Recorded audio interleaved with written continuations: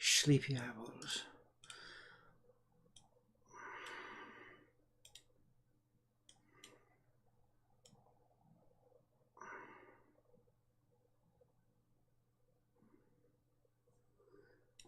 God, I can barely see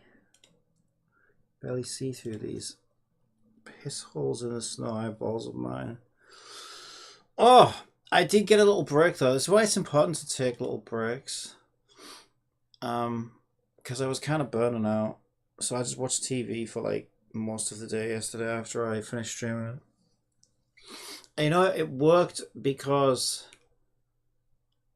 Oh wait, did I also do this yesterday? Yeah, I also did this yesterday. I still did work,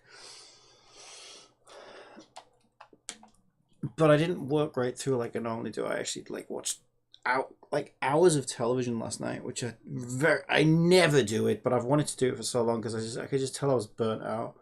And sometimes like the gacha games are more like jobs than games these days, so then I just end up even more burnt out. Good morning, Alexandria. Just completed a childhood game after 24 years. That's a long time to play one game. That must be a big game. Oh my god, add notifications everywhere. Yeah, so okay, I'll explain where my head was at. What game was that? So I started off in the inside rooms, but I had this idea in my head that I wanted to use like a road network or something because I want linear levels. No, it's 4 hours. Yeah, no, I was joking.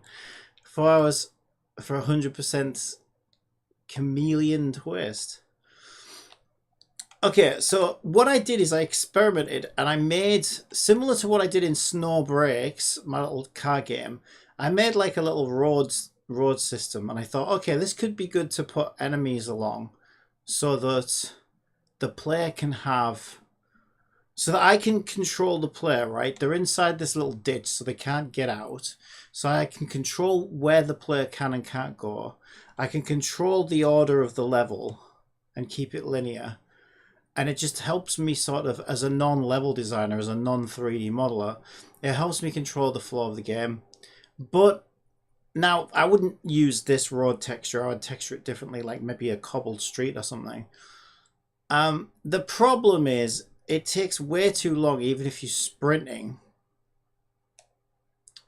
This will be fine for like one of the game modes, I think. But it takes so long to get from like the start to the end. And it feels slightly off. I think the problem is, right, I had this Asmongold voice in my head. I should see a doctor about that. But I kind of had this Asmongold voice in my head, like poo-pooing all over it, being like, oh, you know what this game needs is mounts. Oh, why doesn't this game have mounts? And I'm like, well, I can't give you a mount, because if I give you a mount, you're just going to run past all the enemies and skip all of the content, right? So I can't give you a mount. But that was on my mind when I went to bed last night. Anyway, I woke up with a great idea.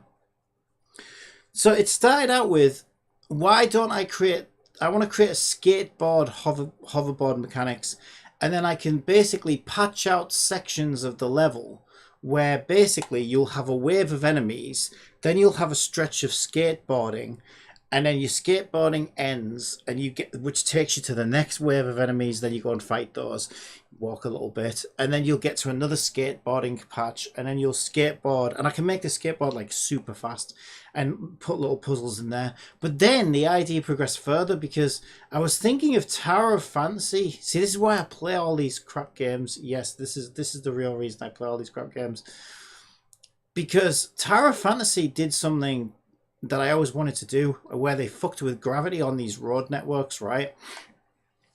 So in Tower of Fantasy, they've done it both in the new network area and in the area that came before that. They even did like loop-de-loop roads, right? Where you're sort of like going upside down, and there's this whole like spherical city where, you know, there is no up and there is no down, because like gravity is just wherever the edge of the sphere happens to be, basically. But it's like, the gimmick is that you're connected by like magnets on roads and stuff like that. So I thought, oh wow, I wanted to figure that out. I want to learn that. So I had this idea. I was like, okay, well, why don't I do pipes? Why don't I make a big pipe for the player to skateboard in, and so you're skateboarding inside of this pipe so that you have a full 360-degree rotation, and then I can put like pickups on all different angles. I can swap the elements around so the player still has to like hot swap between elements, right? So when you need to pick up fire, you have to be melee. If you need to pick up water, you have to be Facilia, and you'll just swap on skateboards to whichever element. And then, like, you know, the more you could have like good pickups, bad pickups, obstacles. I could have like little doors, like a red door that you're speeding towards. You have to blast that with Millie's fire. Otherwise, if you smack into it, you know, you fall off and, like, you know, really ruin your flow of movement. And maybe even have other enemies like inside these pipes so that you use your little, you know, our little squirty guys. Maybe you use like your little squirty guy to shoot at these enemies. So I really like the idea of that, but I don't want it to be a straight pipe. So the easiest way to do that, so let me get into Blender. The easiest way to do that is to do just a straight pipe, you know what I mean? But then you're not going to feel the speed. So then there's two issues. It won't feel like you're moving unless I do something interesting with the texture along the inside of the pipe. And it'll just be a bit boring. So then I was like, okay, well, another thing I've always wanted to do is come up with like a modular system, right? So what I essentially need, let me get paint off. Now, all of this is new to me, so this is like super exciting to me, but also super scary because I haven't done anything like any of this stuff. But if I start by making a pipe, let's say, right, a straight piece of pipe, and we'll have a straight section of pipe. Let's okay, and then, I don't know, that's the other end, right? So I can have a section that looks like this, right? For the player to go into a straight section. And then I think what I want is to make a 45-degree left angle pipe that goes from straight to 45 degrees left. And then a 45-degree right. Because I think 90 is too steep, too much, right? A 45-degree up and a 45-degree down.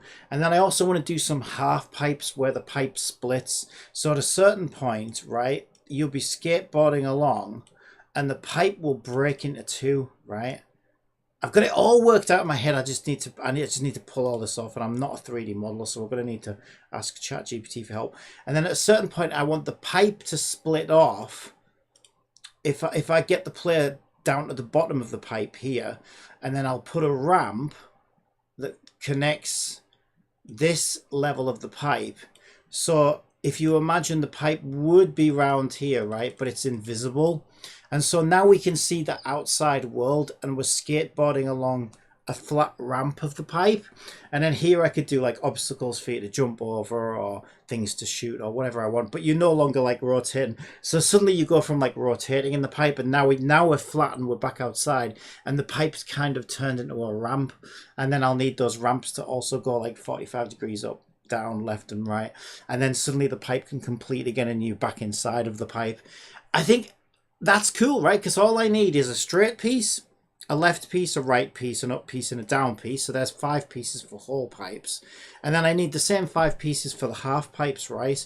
And then once I have those 10 pipe pieces made, then if I wanted to, I could even make the levels procedural. I could even, you know, have the level randomly generate itself and say, okay, you always want like, I don't know, 4 sections of straight pipe together, and then stick an angle in wherever you want, and then another 4 pieces of straight pipe or whatever, right?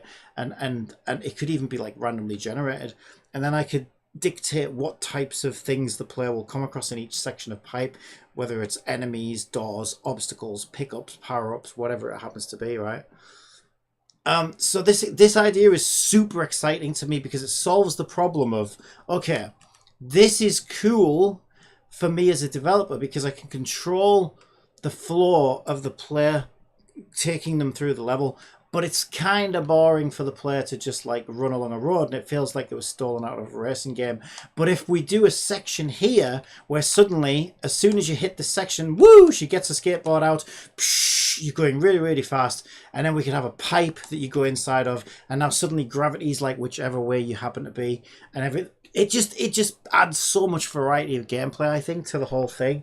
And it'll be like, oh wow, this is like, you know, now it doesn't feel so repetitive, because like now I'm like shooting doors and picking up orbs in pipes, and now the pipes are ramp, and now I'm shooting enemies, and I think it'd be really, really cool. And I don't think it would be too difficult to pull off.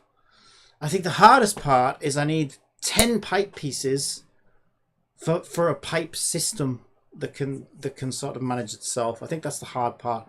So me not being someone who really knows Blender very well, this is going to be a learning experience for me in Blender. So let's let's start. Hello Pika as well, by the way. Let's start by updating Firefox. Apparently, who's this happy little guy? Why is he so happy? Why has he got hands?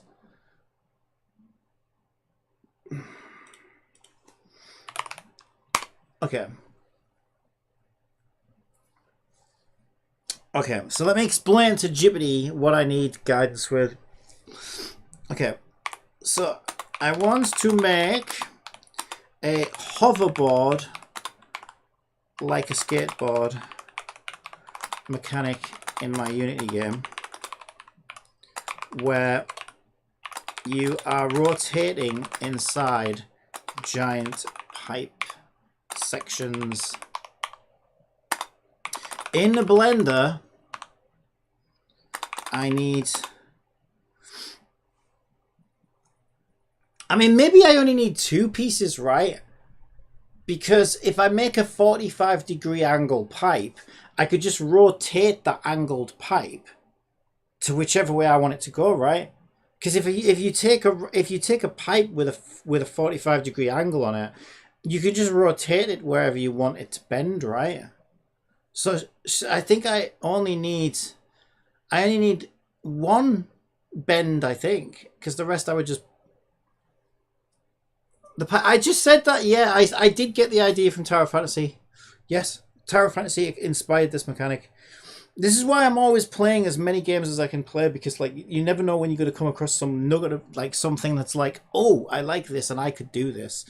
And yeah, but the section that it's all the road networks, the new road networks with the magnets and stuff where gravity shifts all around. It's also similar to Gravity Rush. I think they were inspired by Gravity Rush because that's kind of how Gravity Rush works. So Gravity Rush inspired Tower Fantasy. Tower Fantasy is now inspiring me. But yeah, other games have probably done it as well, right? I think Super Monkey Ball did it as well.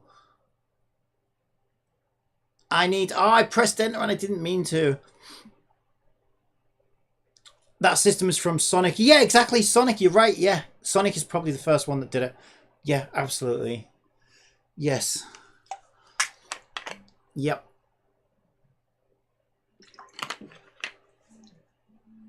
And how fun was Sonic? Sonic was so fun.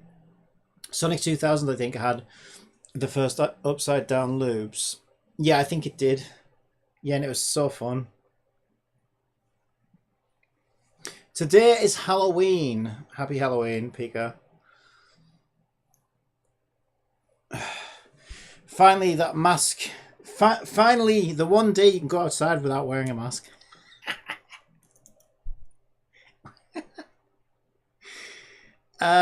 In 3D, not counting the 2D ones. Yeah, there was different types of Sonic games, wasn't there? There's like, yeah. Yeah, of course it was 2. Yeah, you're right, 2D. Because it. In fact, if I remember right, I didn't think Sonic 3D was as good, was it? Weren't the 2D ones the really good ones? Gravity Rush, I think that was recently announced. No, Gravity Rush is an old game. Well, it's not old, but it's not new. It already got axed years ago. It's one of Sony's internal studios. They made Gravity Rush and Gravity Rush 2. It started off as a PlayStation Vita game. 2 of my favourite games, by the way, on the PlayStation. I fucking love that game. And its mechanics are so unique and it's so fun. I love everything about it. I love the character. I love the level design. I love the mechanics. It's such a good game. One of my all-time favourite games. I loved Gravity Rush. It's half and half. Very few of the Sonic 3D games are popular, but the ones that are good are like 9 out of 10 critically. Okay, start with a cylinder, scale it to your desired pipe length, and delete the face ends to make it hollow. Okay, so let's see if we can figure this out. So we start with a cylinder. Where do I even make a cylinder? Where do I even... Object mode? Hang on. Good God. Where? I've got edit, render. It's got to be one of these, right? Modeling? Maybe I need to be in modeling. Ads? Mesh. Curve. Surface. Okay, I'm looking for a cylinder, aren't I? Mesh. Cylinder. I found it. I found it. Here we go. Here we go. Here we go. Okay, and can I scale it like that? Yes. So here's a cylinder. And delete the face inside. This is what I need to do, isn't it? But I think by default, Unity standard shader won't render the inside. I know there's a way around that though. I can create a custom shader that will render. Okay, so the way standard shaders work is they will be front face renderers, so they don't render back faces, right? Now, more modern shaders and things like that will, and HDRP supports it and stuff like that, but I'm using standard shader. But you can go in and like make a custom shader rule that will get around that. But yeah, because the problem is if I delete this end face, right, and this end face, this cylinder will be rendered from the outside here. So as soon as I go inside of it in Unity, you see how we can see the inside in Blender. Unity will just ignore all of that geometry because it's considered a back face. But we can get around that because we can create a custom shader for it and say, okay, use this shader for this material. And we can tell it to, it's called culling off or something, cull off. You add that property to it. I thought I heard a new gacha game called Gravity Rush was announced. So here's the proof, Cappy. I'm telling you now, Gravity Rush got axed by Sony. So I doubt they would make a gacha game for it. Yeah, that's not Gravity Rush. The main character's Cat. She's a blonde girl called Cat. And she had a cat. The cat is what gave her magic powers. It may well be inspired by Gravity Rush. Isn't that Gravity Days or something? Or was Gravity Rush called Gravity Days? I think Gravity Rush had 2 names. Yeah, it might have been Gravity Days. I don't know what that is. Yeah, someone's just saying this is probably why they're saying it. They're saying it reminds them of Gravity Rush.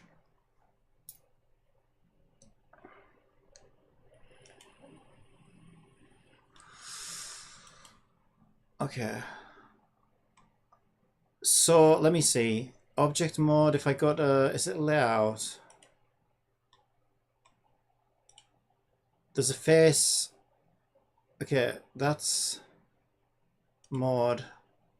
There's a face select mode. Oh yeah, guess what as well, Alexandria? I got Sirius's outfit. So I thought they'd removed it because it wasn't listed. You know, when we were looking at the outfits, it wasn't showing up under the outfits. So I thought that was one of the outfits that got axed. But I was looking at the outfits in the shop last night because I was like, okay, well, I've got 98 refunded or whatever it was currency. What outfits are for sale? What might I want to spend this on? Anyway, her outfit was there to buy for the exact currency that they'd refunded me. So I was like, whoa, so I can just get this now for free? So yeah, I got her butterfly outfit, which is great. And I see what you mean about the jiggling shirt. Yes, I see exactly what you mean now. So I now have the outfit. It's great, and I didn't even have to spend money.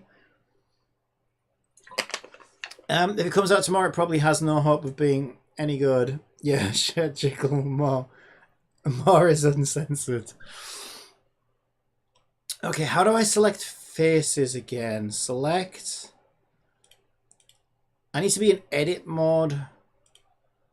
How do I get to edit mode? There's a button you can select for edit mode, but I can't remember what it is. Sculpting, is it? Cylinder. Object mode. There we go. Edit mode, edit mode, edit mode. I found it. I found it. Face select. There we go. Delete the face. There we go. And delete that face. Okay, so now we have a tube. Okay, so we have our straight piece. We have our straight piece. I was sad they made Frisha a sniper. That kind of made my excitement low. Yeah, because what is she normally? Like automatic weapon, isn't she? Yeah, I like Frisha was one of the better ones. Yeah. Yeah, I hate snipers, and snipers aren't good in that game. Okay, so let's make a new folder. Let's go into our project resources, battle dolls. Let's make a new folder. Pipes. Yeah, I don't know. Pipes is fine, I guess. We'll call this one straight.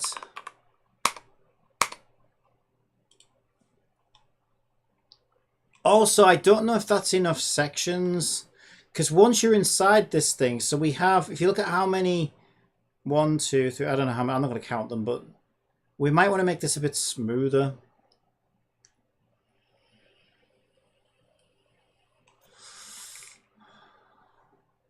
Yeah, I think I would feel more comfortable if I made one with more sections. I was hoping she would be a unique gun like a bow or dual guns. Oh my god, they should totally add bows in that game. That would be so good. Yeah, imagine how good that would be. Oh my god, that would be that is what I would do. I would main a bow user all the time in that game. That would be so cool. Yeah, they should. It's perfect for it. They could have like a Japanese. They could go like Japanese theme and have this like kind of samurai fox girl or something. Do you know what I mean? Although they haven't done any of that in that game, have they? They're all totally human. They haven't messed with any of the. But no, I don't mean like necessarily a fox type girl, but like maybe like a fox mask or something. You know, like Scarlet or something. Just something like that. But they should mess with that stuff because it's very popular, isn't it? Okay, so I need, I can't remember how to make I need to make a cylinder with more sections. Okay, so I made a straight piece, but I think it would be better if the cylinder was composed of more sections. How can I make a cylinder with more segments?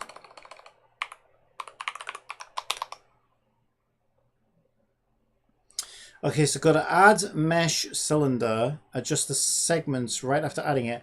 Look at the bottom 3D view of the add cylinder option. Oh, I think I remember something like that. So let's delete this one. So was it modeling? Add mesh. Yes, it was. Cylinder. Yeah, there it is. Add cylinder. Vertices 32. That'll be at what? So if I do 64. Yeah, there we go. So maybe 128. Because it's going to be a big pipe that we need to be inside of. Do you know what I mean? So I think, yeah, I think it needs to be pretty smooth. Yeah, 128 should be good, I think. Okay, so there's a straight piece. Let's go a little bit longer.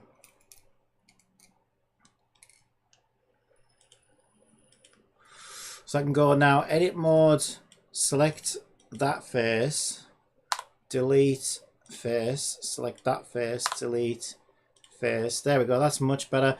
Now when we're inside the pipe, oh, look at that. Whee! And then we need to come up with a system that, like, basically our only, as we go left and right, what we're really doing is, like, rotating. And we could either rotate the pipe around us and keep gravity down. That might be easier, actually. So we could, although, no, that's going to be harder, actually. Because if I want to do half ramps, like, I want to turn the pipe into a half pipe and then do a ramp that goes up and suddenly you can see the outside world. I'd have to rotate the entire world if I did that. So I think we are going to need to rotate the player around the pipe and not the pipe around the player, so that I can do outside sections. Maybe even like clear pipe sections. That could be cool, where the pipe's like made of glass or something. You know, like you can see through it. Ooh, that could be good. That could be good. I like that. The character model scaling is too low to make furries or robots. Do you think? Do you think they should add crossbows in Snowbreak? Yeah, she's got one. Thingy has a crossbow, doesn't she? Catcher. One Gold Giant tits is hotter than every Snowbreak character in Tower, sadly. Yeah, but you've. Oh, I don't know. Oh, come on. No, I disagree. Rosalind or whatever her name is, the one that I like to play. I'm sorry. I think she might be the hottest character ever made, to be honest. But you know,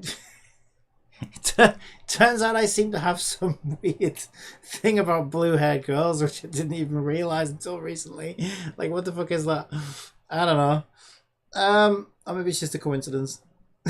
Yeah, but you've got to spend. It's just nice to see them make a character that didn't have white hair for once.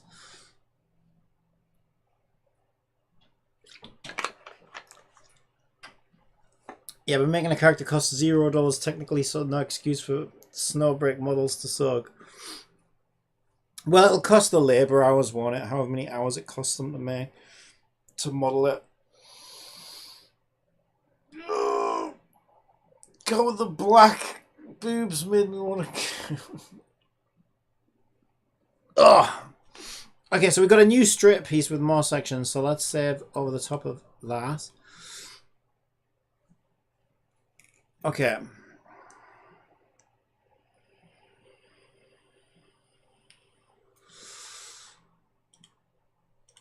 So now I want to try and do the bend. We've got to learn how to bend this pipe now.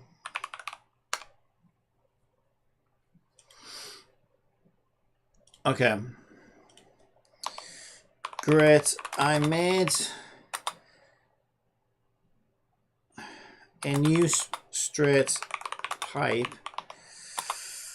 Since I'm new to Blender, can you guide me on how to create a 45-degree bend in the middle?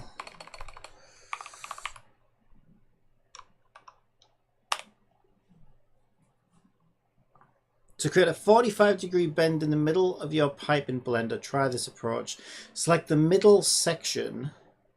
Enter edit mode by pressing tab. Select the middle set of faces. Well, there aren't middle sections of faces, because at the moment each section goes all the way along the length of the pipe. So if we want to bend the middle due to the length, right? So first of all, we would need to split that. I might be able to figure that out though. Hang on. There is like is there a split or something? I really don't know what the fuck I'm looking at though. There will be a split. Hang on, let's have a look. Edit. Modeling, sculpting. View select, add mesh, vertex. Edge, extrude, bevel, screw. I'm looking for some kind of split face. Yeah, I don't even know where the hell I'm looking, to be honest. I know there will be something like that, but I'm not sure where it is.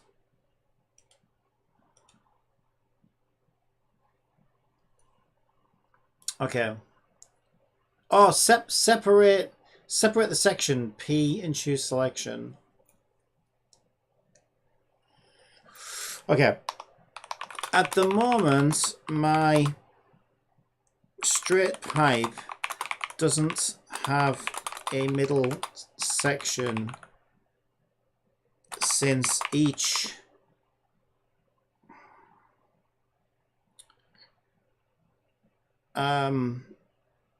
face runs along the entire length of the pipe. Do I need to split along its length first? And how do I do that? Yes, you'll need to add some segments, there we go, along the length of the pipe to create a middle section that can be bent. Here's how.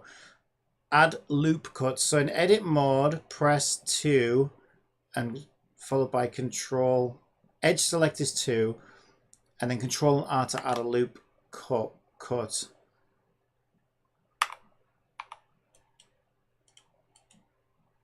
Okay, so I've got the... I'll need to select all of them though, won't I? Is that all of them? Because that... It looks like it's missed some there.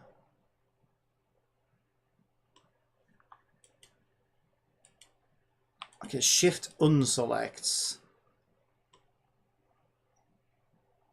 I thought shift would add to the selection.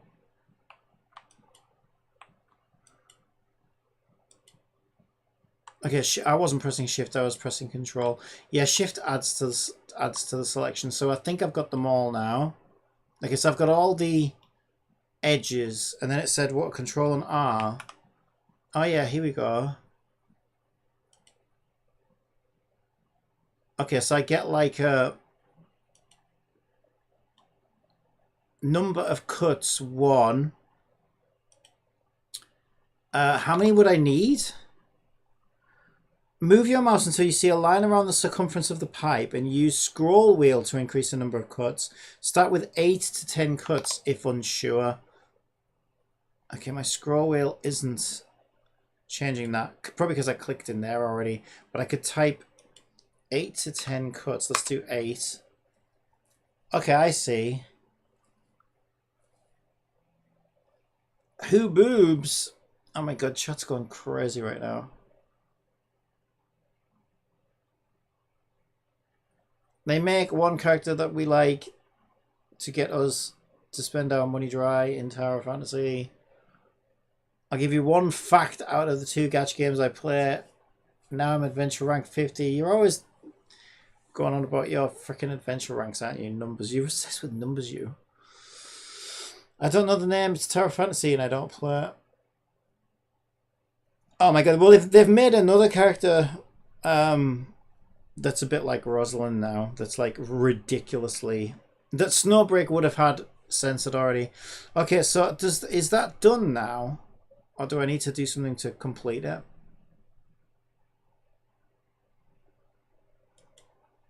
Oh yeah, it's done. Just like that. Okay, that's quite cool. Okay, so now I have my loop. So if we go back to the previous direction. So I wanna pick a section. Let me just save each step of the way. This is my bend. Yeah, this is my bend file. Okay. It said select the middle section, press edit, use edge select 2 and select the edge loops you want to bend. So maybe these 3. Ooh, I gotta go. Yeah, I've got to go over then. And I guess I've got to go all the way around, right?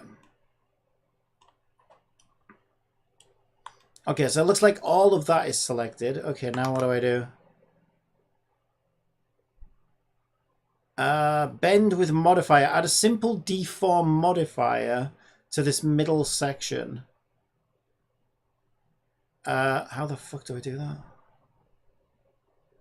Oh, separate the section. Press P and choose selection. Okay. That made it all one thing though. Okay. Now exit edit mode. Select your new middle section and enter edit mode again. Eh?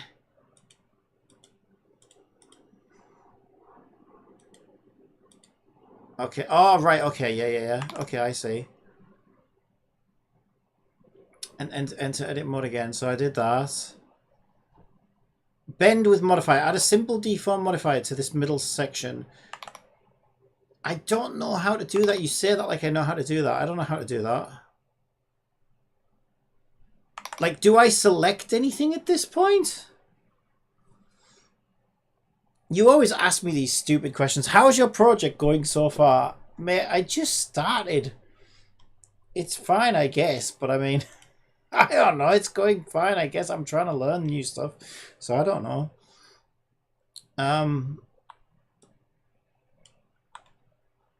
I assume I need to select this again, but I don't know.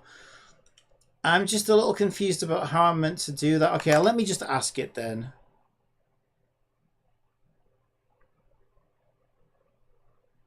Because it's saying to add, or is this something through the menu? It's saying to add this modifier.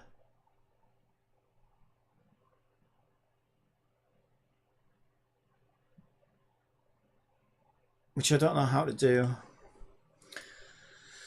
I don't know how do I get this thing on the right thing? What is this? Okay, material, data, constraints, physics, particles. Here, modifiers. Add modifier. Okay, I think I found it. Add modifier, deform. Deform. Where's deform? I don't see deform. Oh, wait, these are all deform. No, hang on. See, well, that says modify, right? That says generate. That says deform. Deform smooth. Right, hang on. Deform modify in the middle section. In the modifier properties channel, choose bend as the deform type. I don't have a bend. I've got armature cast, curve, displace, hook, Laplacian deform, lattice mesh deform. What? I've got everything but a fucking bend. Am I being blind here? Am I missing something? Yeah, I don't see a bend. I could search for bend.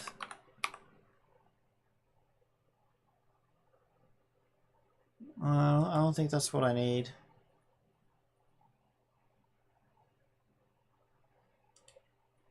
Add a modifier. Armature cast, curve, displace, hook. Yeah, I definitely don't have a bend.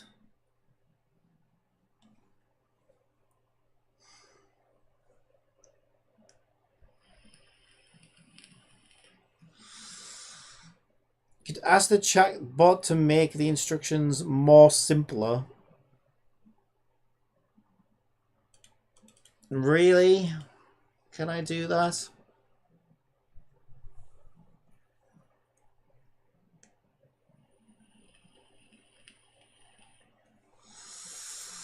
Yeah, okay, I really don't have a bend under deform. So I don't know what the frick it's talking about. Maybe I don't. Maybe I don't want to have it selected. It doesn't seem to make any difference. Also, how much would I want selected exactly? Well, I can experiment with it once I figure out how to actually... Alright, see ya!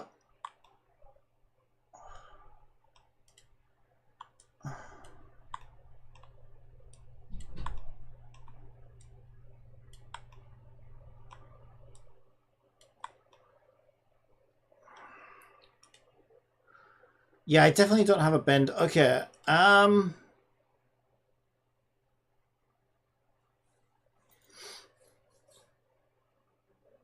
just found an old art from 2020, and I mean, come on, bro, this is 2014 program I use.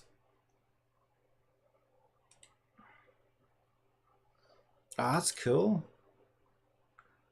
I recognize her. I almost recognize her. She's like a cross between like the lollipop chainsaw character, and definitely got a very big, strong Danganronpa vibes. I think really cool though. Yeah, it's really cool. Okay, let me ask ChatGPT what the fuck it's talking about. Okay. I separated middle section and found modifiers. There is no bends in modifiers.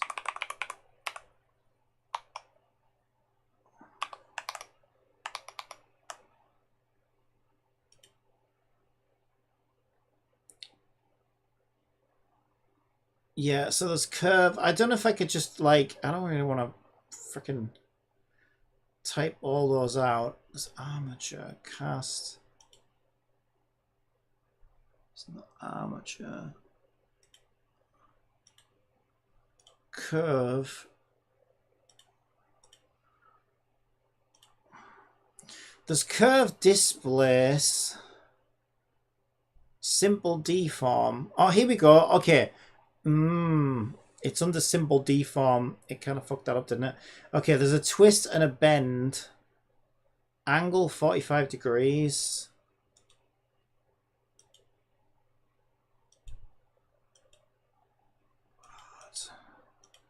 Origin. Okay, what does it say after that? Choose bend. Set the angle to 45 degrees. Yes, it already is. Make sure the origin point, often the 3D cursor, is at the start of this section to pivot the bend correctly. Is at the start of this section. Well, the 3D cursor is in the middle, and I don't really know how to move it.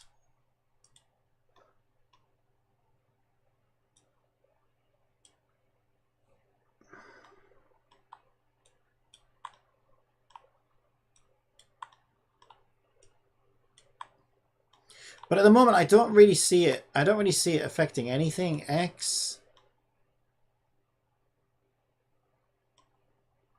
Y, Z. No matter which option I go to, it doesn't actually bend it.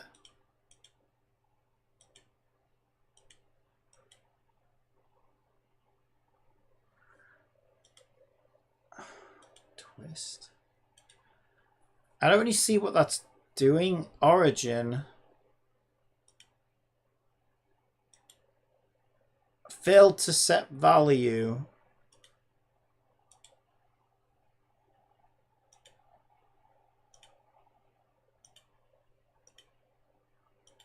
All I can select is cylinder.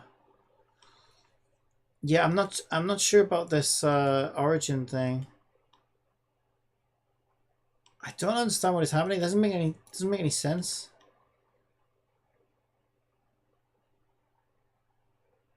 I don't understand what the fuck that's trying to do. No matter which angle I go for, that doesn't bend it in the way I would expect it to bend it. Are we sure the bend is the right one? Taper, stretch. Ooh.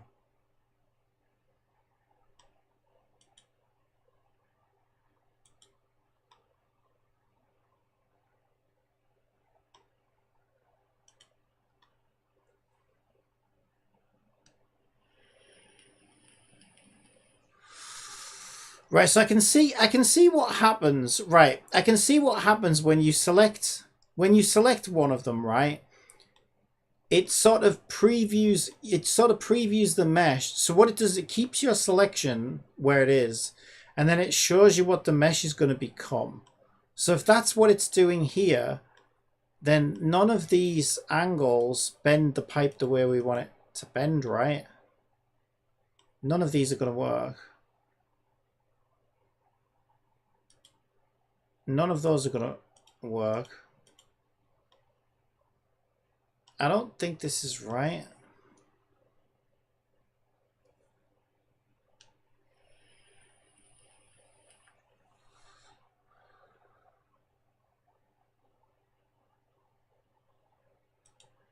Stretch.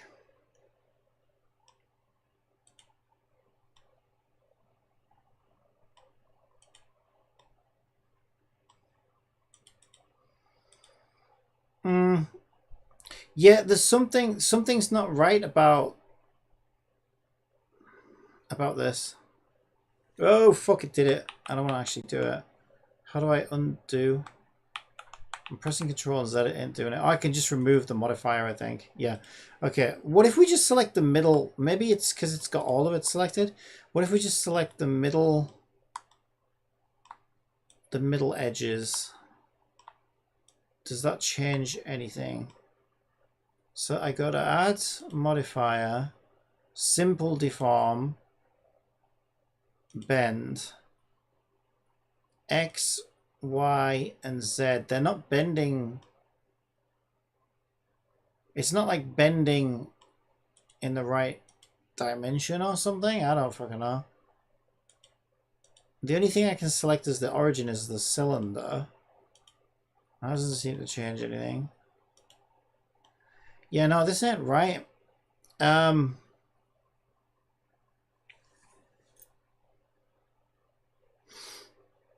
it was a commission from someone I don't know, the girl, and I don't do skinny chicks at all. Yeah, your work's really good though. It's really cool.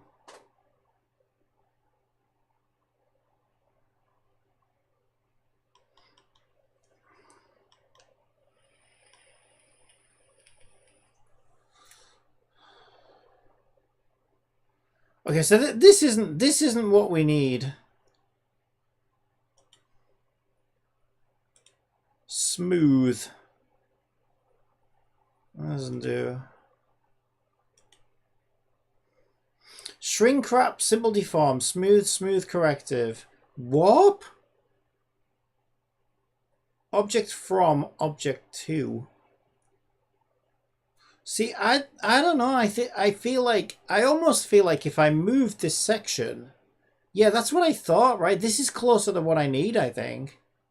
Ooh, that's actually kind of interesting if I wanted to zigzag. Yeah, that's what I thought would happen, right? If I move the section, it automatically like kind of snakes to wherever I want it to be. So I don't think I bend the mesh necessarily, do I? Don't I just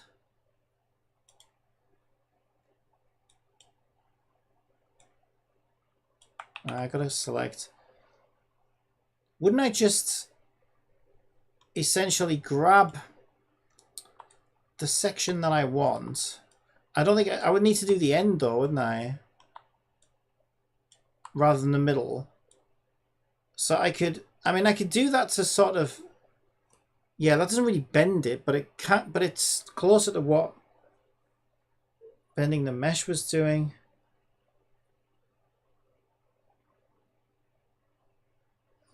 It would offer a kind of shift though, right? It would kind of makes a corner out of it.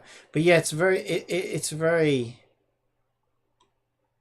abrupt, right? But that's because we don't have enough sections probably. So if let's try. I think I need to restore it back to where I was. Okay, let's load the version. Let's load the version. There we go. We've got these individual sections. So these individual sections, it's like if I grab the top half and I move that slightly, essentially I think what we want to do is we want to move each section incrementally more and more and more, right? Or something like that. That probably didn't go in the same direction, to be honest. But I like this. This is like closer to what I'm looking for, though, right? It's not quite what I'm looking for, but it's closer than what that was doing. So that goes. I think I took them the wrong way, but you see, like you can sort of see where I'm headed with this. I think, like this is probably closer to what I'm looking for. Ooh, I don't want that one. Ah!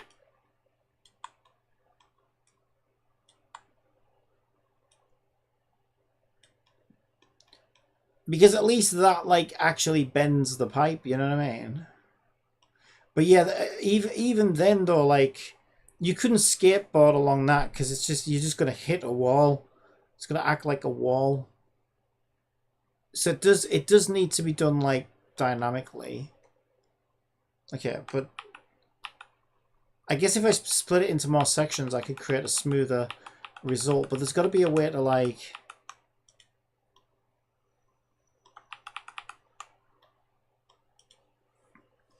Okay, let me just ask Jupiter. Okay, when I apply the bend, the mesh doesn't actually bend the pipe.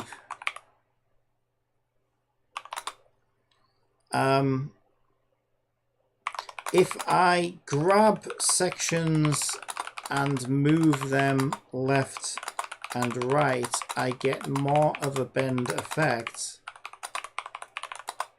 but I need it smooth for the skateboard mechanics.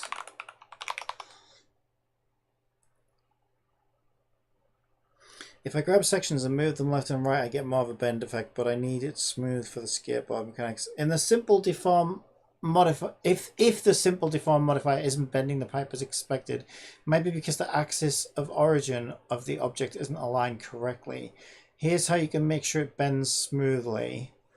Place the 3D cursor at the center of where you want the bend to start. You can do this by selecting a face or edge there and pressing Shift and S. So I guess I would want it to start a little bit lower then, wouldn't I? Well, let's try moving it here. Like I don't want it at the very bottom, but I guess the more length we use to bend, the smoother a result we should get, right? So it said Shift and S. Selection. Oh shit! Which one am I doing? Cursor to selected, I think.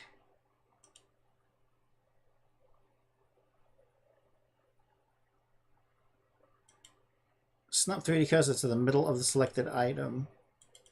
It's not doing it. Oh, I did do it eventually. Yeah, there we go. Okay, so my 3D cursor's now down there. Okay. With the pipe object selected, go to Object Set Origin to 3D cursor. With the pipe object selected, go to Object Set Origin. Is the pipe object selected? Object mode? Okay, there it is. That would be selected, right? Go to what? Object. Set origin. Object. Set origin. Origin to 3D cursor. There we go. Okay.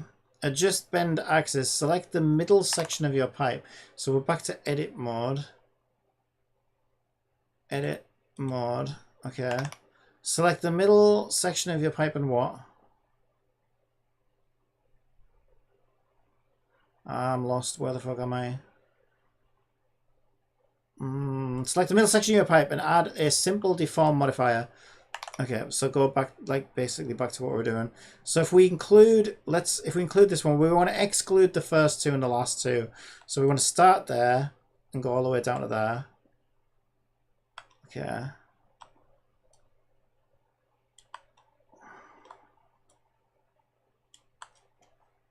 Okay, and then we go to modifier, add simple deform, bend.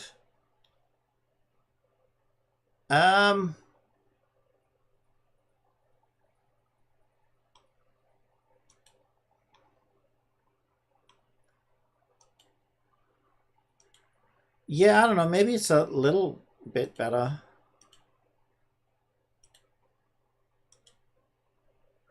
It just says failed to set value every single time.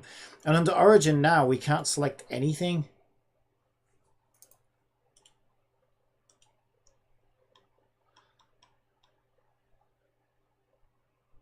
It does look like it's trying to bend it a little bit better, but like I couldn't snap another pipe section onto the end of there though, could I? On cage. Oh, what's this? that is.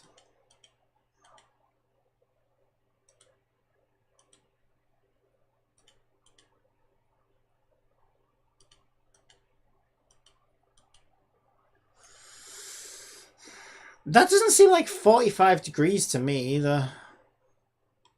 Although I suppose it, yeah, probably does. It probably does end at 45 degrees.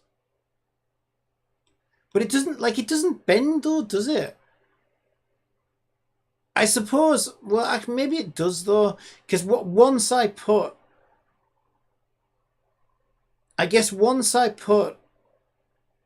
a straight, if I don't think I could fit a straight. There's no way I could fit a straight piece, right? Because if you look at the circumference of the end, you look at how thick the pipe is, right? And then you look at how thick this big 45-degree thing is. Yeah, it's like it took a knife, right, and sliced a 45-degree angle at the end. But at the same time, it stretched the opening of the pipe, right? Ouch, painful. It stretched that guy's opening a little bit too much. And yeah, now like if I wanna snap another pipe section onto the end of that, there's gonna be a huge gap. So it's still not quite what I'm looking for, is it?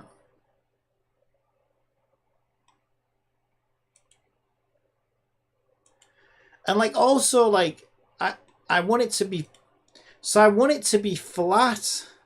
I want it to stay flat at this end and end at the bend, I guess. Oh! I wish I knew fucking Blender. I'm sure I'll get there eventually, but like, clearly there's some things I'm not understanding about how this works. We're getting closer though, right? This is more.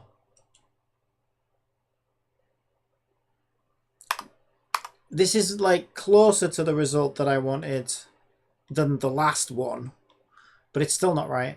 So let's see what happens if what if I select all of the pipe, maybe? Let's try selecting these end sections. Also, I might want to move the 3D origin and cursor and stuff. I just got to kind of experiment with it, I think, until I figure out exactly how it works. Simple deform, bend 45 degrees.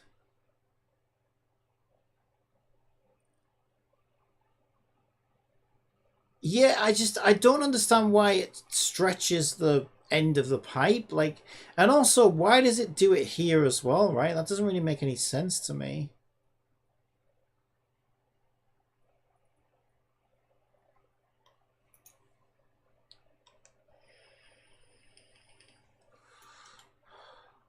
Because Jibbity said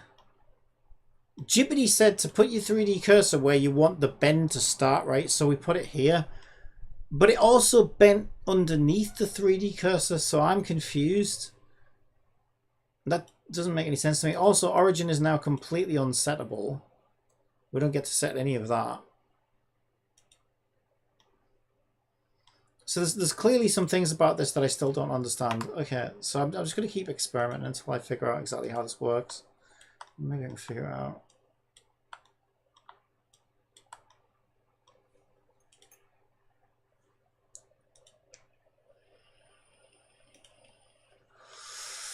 When I select the whole pipe, yeah, no matter what I do, it actually doesn't really make any difference. What if I set it to 90? Yeah, so 90 doesn't bend the pipe. Okay, I'm gonna say to Jibbity, look, this isn't doing what we want it to do, because at the end of the day, if I tell the mesh to bend 90 degrees, it bends. It stretches the opening, like it stretches the end, doesn't it? Which is not what we want. Like the ends need to remain the same size. So that's the first thing I'm going to say, because I need to understand how this works exactly. Okay. Now the pipe bends a bit better. But it also stretches the openings, which need to remain the same size so I can connect pieces together? How can I ensure both ends remain intact whilst only bending the middle sections? To bend only the middle section of the pipe without distorting the ends, you can use a simple deform modifier with a restricted effect. Add loop cuts. We already did that, didn't we? Maybe I need more loop cuts. But I went with what it said, right? Right, what was loop cuts again? Control and R. Let's try more loop cuts. Oh,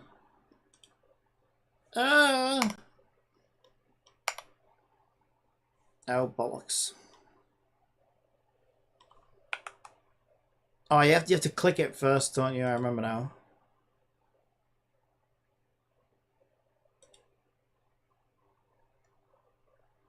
Oh, I need to start again from the fucking beginning because now it's gonna loop cut within this loop cut. I think I want to edit the existing loop cuts. So how the fuck do I do that? Ah, bollocks! How do I even do that? So I already have loop cuts. If I add new loop cuts, it tries to split it within one of the existing loop cuts, if that makes sense. Like cut further into an existing cut. Keep piping those stretched openings.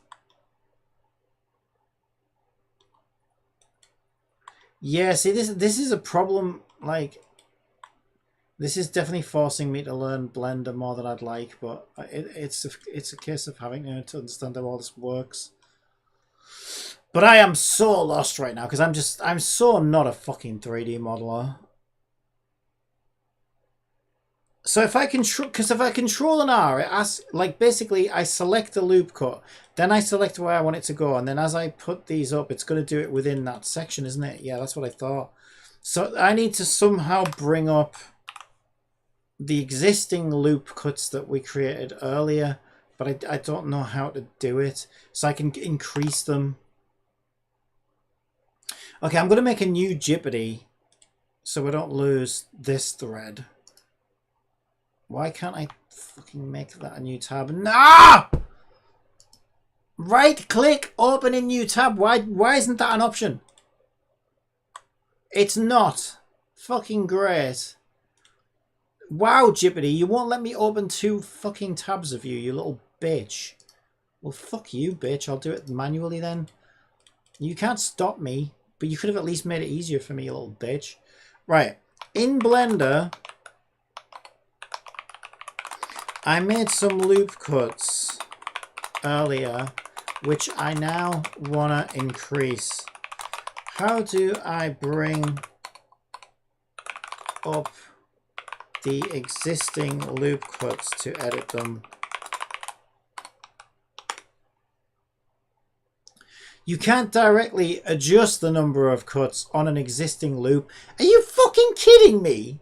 You can't change it? That's gotta be bullshit. Seriously?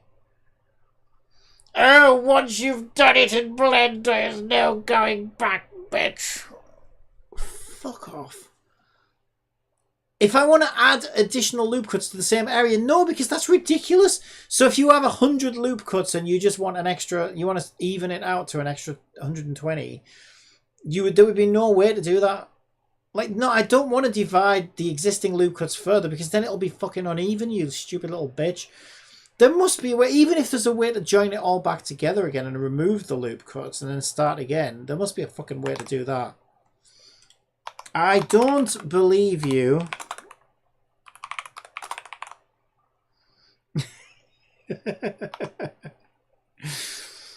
No, I'm not going to say that. But I will say, I mean, if they can't be edited, then can I remove them all and start again? Yes, you can remove the loop cuts. Well, that's the same thing that I'm asking for, isn't it, you dumbass? In edit mode, hold Alt You need to select multiple loops. Hold Shift and Alt. Click on the edges in the loop you want to delete. This will select the entire edge loop. Hold Alt and left click on one of the edges in the loop.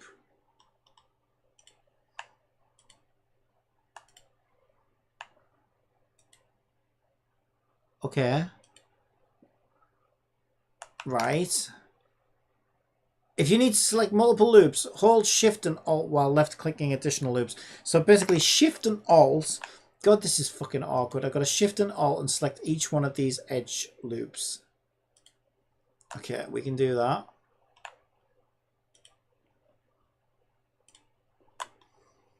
Okay.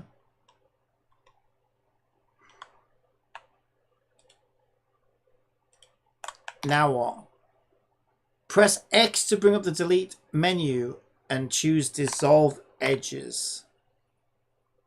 Dissolve edges. Yes, that worked. Okay, then I can do Control and R again, wasn't it? For edge loops. You can't do that. You can't edit. You cannot edit in Blender. Blender is for life, not just for Christmas. You don't just Blender.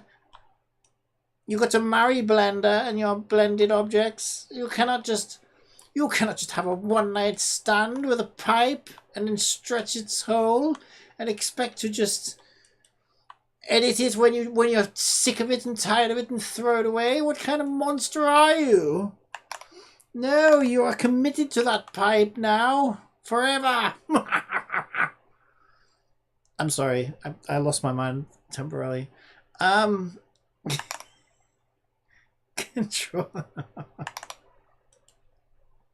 Here we go. How many did I do last time? I said 8 because Jibbity said 8, didn't it? So let's try 32. I don't know. There you go. We have 32 edge loops now.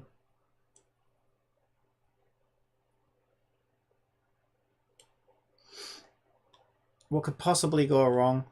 Okay. So I don't know why I decided to do that. I'm losing the plot here, you know. Well, I was convinced that... What was I convinced of? Wasn't I convinced that, like...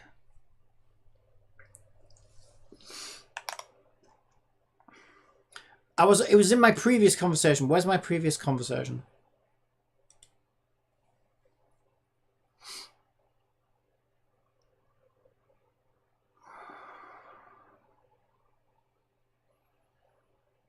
To bend only the middle section of the pipe without distorting the ends, you can use a simple deform modifier with a restricted effect. In the edit mode and add loop cuts. This helps to lock the geometry end of the sections, preventing them from bending or stretching.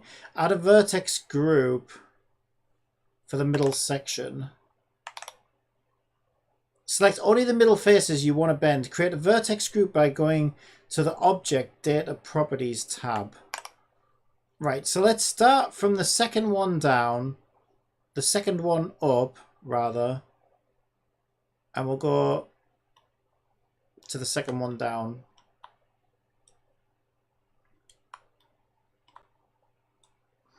You can't edit in Blender. What do you think this is?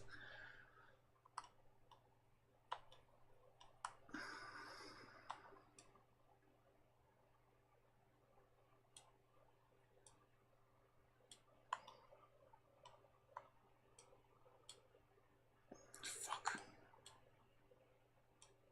Ah! Okay, we're getting there, we're getting there.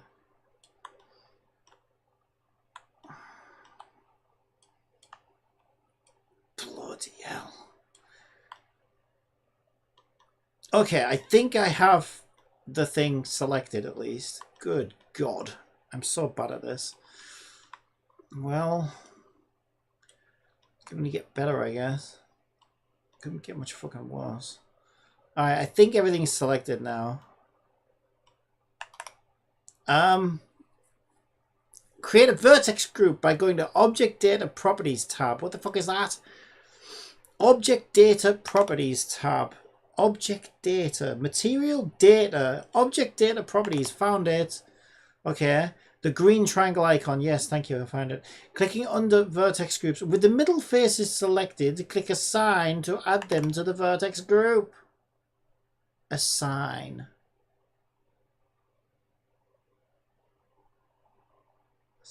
What? Let me read that again.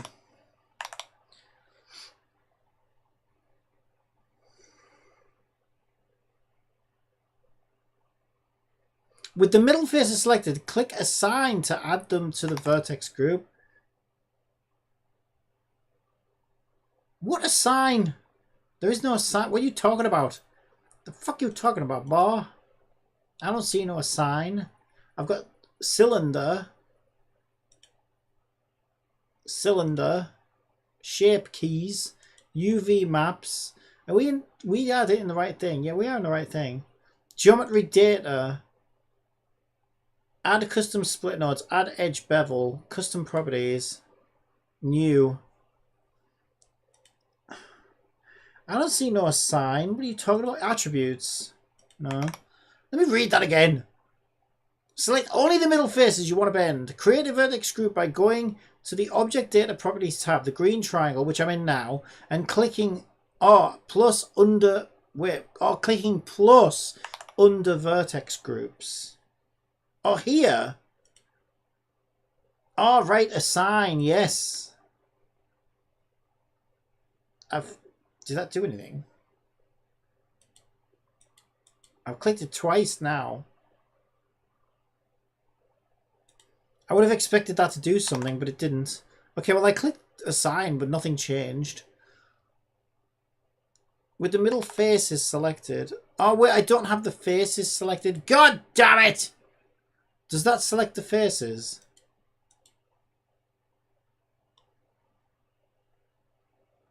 What have I got selected right now? I had the faces selected. I didn't originally, but then I changed it so that I did. Ah! Right.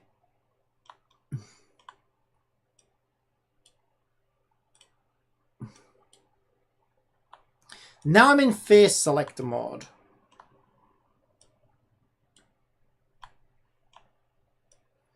But it did, because I think it converted my selection from edges to faces when I clicked that button. I think. So, but it's clicking assign still didn't do anything.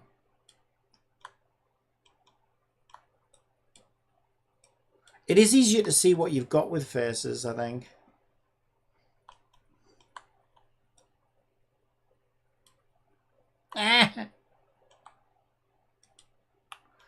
Okay.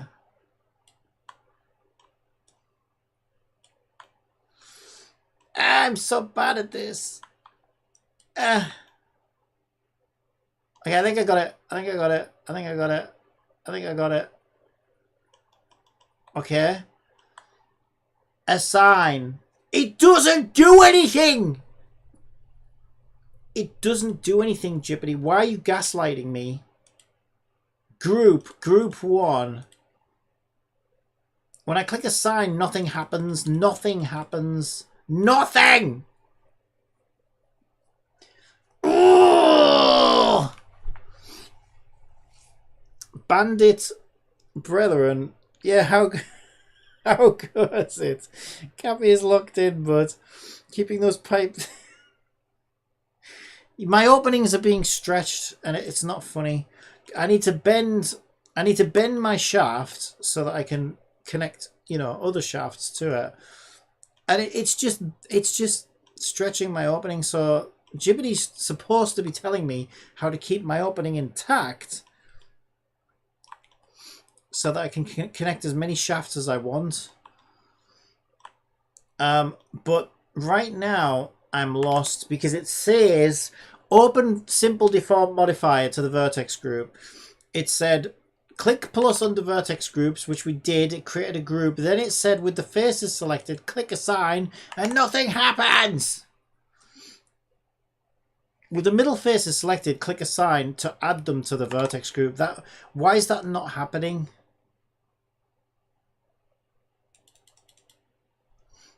Ah, very nice. I believe it is assigned. You click the group and select and click select to reselect them. Oh. Clicking the group didn't do anything. Yeah, because surely I would expect some kind of visual feedback, right? So my group, does that mean my group is empty as I click it and nothing happens? So why won't it let me assign these vertexes to the group? Select button next to sign, yeah. Oh, hang on. Oh, okay. Yeah, okay, so I guess I did get it then. Yeah, I was expecting some kind of visual feedback, something like a list of, I don't know, a list of fucking faces or something, but I guess I was wrong about that. Okay, so it looks like I did do that part. Thank you for that. Thank you. Okay, so now what do I do? Apply the simple deform modifier to the vertex group. Go to the modify properties panel and add a simple deform modifier. Right, so what I'm trying to do, it sounds like you might know Blender. What I'm trying to do, I want to do these pipe mechanics for my Unity game. So all I want is one pipe section now that bends 45 degrees. The openings must remain intact so that I can connect other pipe pieces to it, right? And I have no idea how to do it.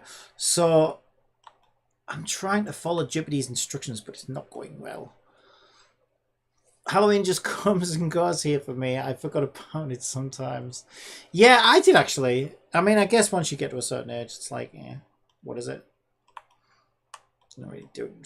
It's a few horror films on the TV, I guess. On the TV. Put the wireless on and listen to one of the horror shows. Albert. Okay. What do we do? What do we do? What do we do? So I now select, so I select my vertex thing and then I apply the modifier to this. Is this what it's saying? And that should keep the ends intact. Let's find out if that's correct. So we want simple deform, bend. See, it lies. My hole's gaped again. Look at how gaping my hole is now. That's no good. It stretched my hole all the way down there. That's not good. Also, like, this part needs to be flat. I need this part flat, and then I need it to bend 45 degrees, but the hole needs to be the same size so I can connect another piece to it. That's still doing the same thing. That hasn't made any difference. That hasn't made the blindest bit of difference. That's exactly what it was doing before. So this vertex group hasn't helped. I get to release my collection today, 30 days of AI art. Haha, cool.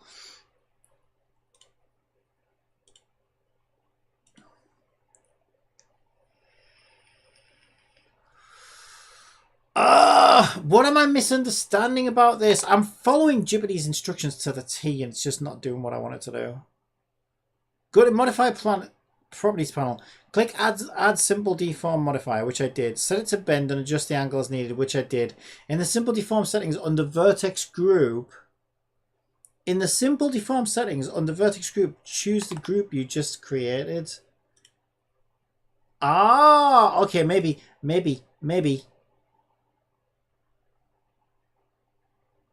the fuck is that? What kind of monster is that trying to create for me?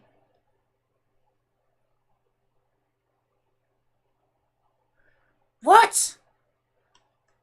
What is happening? All I want to do is bend a pipe. Why is it this hard? Why is it this hard to bend a freaking pipe? It shouldn't be this hard. There's something I don't understand about this, clearly. Origin won't let me set anything. I don't really see how that even helped.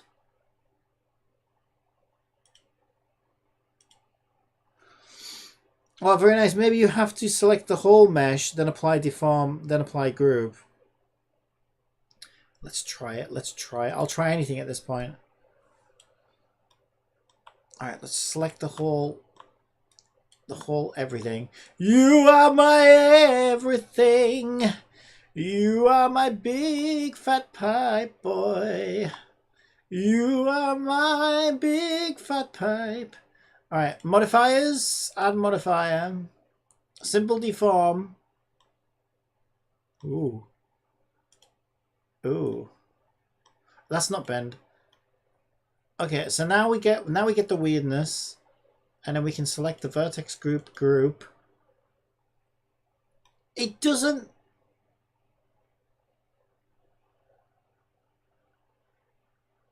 I don't... It doesn't even really... It doesn't even bend. It's still within its sock shape. You know what I mean? It's still within its restrictive sock or something. I need it to break out of its sock. Oh man, this is going terribly. Why is this so fucking hard? All I want to do is bend the fucking pipe, man.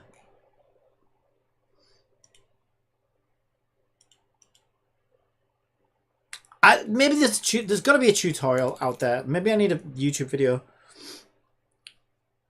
Okay, so I tried that. It didn't really help.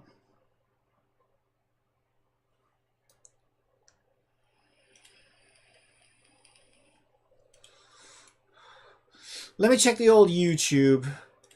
Blender 90-degree pipe bend.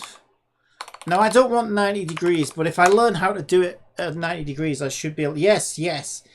If I learn how to do it with a 90 degree, then I can do a 45 degree. Must know. 50 seconds.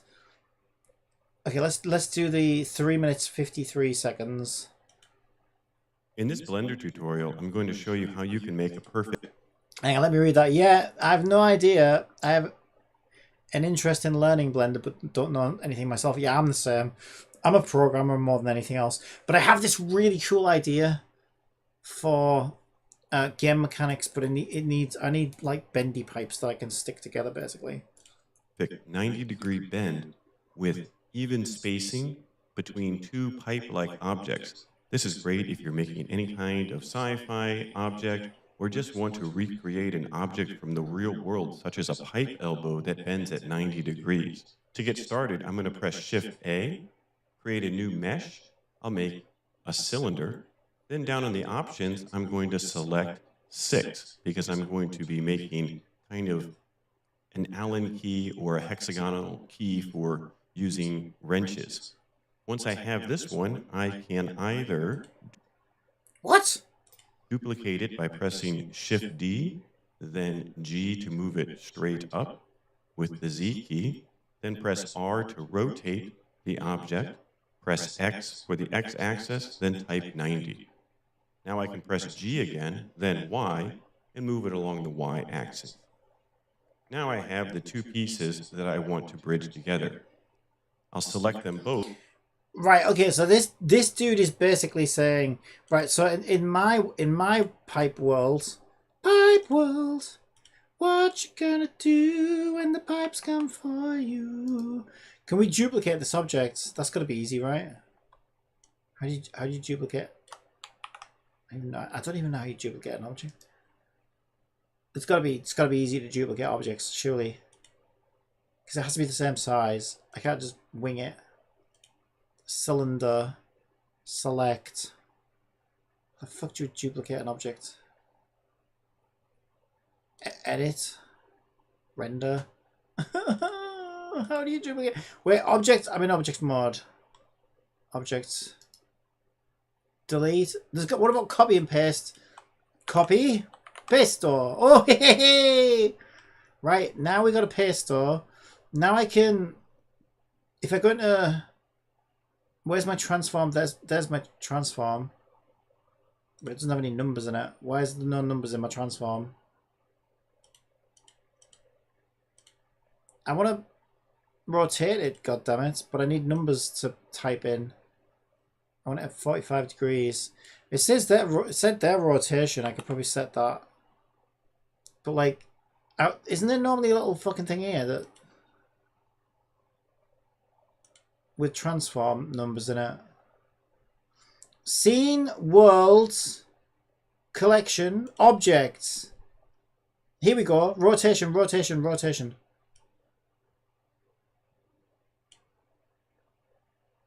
What? None of the rotation values changed. Why is that?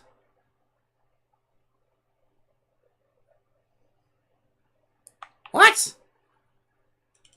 So what happens if I type 45 degree in there? There you go. What's so hard about that? Stupid blender. Alright, now move... Oh. Oh dear. Oh, we're making a cactus.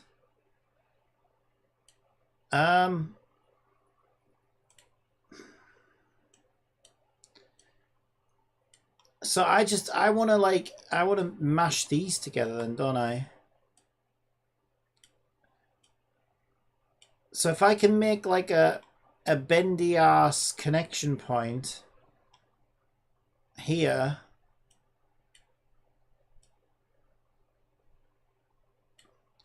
I guess the further away it is, the smoother the thing will be, won't it?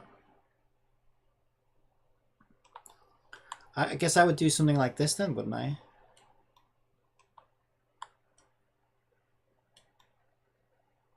Is that lined up with... Kinda. If I draw pretty much, I think it means there's a little bit more this way. There we go. I think that's probably what I need. And I just need to fill this bit out then, don't I? Alright, let's watch his video. And press Command or Control J to join them into a single object. Control J to join them into a single object. Oh, yes, yes. Okay. Tab to go into edit mode in Blender. And we need to get rid of these faces. So press 3 to select face mode. I already did that. Hold Shift and select both Already faces. Already did it. Now press X to delete and select faces. Yep. Press 2 to select edges. Now I'm selecting these edges. Hold the Option or Alt key to select all of the edges. Then hold Shift and select the other edges. Oh dear. Oh bugger. Oh bugger. It's got a bit advanced there. Right, hang on. What did he say? 2 to select edges, wasn't it? 2? Oh yeah. I'm with you. Alright, we've got to be really meticulous here. Are you ready? I'm scared. Mommy. I'm scared. I'm not a Blenderadian.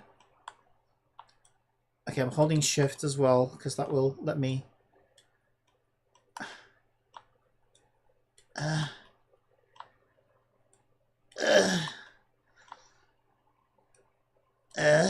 Okay, we're doing good. We're almost there. I feel like I'm doing brain surgery. It's so accurate.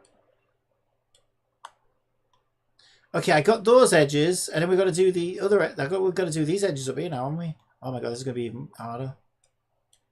Okay, we can do it. We can do this. We can do this.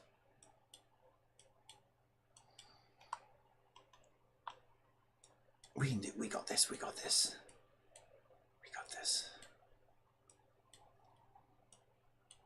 Oh, fuck, I went too far. Ah! Help! Help! That's fine. Okay, I need to zoom in because... Oh, no, I went too far again.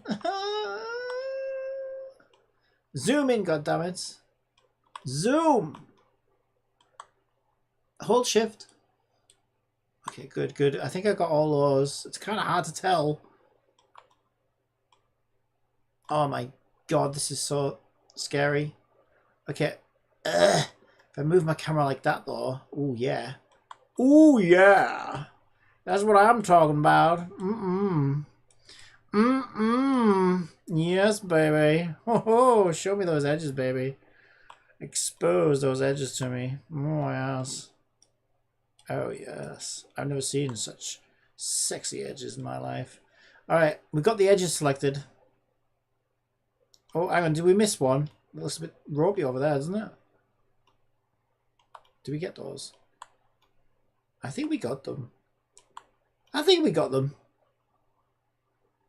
That looks good to me.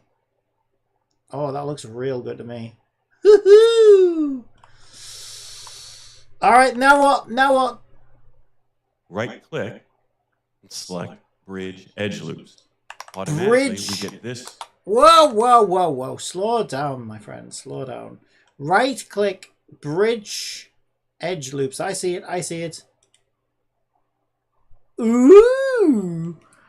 Ooh. All right, now what? Right here, that is bridge them. But to make it look better, go down to this menu in the lower left and add more cuts. Oh, hell yeah. Cuts. Oh, baby. This is what I'm talking about. Bridge edge loops. Number of cuts. We want like 1 million. Well, no, I don't want 1 million. But we want a lot, right? 64. Oh, what happened? Oh, I broke it. Oh.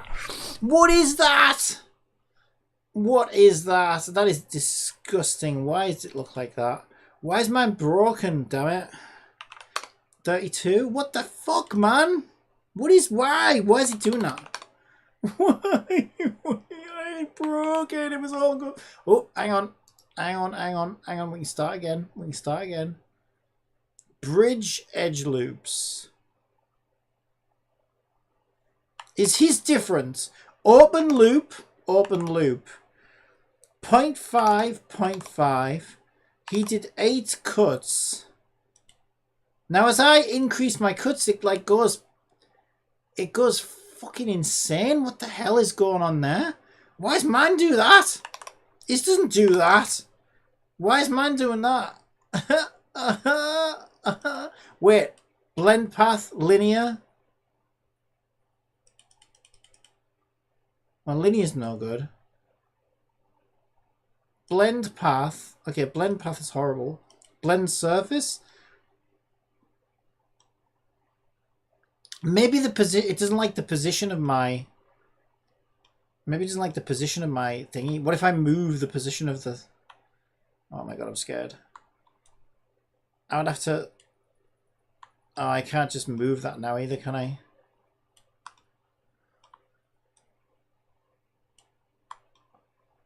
Like, I can see where we're headed though. This is kind of getting somewhere. Don't quite know where. I don't want that bit now. Get that off. Get off that. Okay, maybe they were just in the wrong place. Let's undo. Let's go back in time. Back in time. Undo, undo, undo. Yes, okay. So maybe this piece. Oh, it's all one piece now though, isn't it? Damn it! It's all one piece. So can I move that? If I select it all, I should be able to, right? Right, I think it's too close. I think it's too close. I think it needs to... Okay.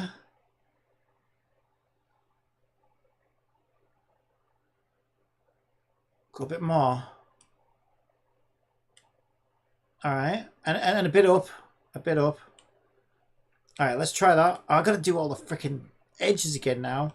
Number 2 does edges. Ooh. Oh, we're getting better at this now. Ooh. Did we get them all? Did we shite? What about these ones? Did we get them all? Well, I think we got them all. I think we got them all. Alright, now down to this one. Get the other one. Come here. Why does that one look weird? What's wrong with that? That must have been shoddy manufacturing. Cheap edges from China, that one. What can I say? You know, they scammed me. They get me some cheap edges. Happens to the best of us. Alright. Oh my god. Just get the edges. Get them. Get them. No, not those ones. Ah! Just the top ones. Just the top ones. Just the tip. That's all we want today. Just the tip. Thank you very much. Right, come on. Give us that tip. Go on. Ah! Get that tip. Go and get it in there. Oh. Is that better?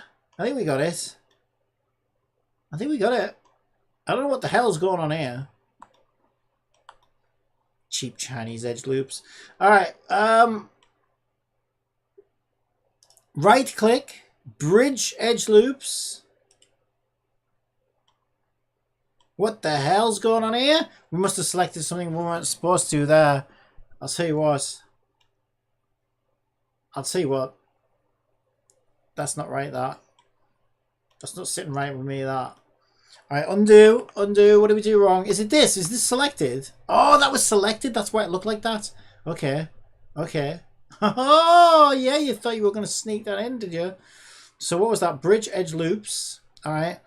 And then blend surface is one way to go. And we want, I don't know, let's go with, start with 8. Is that better?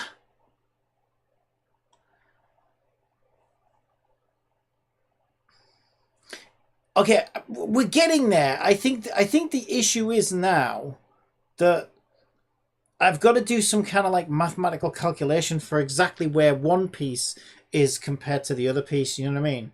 Make sure that like the coordinates are exact. That'll give me a nice smooth bend. Because clearly wherever I stick the pipe, it's gonna, you know what I mean? It's gonna build the thing between the gap. So I need to make sure my gap's right.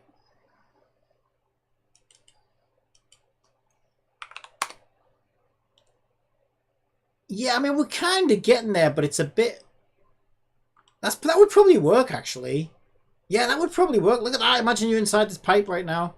Skateboarding along. Woohoo! Baby! We'll see. It's going to end in disaster, I can tell.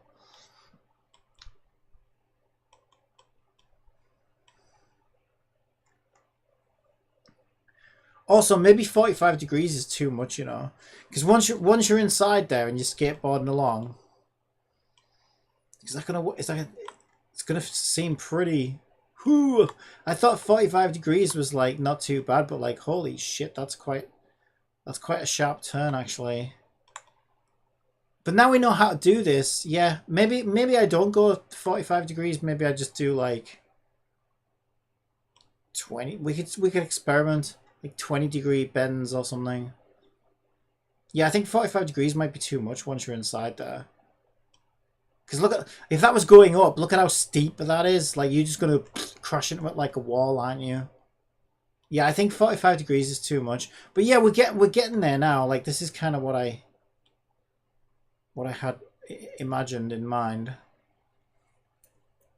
Yeah, now it's just a matter of, like, figuring out what's what. That tutorial's great. Let me give him a like. Good job, my old chap. Yes, very nice. What a hero. What a hero of Blender.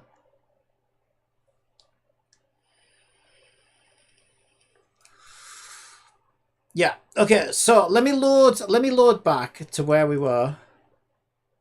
Oh shit! You know what? Hold up. Let me save as a new one, because I don't know whether I got all those edge loops and I don't know if I can be asked doing them again. So let's get my bend.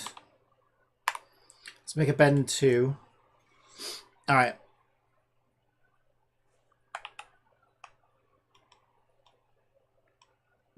Yeah, I think I'm just going to select that one and delete it.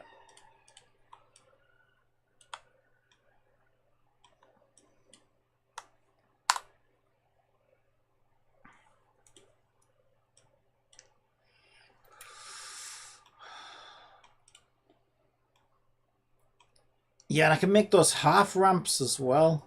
Oh, this is going to be so cool. I'm really excited about this.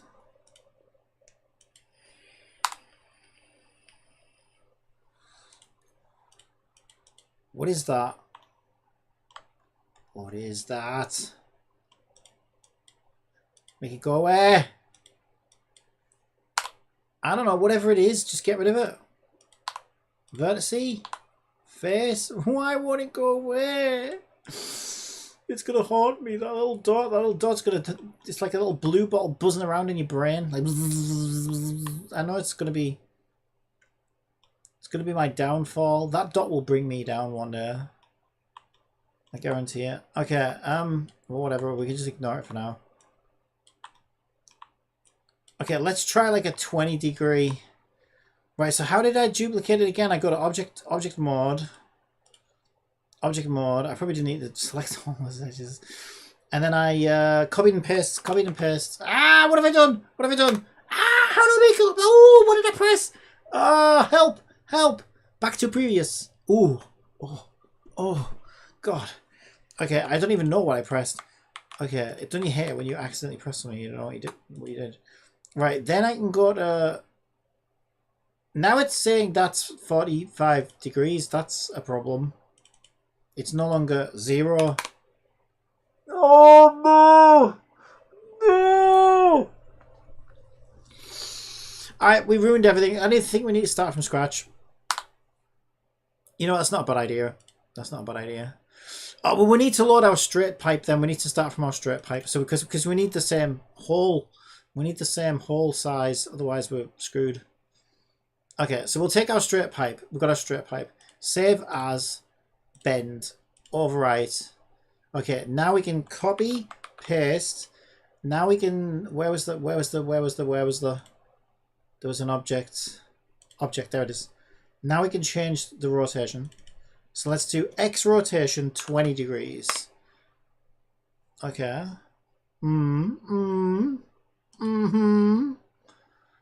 Now we move. Why won't it let me move? Why have I not got a transform? Why can I not move that? I don't understand. Why can I not move that? I'm in edit mode. I didn't want to be in edit mode. Okay, now we move. No, move. Right, now this is probably where I need to be precise with, like... So if I move it directly up...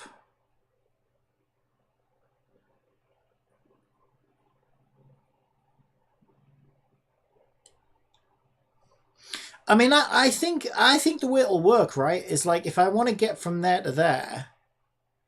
Well, first thing to do, right, is line it up with the top, because we need to make sure that that edge...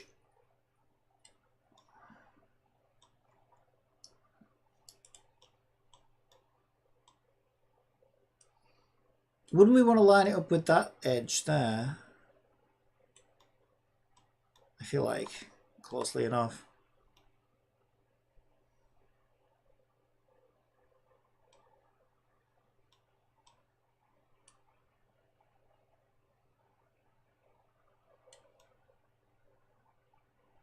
Yeah, I think that's about right, I think.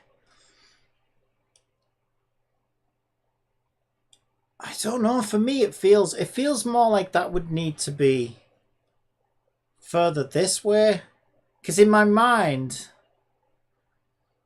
maybe that's too far away. In my mind, the further away it is, the more smoother a bend you get, right? As long as you have enough segments in it. But I'm not actually sure if that's how it works. Now it's just experimentation time. So tab is edit mode.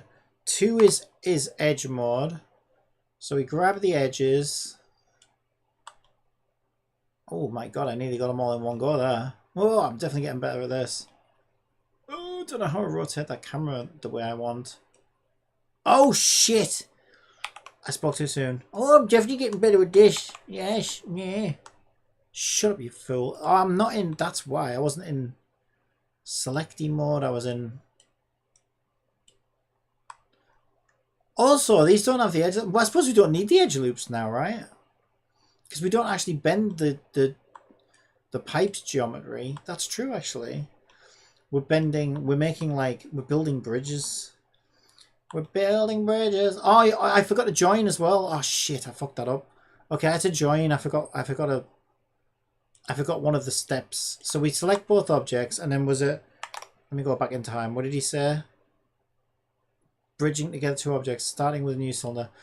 Duplicate it by pressing Shift D, then Shift D. D to move it straight up with the Z key, then press R to rotate the object, press X for the X axis, then type 90. Now I can press G again, then Y, and move it along the Y axis. Now I have the two pieces that I want to bridge together. I'll select them both and press Command or Control J to join them into a single Yeah, object. he has Press got them quite Tab far to apart go as into well. edit mode in Blender, and we need to get rid of these faces. So press 3 to select face mode, hold Shift and select both faces. Now press X to delete and select faces. Press 2 to select edges. Now I'm selecting these edges. Hold the Option or Alt key Wait, I to missed the select all point of the where he edges. made it one Now I'm at object. both faces. Now, face mode, Command or Control J to join them into a single object. Right, Control J, Control J. Yeah, I think they might want to be a little bit further apart as well, because he's got his quite far apart, hasn't he? Alright, Control J. Then we go Tab for edit mode. Then we go... Oh, look, it's remembered my edges. Oh, isn't that nice? You remembered. Oh my god, you remembered. Oh yeah, if we don't do those edge loops, look how easy it is to get the... It's not that easy. Oh, what have I done? I'm sorry. I'm sorry. Okay, there we go.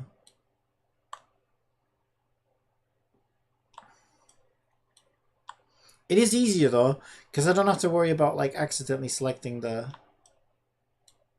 too far down, you know what I mean?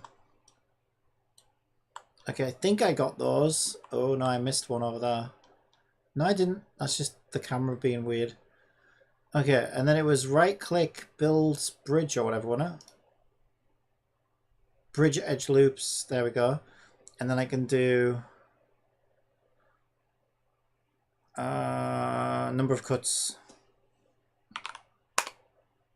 Yeah, this is where it goes a bit weird, but I can change it from path to surface. Yeah, the thing is, it seems to bend. This is the bit I'm struggling with. Like, it seems to bend back and then forward. Which is the thing I'm trying to avoid. I end up sort of doing a bit of an S shape in my bend, and that's what I'm trying to avoid, and I don't really know what's causing that. Oh, that would be much better though. There you go. Now you're inside the tunnel, and like there's a bit of a, you know, there's a bit of a slope or a bit of a bend or whatever, but it's not too bad. Yeah, I think that would work actually.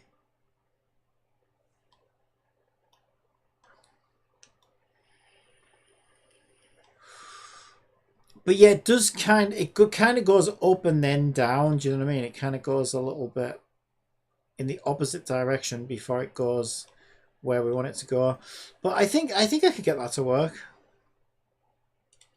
I will save that, and then we'll experiment. We'll do a couple of different versions until we get the best version we can make. Okay, so I'll load me straight one again. I'll save over the top of bend 2.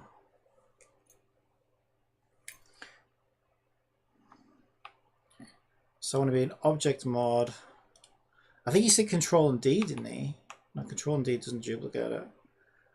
I can copy and paste. I'll do it the way I know. Copy and paste. There we go. And then if I go to objects, I can add my 20-degree rotation.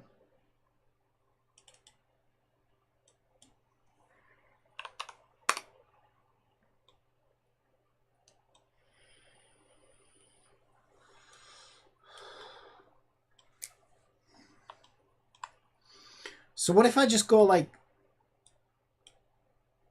way up and way over? Do you know what I mean?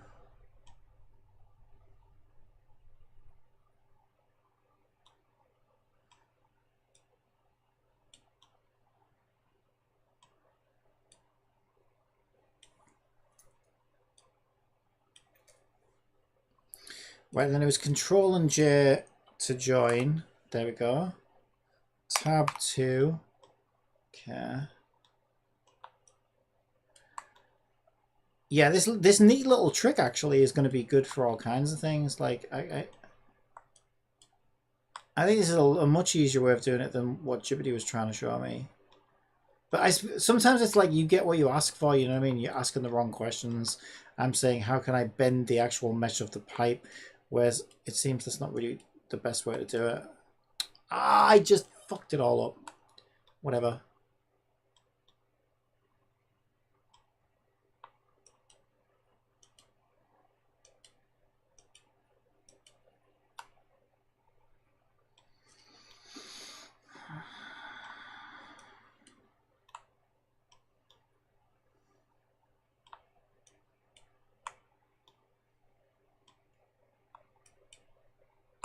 Oh, you fucking son of a penis. Ah! Why is that one weird? That single one there. I don't know, but I fixed it. It went white, and I don't know what white means. But we want them all orange, I think. Yeah, I think I got them all on this side.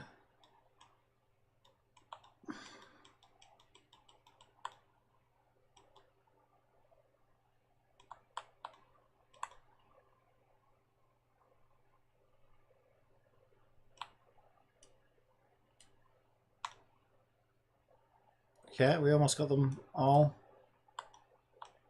It's that one. Okay. Yeah, I think we got it. I think we got it. I think we got it. Alright, what does that do?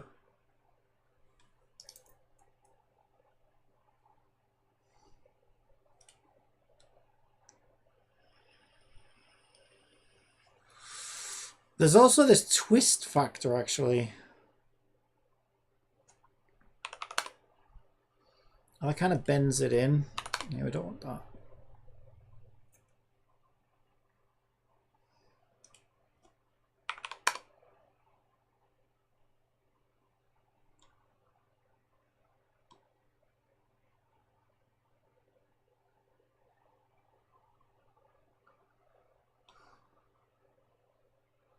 Doesn't seem to do anything.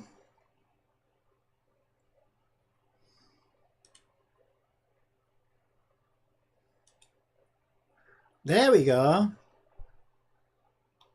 Yeah, that's more like what I was looking for, I think.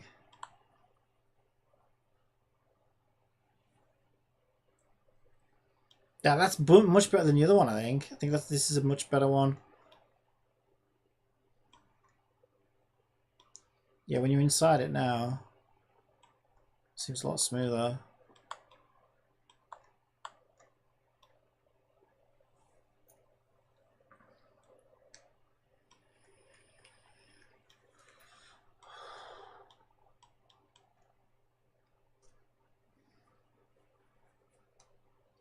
Yeah, I think that's better than the other one.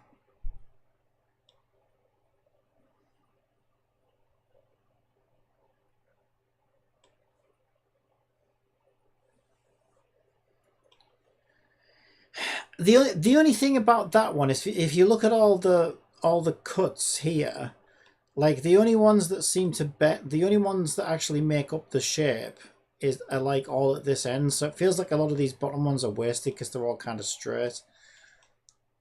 But I mean that doesn't really matter. But it just seems like that seems like a very inefficient bend, if that makes sense. And this bit's quite long, and that bit's quite long. So that, like, if you just want to make a bend, almost looks like a bendy straw there, doesn't it? If you just want to make a bend, it's just probably a very inefficient way to do it. But I mean, I don't care. I'm just glad I'm actually finally able to pull this off. Is that too much of a wall there, though? Feels like it doesn't. Feels like here it just suddenly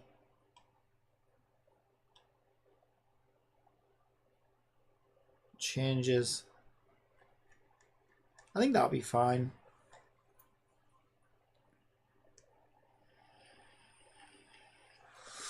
I think we're fine.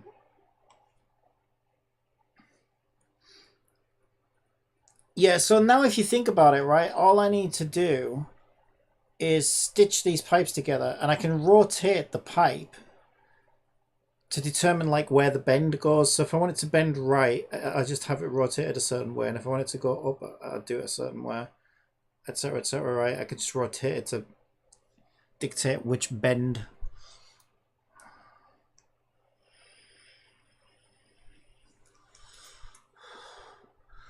And if we really want to get fancy, now we know how to do this. We could do, you know, like the loop-de-loop. We could do a U-bend probably.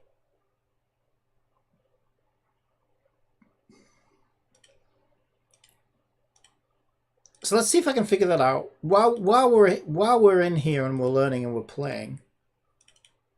it's probably worth having a look at. So like this, almost like the Sonic loop-de-loop, but because we're inside a pipe, we can't really do a full loop-de-loop. Well, we could, I guess, if we took it. But that's, I think that's beyond my skill set, to be honest. But I'd be happy right now if we just took a cylinder, duplicate it, and make it loop back onto itself. So we basically do a U-bend here, which has the player go all the way back the way they came. So for that, I think I can do 3 of these, rotate the third one 90,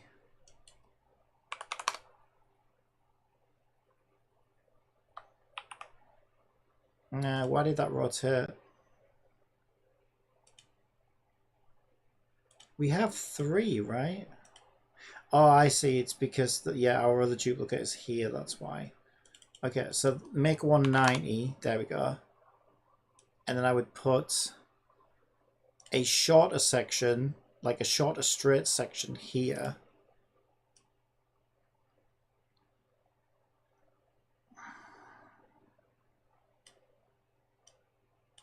And I think for a U-bend, what I would now do is do the same thing I was just doing, right? Do the edge loops, build a bridge, edge loops, and build a bridge. All right, let's see what happens. And we should be able to make like a U-bend. All right, this is going to be all kinds of fucking crazy. All right, so I need to join all this together first, right? So select all, Control and J. All right, I'm learning. Make sure we're in edge mode, which is number 2. And let's do this one. Yeah, I'm getting the hang of this. His tutorial was great. Really helpful.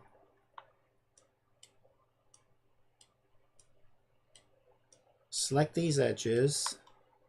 Alright, now go and select these edges.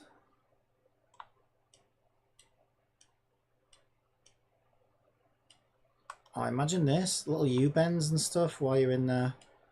It's gonna be fucking cool.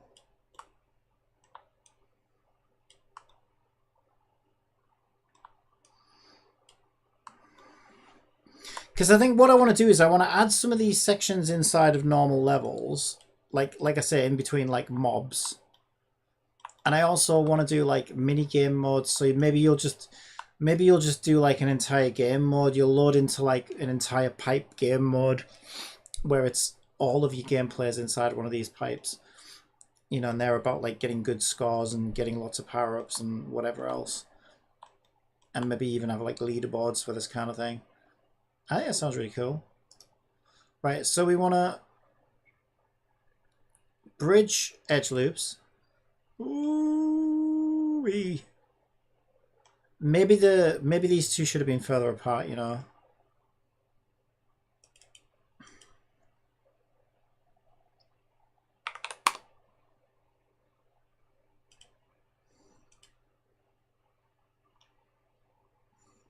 Yeah, that is one weird ass U-bend.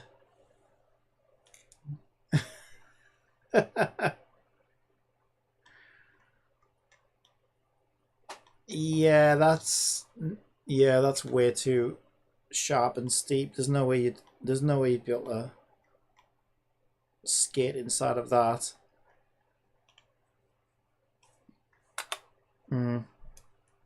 Yeah, okay, I think where I went wrong.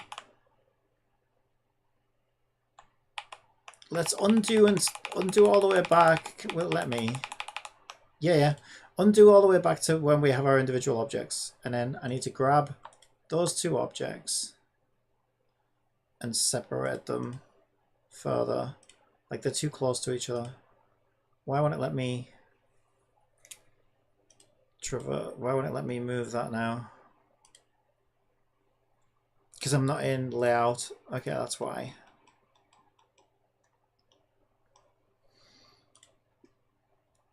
So I want these 2 objects here. It's still not letting me do it. I'm not getting... Why am I not getting a transform? Oh, I'm playing an animation. That's why. I accidentally started playing an animation. Fuck. Okay. Yeah, I think I would need to really separate these out further.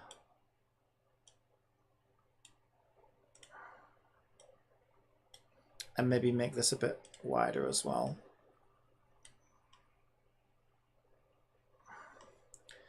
That is what I think. And I think I can make a U-bend if I give it enough space to work with.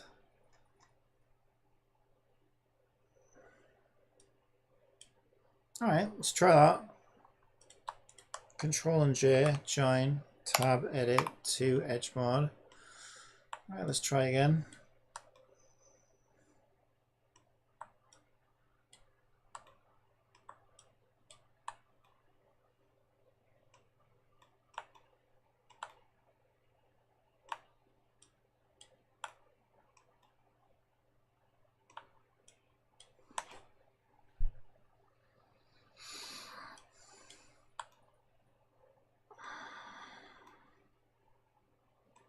Okay, I think that's it. So we'll create a bridge edges. Fuck. That can't have been it. Was it bridge edge loops?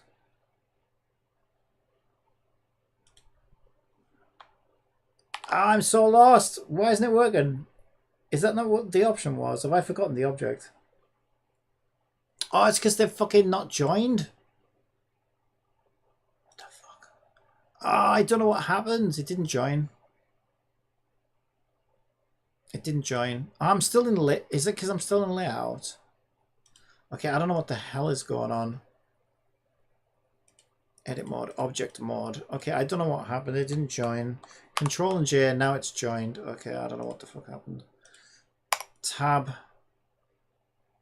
2. Okay, we got to do it again.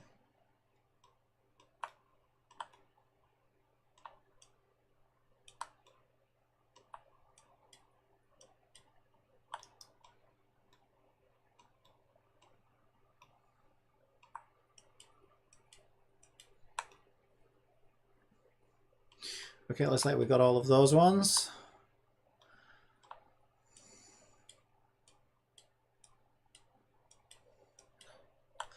Okay, looks like we got most of those. We're missing one up there. There we go. I think we got them. All right, let's go.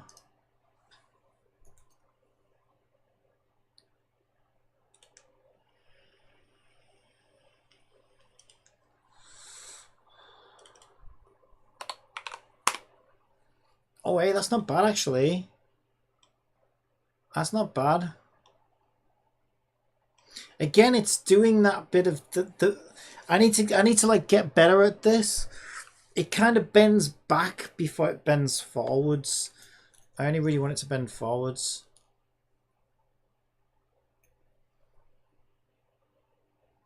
But I wonder if I can edit it after the fact, like I'm pretty sure I could just select those, can't I? And then just move it and see how it affects the bend. That would make things easier, I think. Hang on. Why is it not selecting faces? What am I doing wrong? I'm in layout still. That's why. So I need to be in modeling, isn't it? Yeah. Okay, there we go. And grab all of this pipe. Yeah, I think if I move that around now, it should just let me see how it affects the bend, right? No, it just extends that part. Yeah, no, I can't do it like that actually. I could probably neaten it up though. Like if I was patient enough and I selected like the bit that bends back, do you know what I mean? I could probably move each of these edges out to make it a bit more uniform, probably. But I don't know, that might be okay actually. I don't know. I think once you're in it, that's a bit of a sharp bend, isn't it? Probably depends on what axis you're on. Like if you're on the outer ring, so when we get to one of these, like there's no way the player would be able to like handle that corner there, I don't think. But what you could do is force the player using obstacles and whatever, force the player to go around the outside of the U-bend so that they go across this thing here. Because I think that there would probably be fine.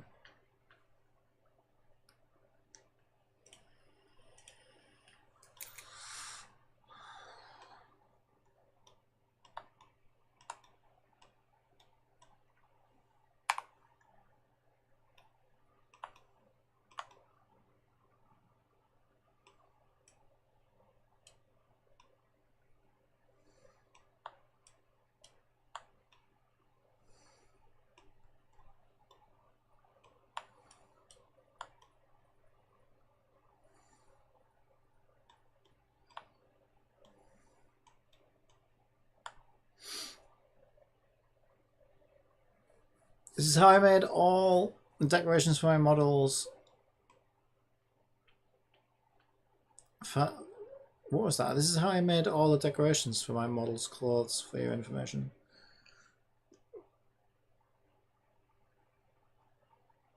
What, using Blender deforms and stuff? That's crazy.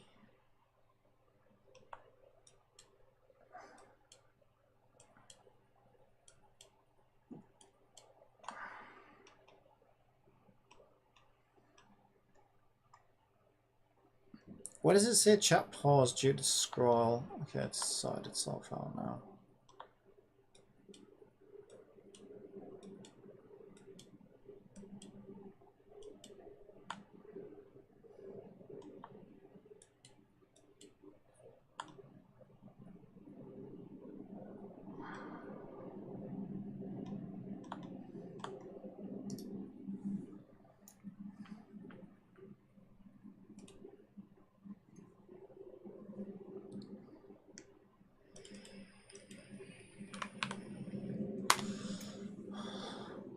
Yeah, it's a bit of a weird... Oh, blend path works better for this one, actually. Oh, yeah, I might want to do that other one then. Blend path works better than blend surface. Yeah, that's much better. Look at how much better that side is to that one. I need to do that one again, I think. I don't think I can edit it, though.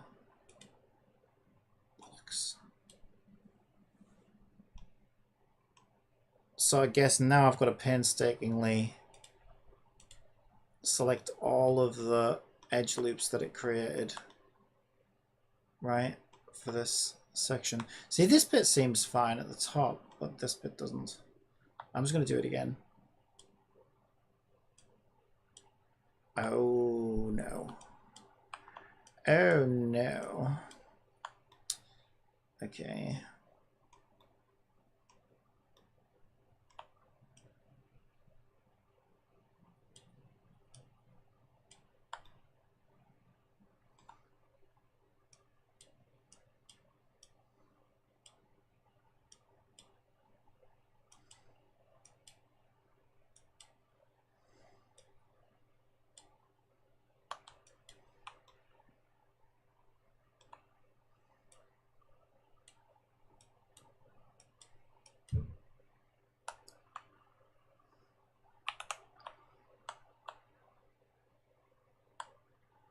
I think I was on the move tool, which is probably why. Fucking hell. So easy to slip. Get something you don't mean to. Alright, we're getting better at this though. I mean, it couldn't have been, like I said before, couldn't have gotten much worse. So I can delete faces, I guess. There we go. So we're back to here. This is alright. I think this will work actually. I really do. And like, it doesn't have to be perfect, right? Because like once you're inside the pipe and you're moving at like 6,000 miles an hour, not really gonna notice any little.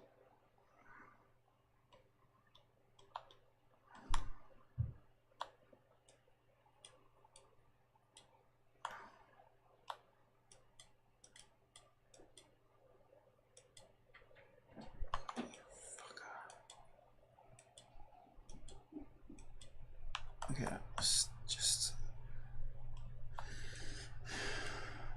I thought the way edges worked is you had to select the entire edge from start to end to encapsulate it, which would have been a much better way for it to work.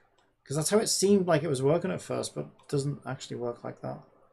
I'm not sure exactly how it works. Alright, let's try that.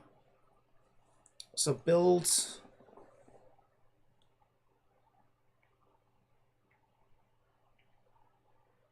Bridge edge loops. Blend path. And then this time we want 64 cuts. Oh, hell yeah. I mean, again, it's not perfect, but my god.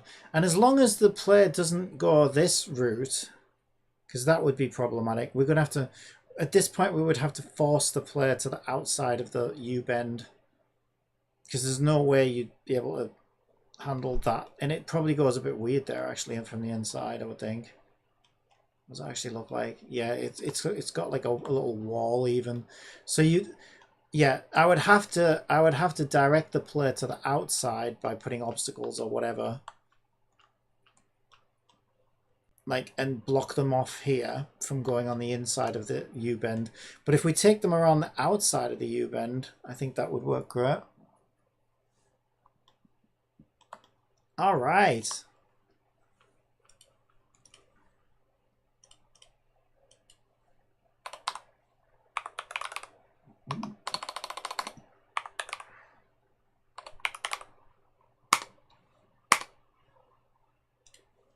Alright, so now I'm going to just get all these out as like FBXs. Pipes. So we've got ubend.fbx. I'll say cut materials even though we didn't really make any materials for it. So there's our ubend. Save. We want our straight piece. Export. FBX. Copy straight.fbx, and we also have a bend.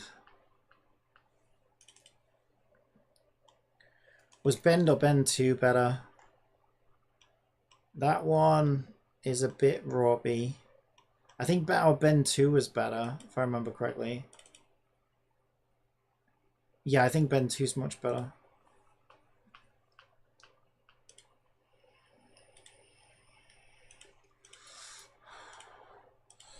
Yeah, we could keep going as much as we want with this.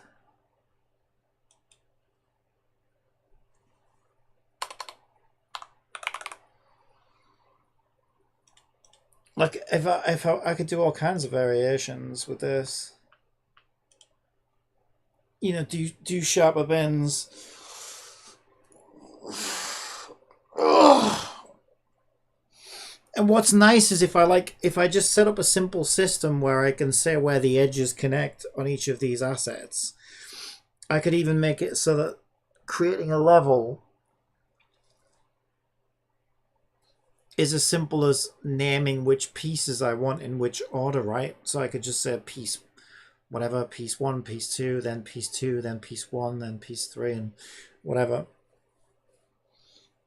And then I could have a system that literally just built this thing itself based off my list of shapes and pieces that's stitched together, which is pretty cool.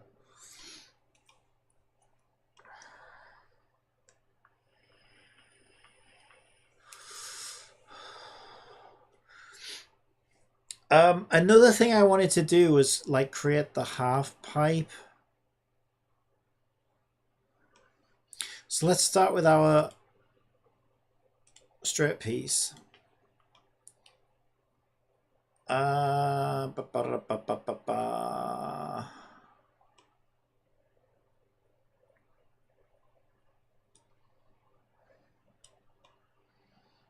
for the half pipe, we want obviously half of these faces exactly. Actually, if we use that red line there as a guide, that's perfect. There we go. We got half of those pieces. And then I think I would just delete those faces. There's a half pipe.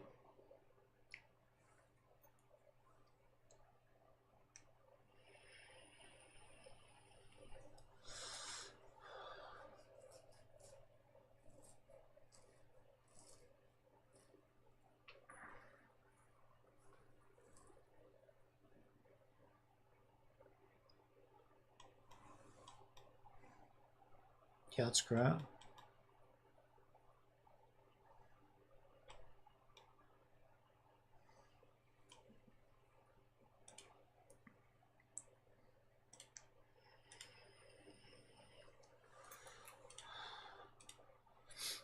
So I'll call it HP straight for half pipe straight.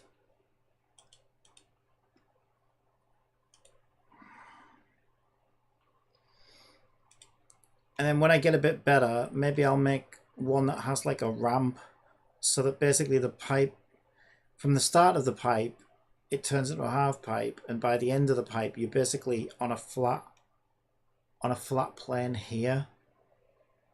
So it becomes like a flat surface, basically. I'm not quite there on my skill level yet, though, so I'm not going to worry about that just yet. See if I can do a half pipe bend too. Ooh.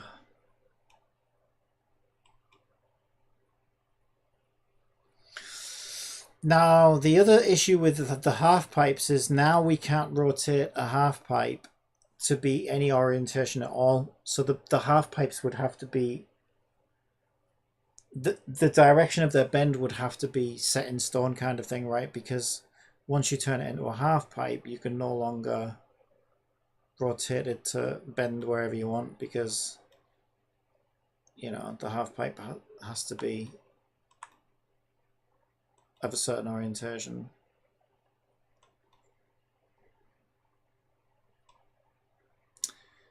This is a little tricky. I don't even know where to start.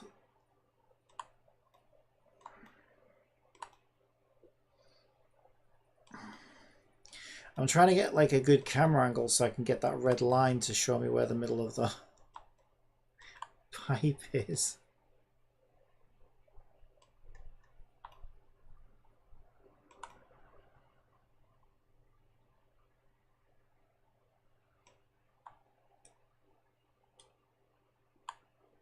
Face mode. Let's be careful not to select any of the... It has to be where it becomes flat though, doesn't it? Like, I think that's about right.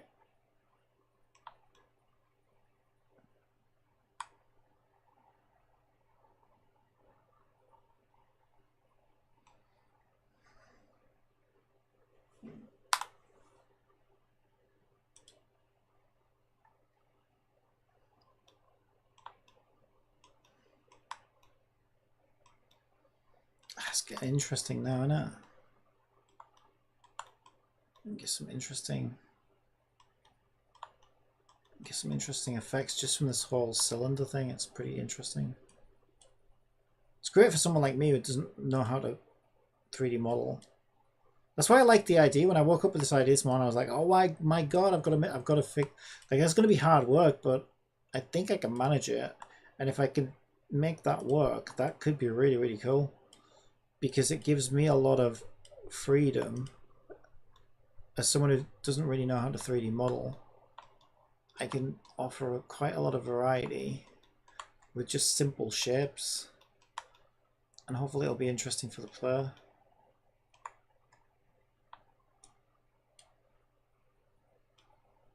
Certainly more interesting than just straight flat roads anyway.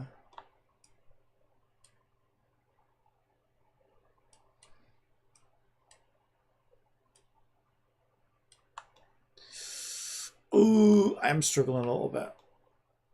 Figure out how to do this. There's probably some tool that would make this a lot easier for me that I'm unaware of.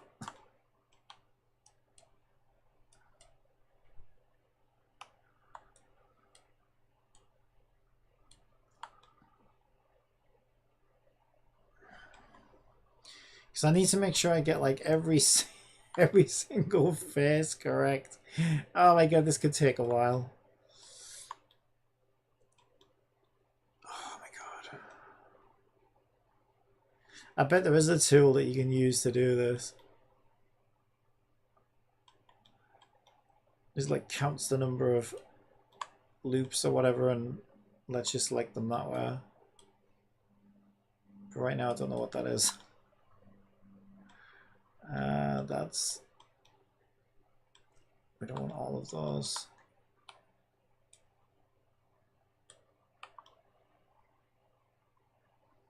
Probably should do this end first and then worry about the middle.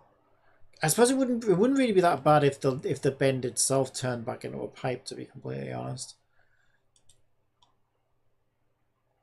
Oh god, and imagine doing this for like every single bend, right? This is like an upwards hill one.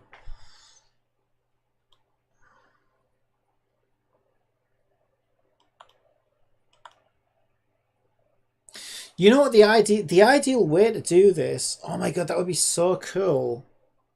I just realized something, right? The ideal way to do this... Yeah, we need to find out if there's a tool for this. Here's the ideal way to do this. The ideal way to do this is to make one pipe for each bend and each type, right? But divide each pipe into 4 materials and have a north material, an east material, a south material, and a west material, meaning these are the 4 intersections of the pipe. That way, I can take one pipe section and set it up in Unity to have invisible faces based on north, east, south, and west. So essentially, I can take the bend pipe and say, okay, only whatever the south face is the one that's... Well, I would need 2, right, for a half pipe. Like maybe south and east for this one, and then that results in a bend that goes a specific way or whatever, and it turns it into a half pipe. It's not that simple though, because you need to that would remove the visual, that would make the pipe invisible on certain faces, but you'd still need a way to handle removing the collision detection on it.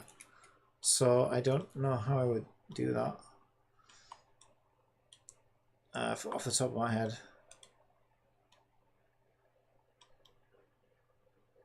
But yeah, theoretically, I could have just one pipe asset that has removable faces based on 4 separate materials. I think this is going to be harder because... Okay, let me ask Blender, ChatGPT.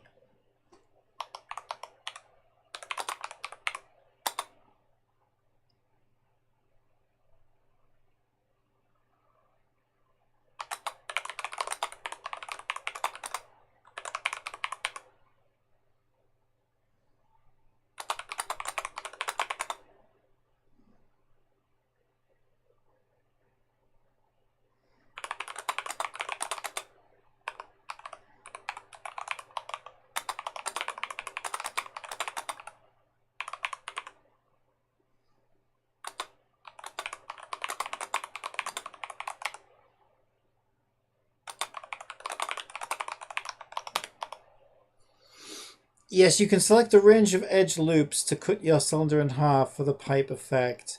Here's how you can do it. Switch to edit mode.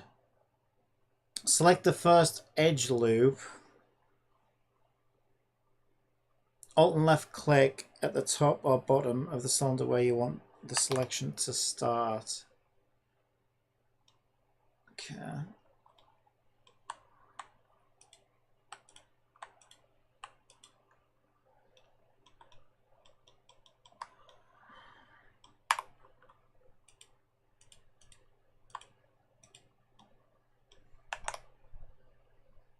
Tab 2 or Shift and Alt.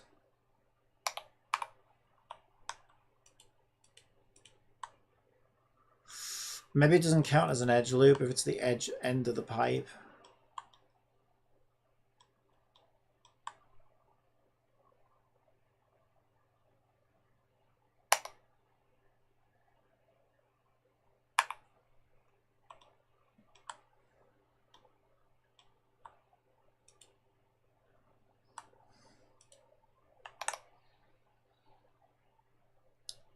Hold down Shift Alt and select an edge loop. Shift and Alt.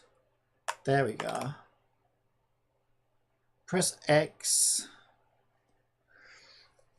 to bring up the delete menu, then choose delete faces.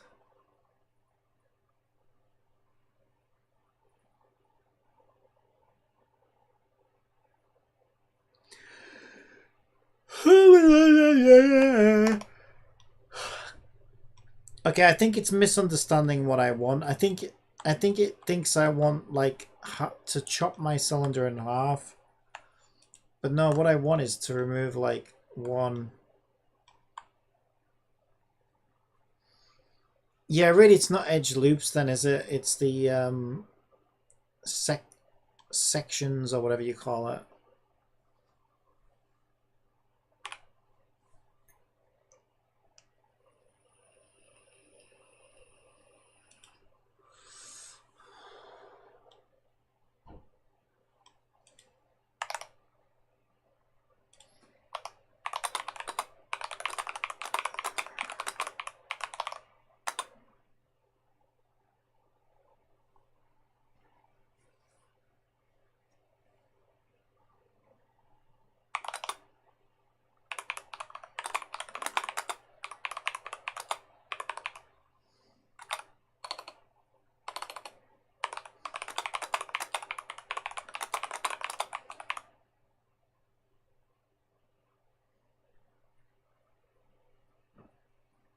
I may have used the wrong term. I really want to delete half of the sections of the pipe.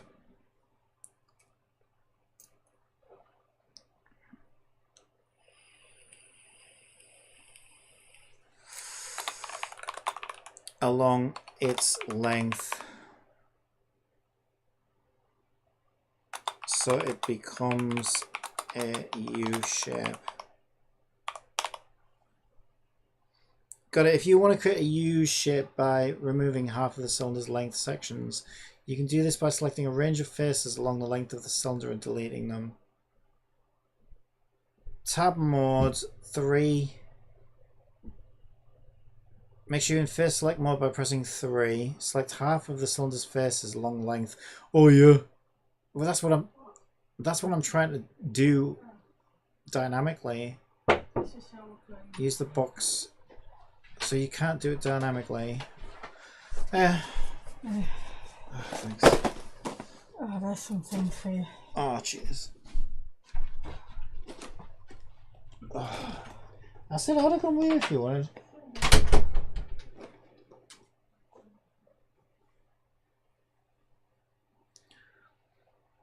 Alright, I'm out of here. Good luck with your work. Alright, thanks for joining me, Alexandria. I like the way it's like, oh yeah, you can do this by manually doing it tediously. Like what I'm asking is, can we not select a number of sections? I don't know.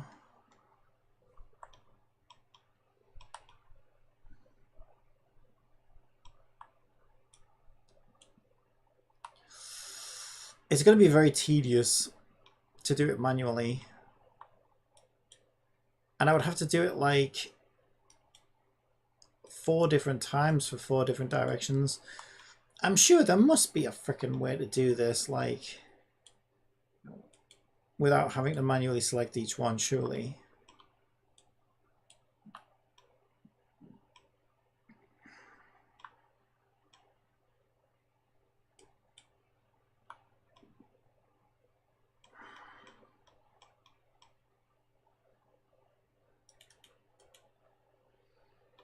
Like by selecting this edge here, can't I say like connecting edges or something like that?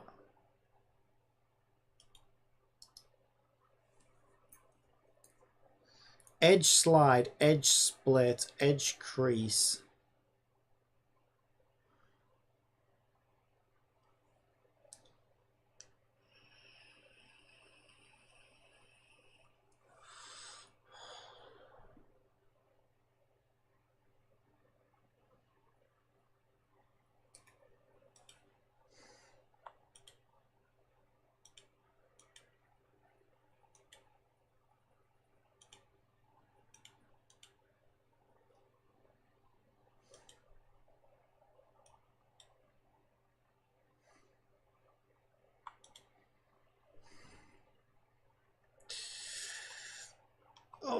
I really think it's just like it's the only way. The only way I know how at the moment would be to just do it manually.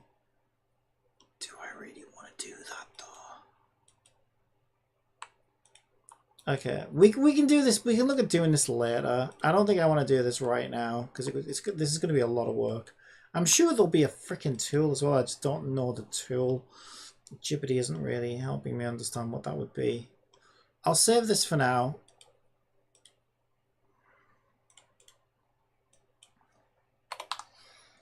But I think maybe at this point I just look at, you know, getting the mechanics of the full pipe working to make sure that it's viable. Because imagine spending hours turning this into a half pipe and then realizing, oh, actually I can't do this at all because of something that I never thought of. That would be horrendous. But yeah, I guess worst case scenario is I could just follow these edges and just, you know, painstakingly go and select each and every one until I have a gap between, you know, the top section and the bottom section, and maybe from there I can sort of, you know, select all connected or whatever. I think I can probably do it that way, but that's still going to be a lot of work.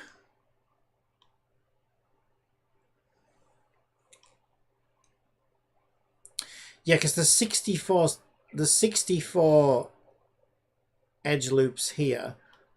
So given that I have to do two sides, I would have to do 128 manual selections per half pipe. So in total, I'd have to manually select, what is that? 512, I think it is. 512 faces, which is a lot.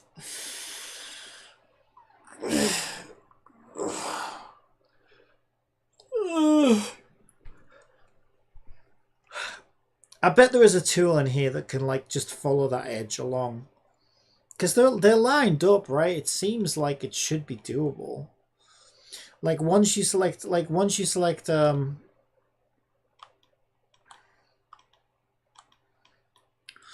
I'll try asking. Sometimes it's just about asking ChatGPT the correct question.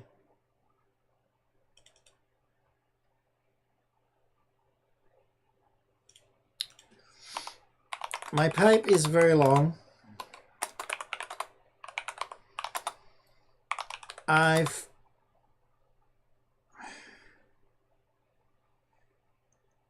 manually selected a straight piece, which is now the U shape I want. Is there not a way to follow a selected edge along the pipe so I can select faces from there? Yeah, you can select faces along a selected edge in Blender using a feature called Select Linked. With the edge selected, press Ctrl and L.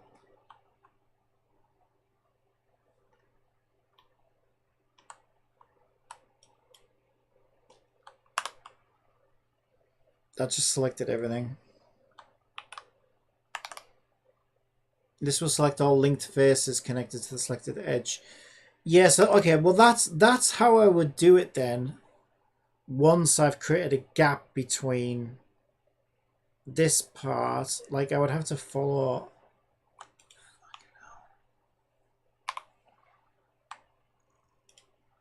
Maybe it's actually not going to be as bad as I thought, you know. If I'm just patient. Also, I can just control and click rather than drag. I just have to follow this along, don't I?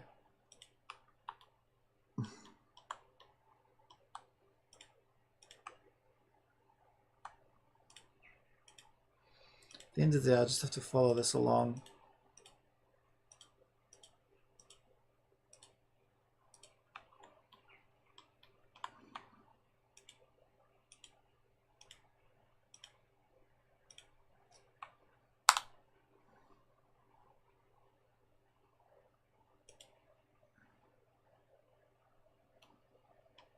There we go, I've done one side already. Yeah, it's actually not as bad as I thought it would be. If you just click and hold, is it shift? Yeah, hold shift and just click them, you can actually just follow it along quite quickly actually. It's not too bad.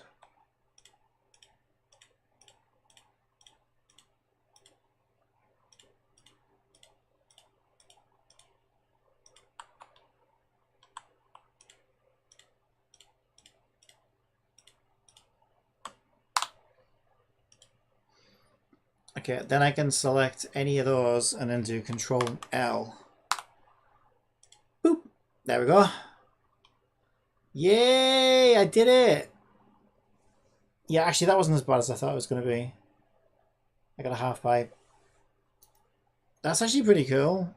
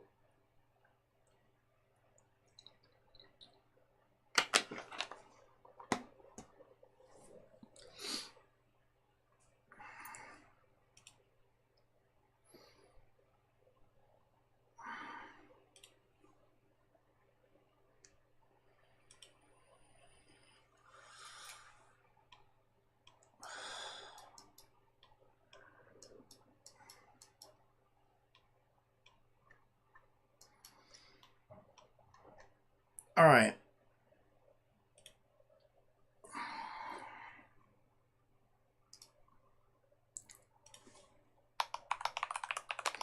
I'm going to make a folder called pipes in my models folder.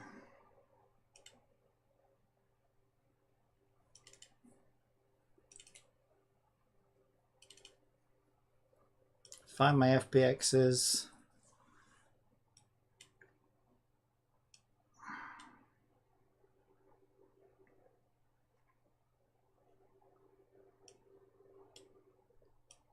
And bring them all into Unity.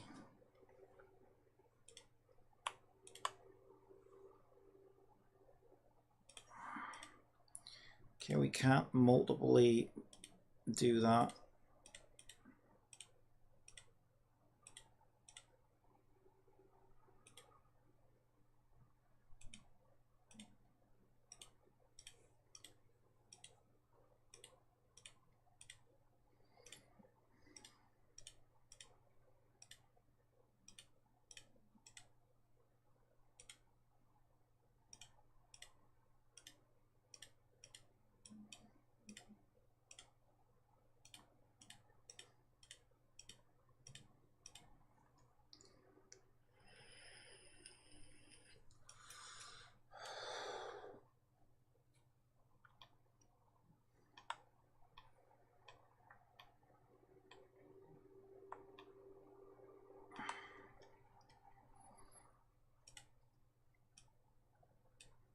Across the stream,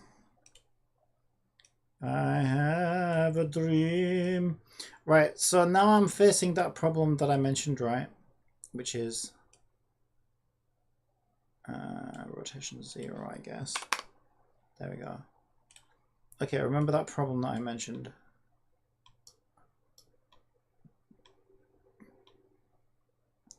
So what happens is, by default at least, is you don't see the inside. You only see the outside because we don't have back-faced rendering enabled.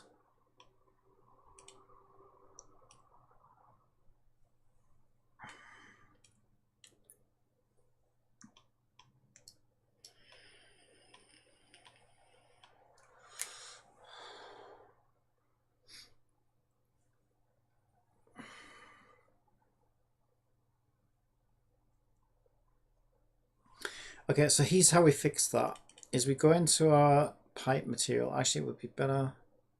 I might want different materials. Which one's this one using? Probably the straight non-M. So in pipes, what we want to do is we want to create a shader, standard surface shader. We'll call this pipe shader. And then if we go into the code for pipe shader,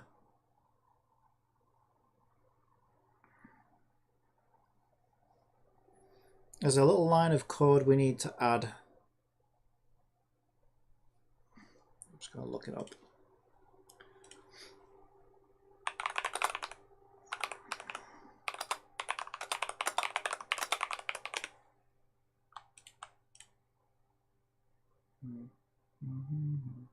I just need the syntax. There it is. So under your surface shader,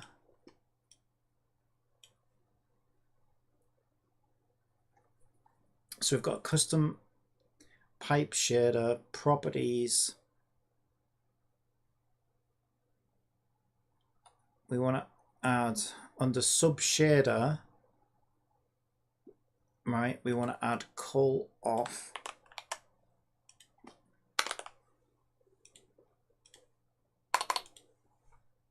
Hit save.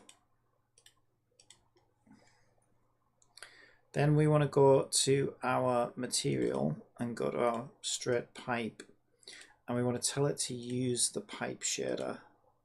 There we go. Now we can see inside the pipe. Until I've done this before, can't you? Now we can see inside of our beautiful pipe. Look at that.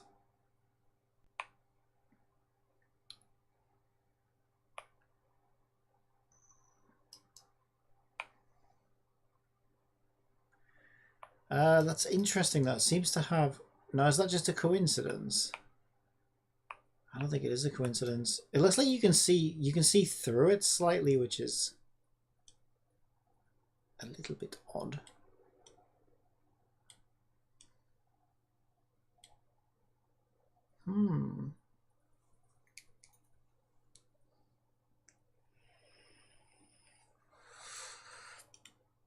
Or is that just a coincidence? Nope, you can definitely see through it. Interesting. That might be quite cool though, that you can see through it. I don't remember being able to see through it before when you did that.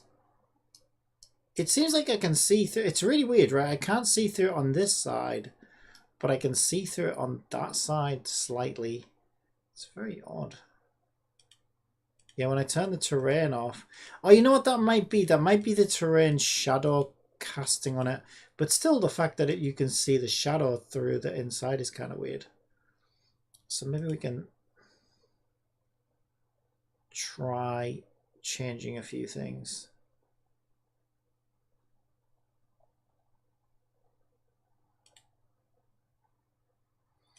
Cast shadows. Okay, that doesn't seem to make any difference.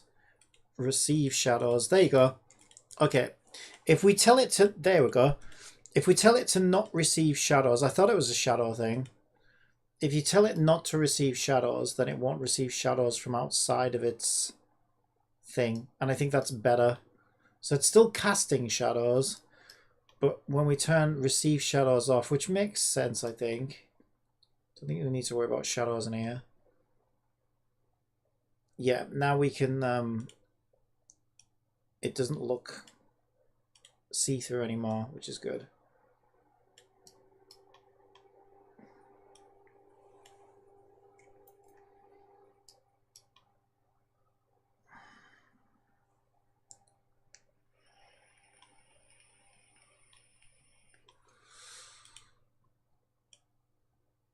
I'm trying to find a good size for this.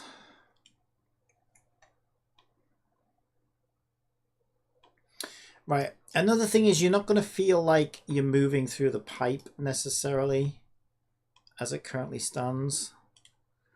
So the first thing I think we need to do is create like a texture for the pipe. And probably the The best thing to do is just to give it like a...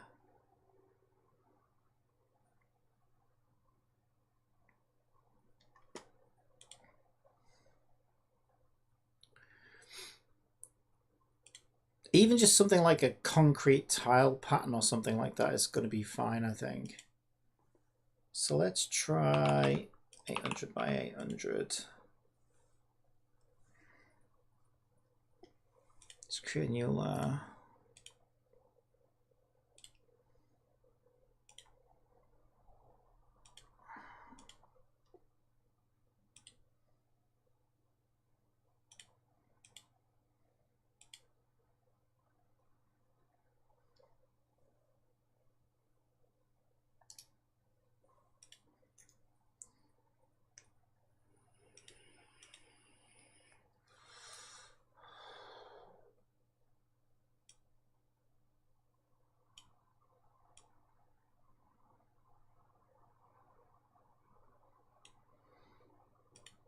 Right, I'm just going to give it a square.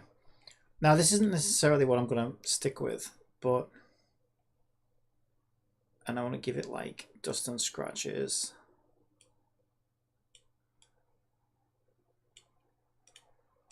And add some noise. Not that much. A little bit of noise to it, just so it looks like, you know, it's not like silky smooth. So it looks like it's got a bit of grit to it.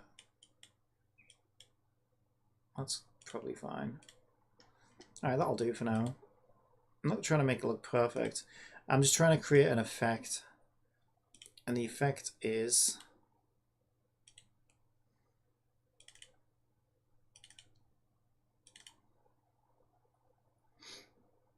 yeah, we'll put it under models pipes because it's all part of this.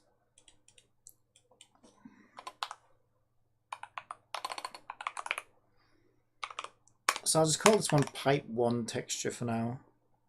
And if I go to my material and give it the pipe 1 texture. Okay. And then what I want to do is I want to tile that. So if I go tiling 20 by 20.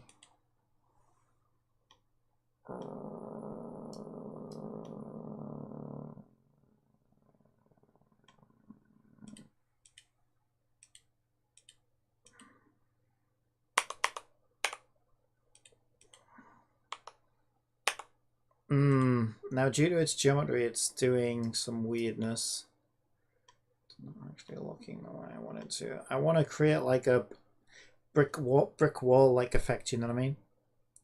For some reason it's not working. Ew. It's getting more interesting though. I don't know why. It must be something to do with the way that's rendering.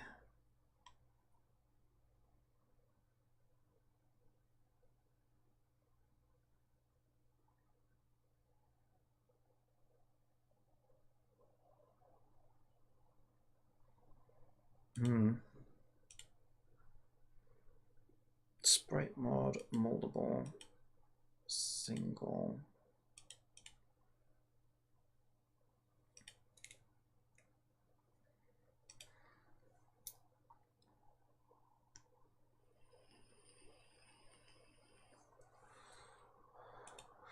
Wrap mode clamp. There we go. Repeat. So I changed wrap mode to repeat, and now we're getting the effect that we want. Okay, now you see how much more interesting that's going to look as we're going along it. Now we get a sense of speed, because I'm not necessarily going to, you know,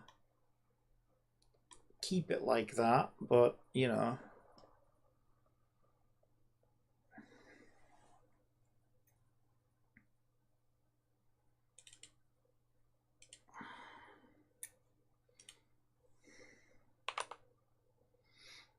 Okay, that makes it a bit more square, which is nice. We can experiment with these. 20.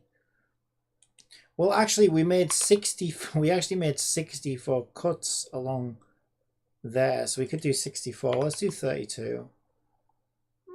It's a bit much. 25. 25 around the circumference, and then we can circumference. Circumference! You are such a noble knight, Circumference. I hope you will look after the princess, Circumference. Yeah, obviously it's like just whatever you think feels good.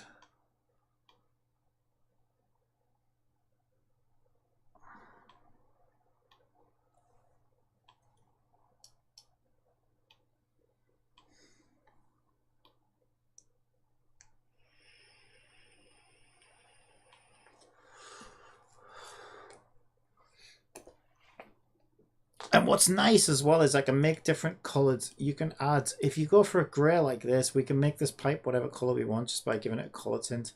So we could actually make the type cycle through colors as you go on through it and make it more interesting. We could make sections, color sections mean certain things, whatever.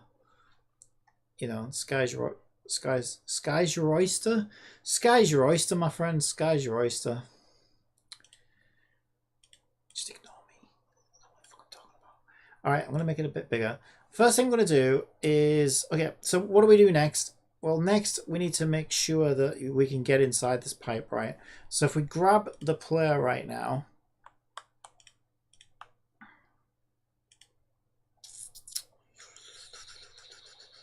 We can see our player is there and put them in the pipe. What will happen is if we press play, we're just going to fall straight through the pipe.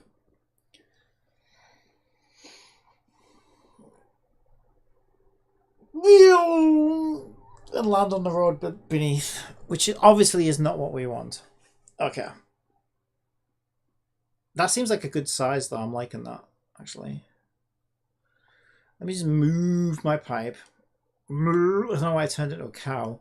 Just move my pipe. Because we'll put it there. Right, there we go. We've got one pipe section to test. Alright, so the first thing we need to do is grab a collider. Make a mesh collider. Mesh collider. I think it needs to be convex. No, it doesn't need to be convex. It's the opposite, I think. And then use it self-mesh.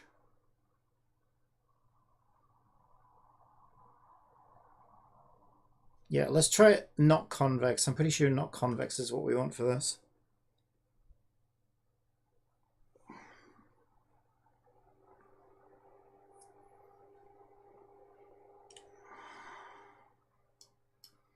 Now I'll be honest, I don't know whether we fell through the pipe because we were actually a little bit behind. Yeah, if you look, we're actually a little bit behind the pipe. I think the reason we fell through the pipe is because we weren't actually inside the pipe. We're just behind it. So I moved the pipe a little bit too much. So let's just make sure we are actually inside the pipe and try that again.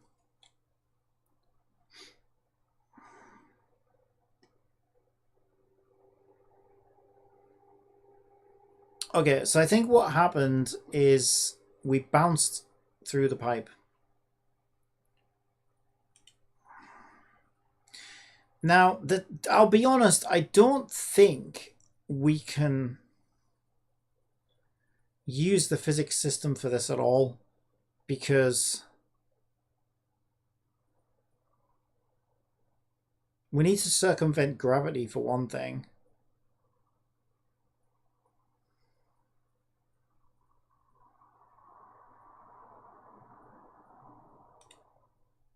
Maybe it is convex that we need. Let me try convex.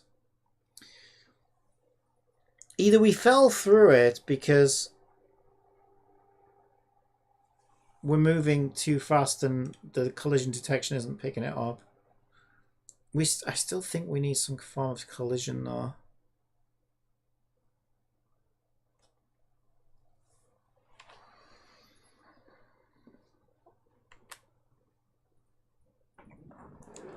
We're like season of. Get too old for this.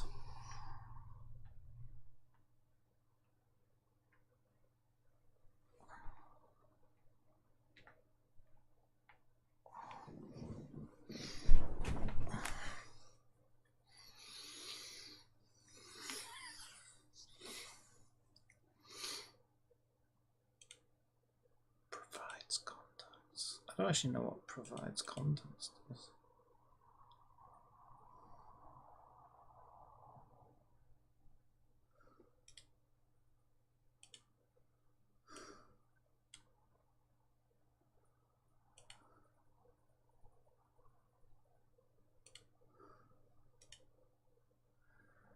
Right, let me just try one more time.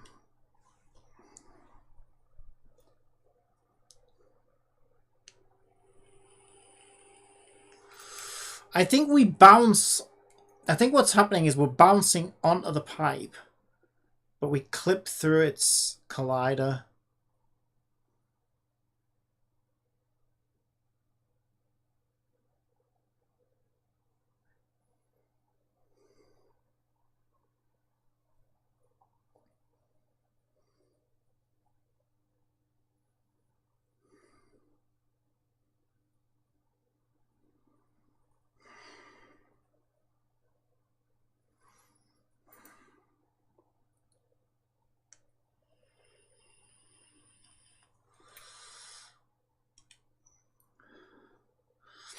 Because we fall too fast through it, I think. So let me just test that theory by moving the pipe a little bit closer. So the player has less space to fall. Let's try that.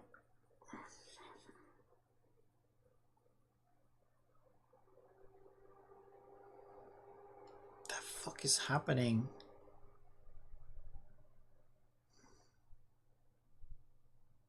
Now that I've textured it, does the receive shadows still make it semi-transparent?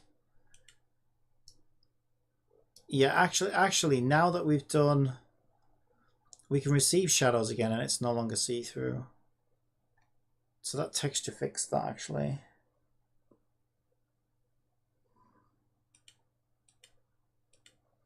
Yeah, it must have just been like the default material that was making it.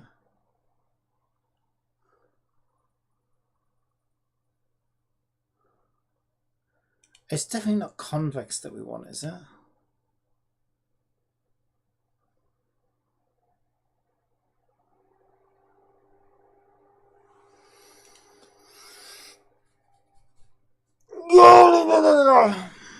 Okay. Okay, I mean, I'm going to need a more sophisticated solution than this anyway, to be completely honest. Okay, that is not going to work. Okay, back to the drawing board. So I think what we're going to need to do instead for this is we're going to need to make a fake floor. And the floor is going to need to be able to rotate as the player rotates, to be completely honest.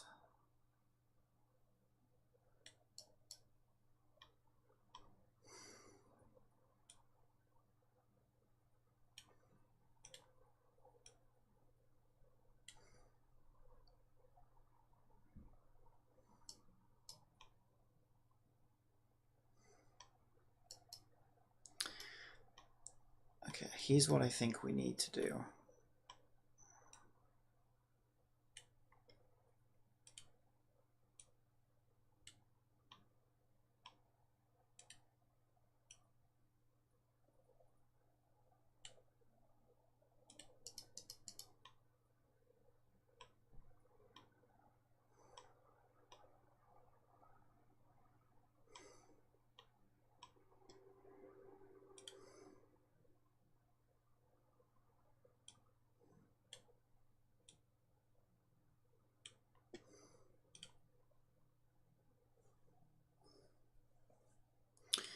So I think we create a fake floor. This is how I think we solve this.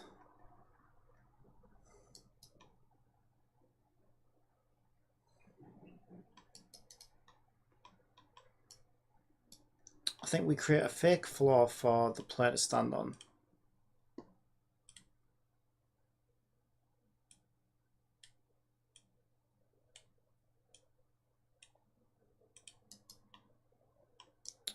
That covers the length of the tube and a little bit extra. And what we're going to do is we're going to make a pivot for the floor so that we can rotate the floor with the player. As the player rotates around the tube, the floor follows them. So the floor is going to need to rotate around the circumference of this tube. So the first thing we need to do in order to pull that off is to create a pivot for the floor. So I'm going to start by making a sphere, which I'm going to call pivot.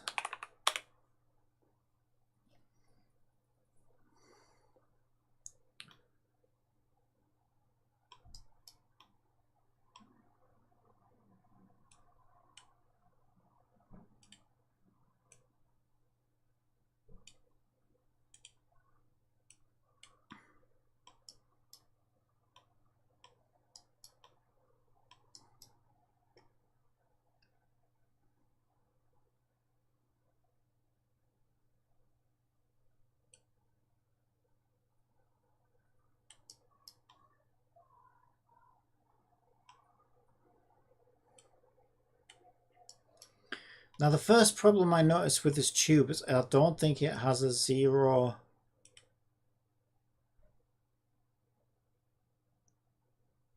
I don't think it has a 0 point in space. Because and the reason I know that, right, is if we take our pivot, right, which is currently kind of in the center, and I set it to 0, 0, 0 of local point of space and time. Space and time. What the fuck am I talking about? Time. There's no time. There is no time. Right, I fucked this up. Hang on a minute. That wasn't a child of the... That wasn't a child of the object. I don't know why. I must have fucked that up somehow. Right, so here's a sphere. So because we stretch... The reason it looks like that, like an egg, is because we stretch the pipe, right, to be wider. So at 0, 0, 0, 1, 1, 1, which is like default, right? We see how much the tube's been stretched from its original sphere shape, right? And that's how egg-like we made it, right? That's how much we stretched it. But it also shows us that at 0, 0, 0, this is its origin point in space.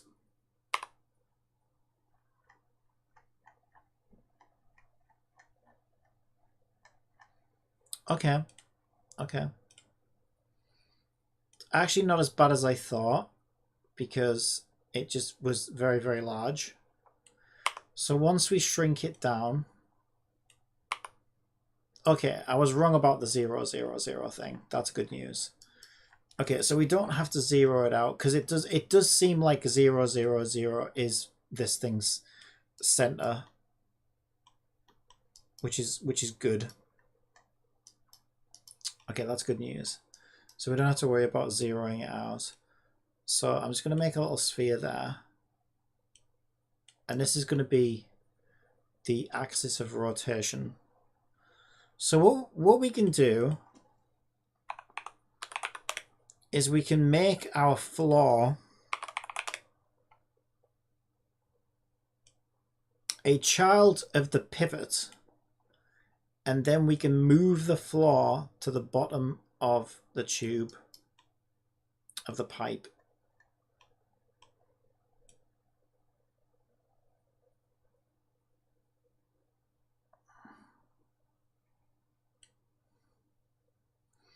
So ideally what we want is we want to make sure the player lines up with this white section here. So this is a great flaw, and the reason why this is a great flaw is because we know that the floor's collision point is perfectly lined up to traverse the player across the middle section of the cylinder, but the sections both one left and one right of that will fall beneath the floor. So this thing's wide enough to cover one section either side, but it won't need to. And we can see that it's actually perfectly lined up for the middle section. So that's good.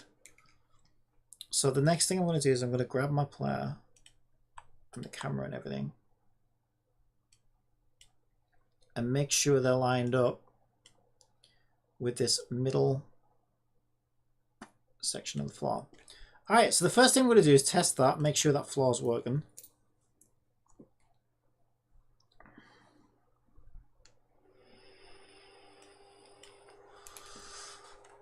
Yay! We have a floor. A floor we have. And now we can get a feel for like how big is the tube? How does it feel to be inside of this pipe? Yeah, feels pretty good. Feels pretty good.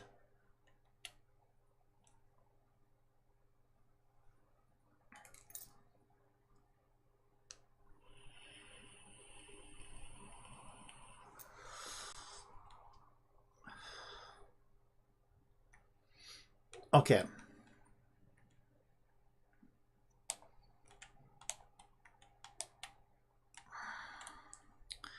Okay, so we have a new problem. Well, there's a couple of things we need to do.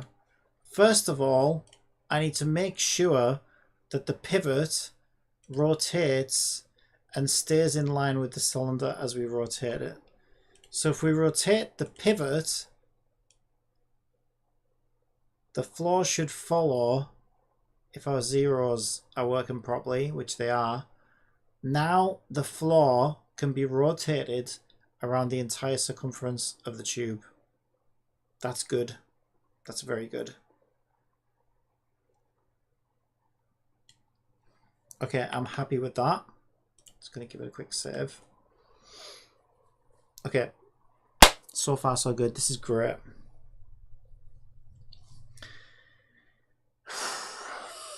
I've never done anything like this, by the way. This is my first time. In order to get this to work, I need to bypass Unity's physics system and I need to turn off gravity completely. We can no longer use gravity. We have to come up with our own fake gravity system. And the way it's going to have to work is this pivot, as it rotates the floor, the player needs to rotate with it. In fact, the player will be the parent of this control, right? As the player moves left and right, it will control the rotation of this pivot.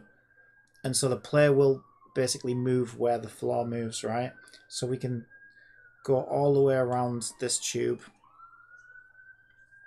And we need to make sure the player kind of sticks against that floor, right? And if we want things like ramps and jumps and things like that, we need to take that into account as well, but one step at a time. Okay. So I'm happy with that. That pivot's working great. Really happy with that.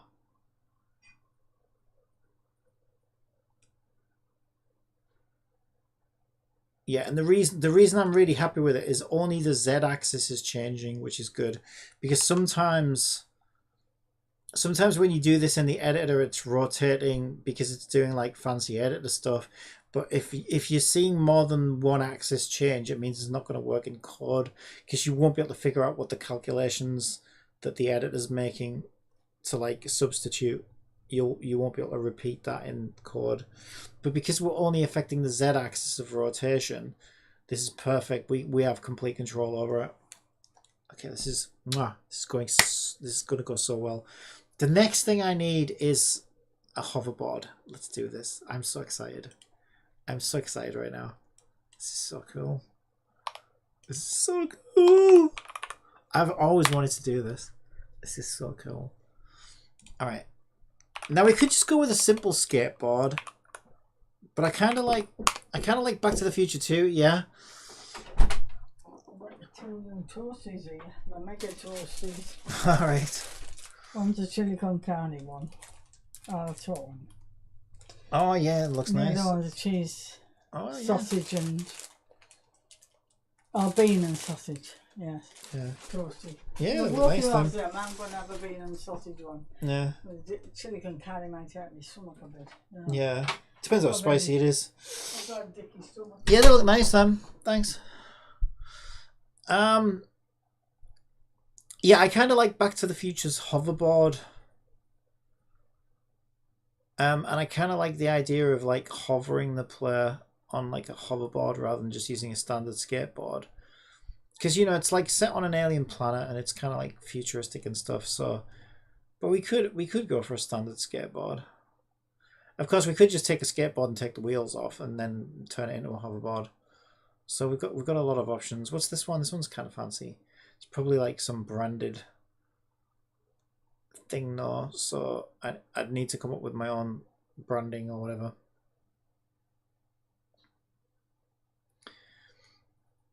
This one's nice and simple. I might go with this one. It's kind of low poly. How many triangles is that? I can always, like I say, I can always take the wheels off and give it like glowing effects and all kinds of things. Is that not a downloadable one? God damn it. God damn it. I forgot to tick the box. Downloadable. Downloadable.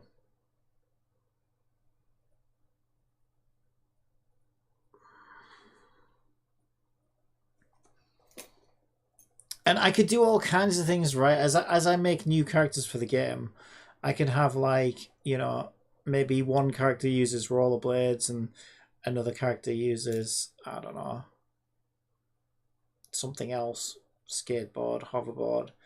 You could vary it up, right? Where like you add more appeal for different characters by giving them different things to skate in the tubes with, you know, is a possibility, but I'm getting ahead of myself.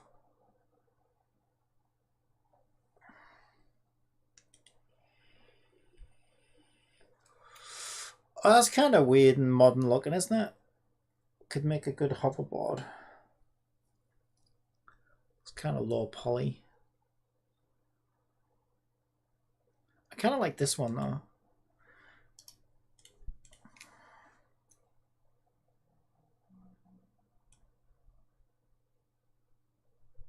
Yeah, that's cool. How many polys is that? 102,000. 102,000 triangles. How many is this?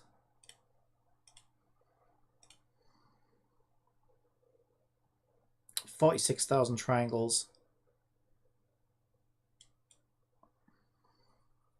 Nice and shiny as well, isn't it? Should we get this one? Let's get this one for now. Okay, I'm going to get this one. This is exciting. I've never done a skateboard before. This is going to be so cool. Ah! It's going to be so fun! It's probably not. It's probably going to be horrendous, and I'm probably going to be screaming and swearing and like, ah! It's going to be so hard. But if I can make this work, this is going to be so cool. Okay. So there's our skateboard. So let's go into our importer and get our skateboard in here.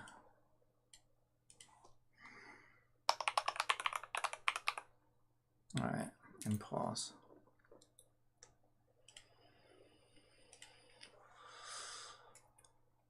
Okay,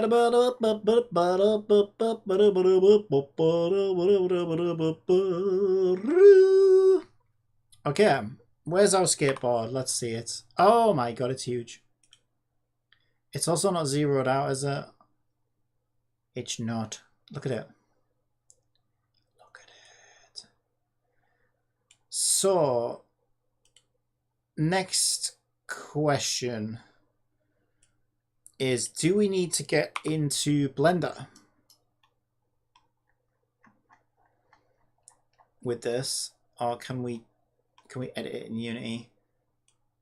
Because it's supposed to be there near our character. Now when we shrink it down enough, it gets closer to the character, but it's still not zeroed out. The center of the skateboard should be where this cube is. Still a little bit big. Let's make it a bit more reasonable. And let's have a look at our Sketchfab model. That's a 0. That's a 0. And these have all got weird values.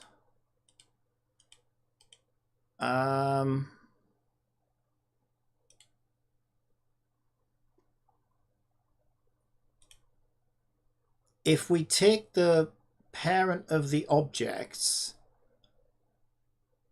we should be able to create a new 0. No, because it still considers that it's 0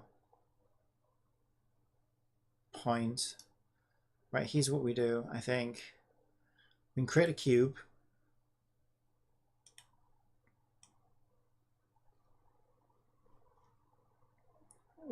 my cube?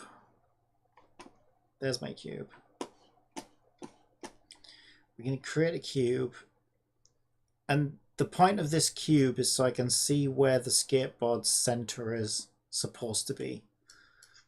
Right, so I'm just going to give that center to the center of my character.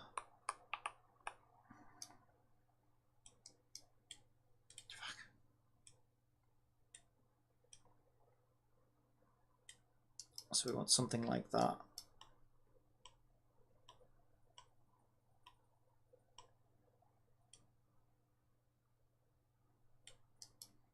Something like that.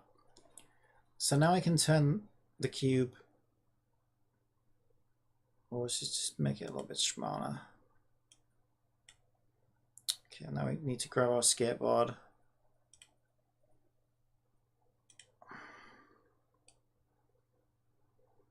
And we can center it to where the cube's supposed to be. Where its center's supposed to be.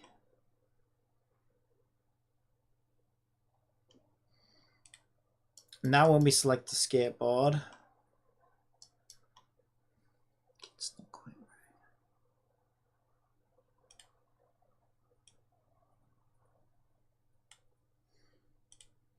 There we go. Now our skateboard has like a center point, which is closer to the center point where the center point was supposed to be in the first place. Close enough. Okay, I can turn that cube off now because we don't need that. Okay, so the first thing I need to do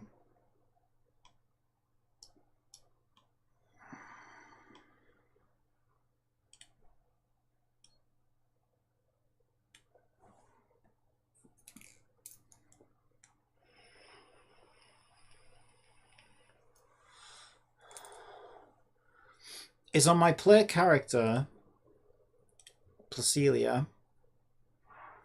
Placelia needs to now have a mode.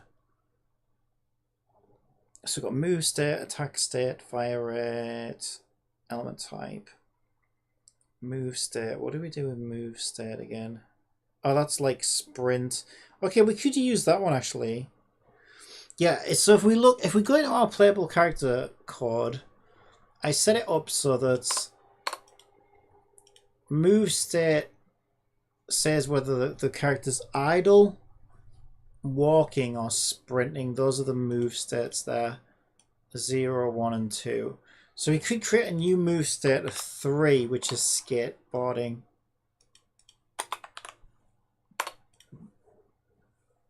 Put that there for reference.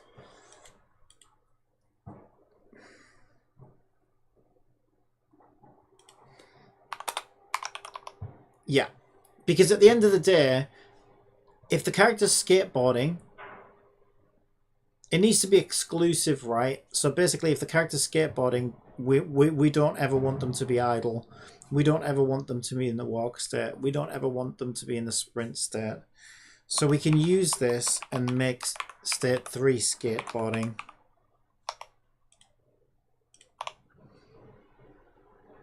Yeah, we'll use move state. Okay.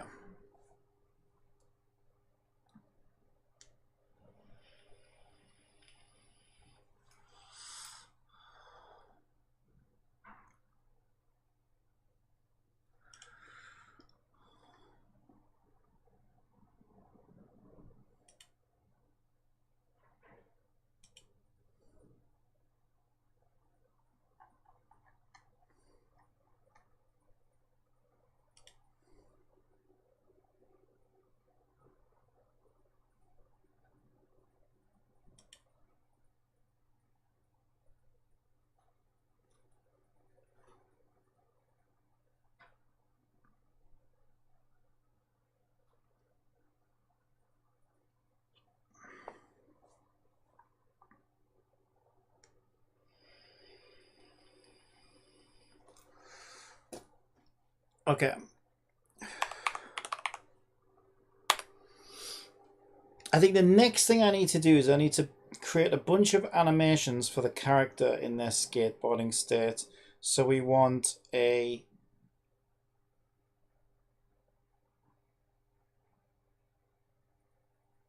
a character loop where they're kind of just stood on the skateboard, a character loop where they're sort of leaning left to turn left, leaning right to turn right, that kind of thing. Let me check.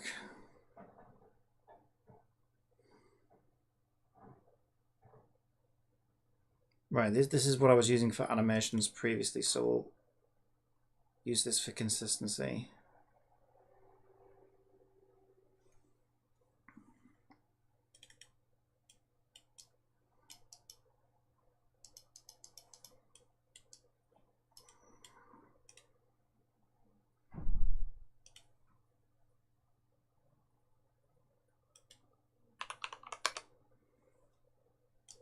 There we go, I've got more real estate now.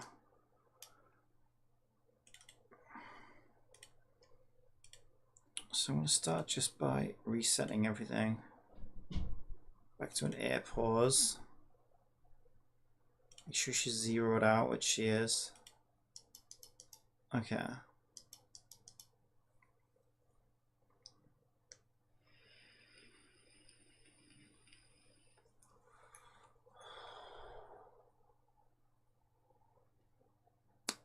I doubt I have any skateboarding things preset. I'm gonna have to pause this myself, I think.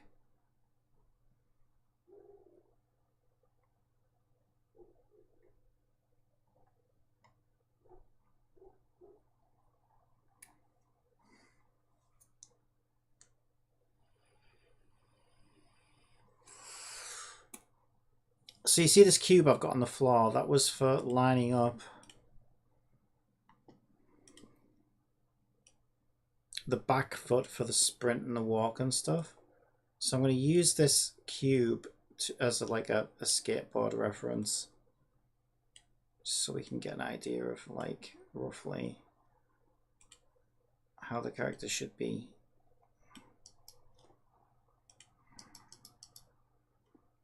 Interacting with an object that's at the foot level.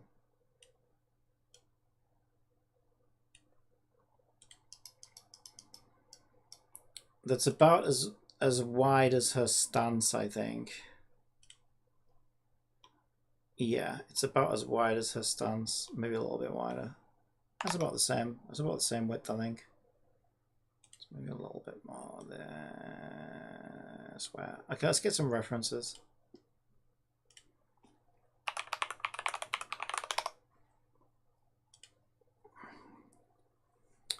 Yes, absolutely.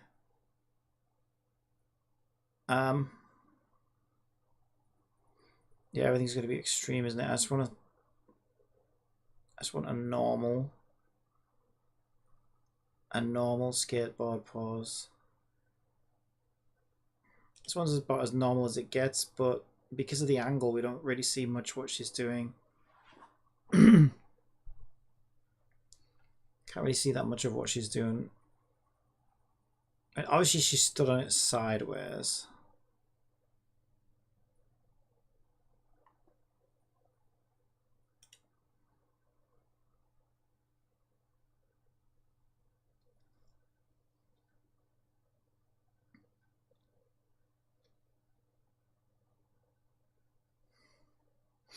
Yeah, the arms out's good.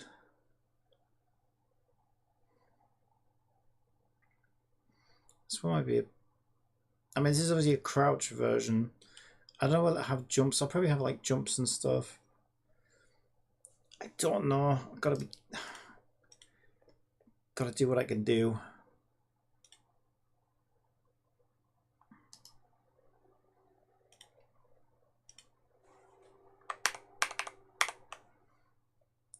Okay, there's my reference image. You know what? Actually,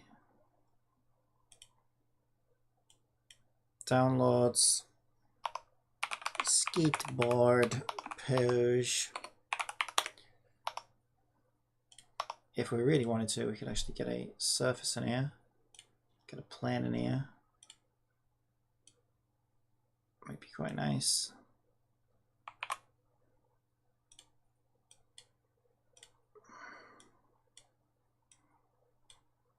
Let me bring that in here.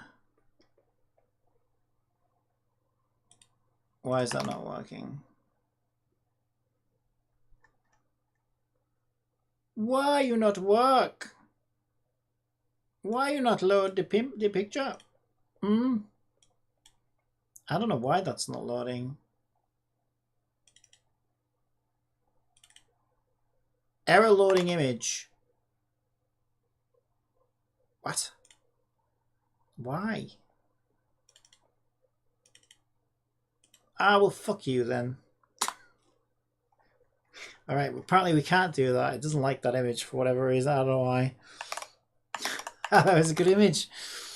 Alright, so she's going to be... We need to pick a side we want her on. I think I like her being on this side.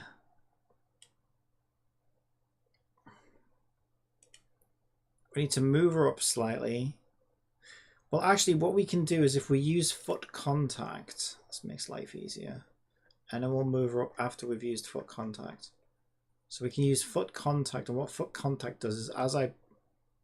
There you go. As I push it down, her knees will bend automatically for me, which is helpful. And then I think she wants her arms out for balance. She's going to be looking where she's going, hopefully. See, already I think that's pretty good.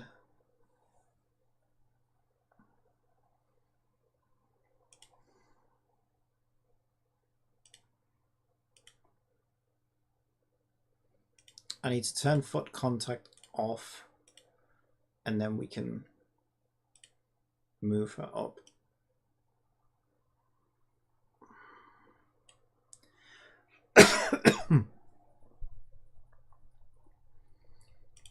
I think she's a little bit too, yeah.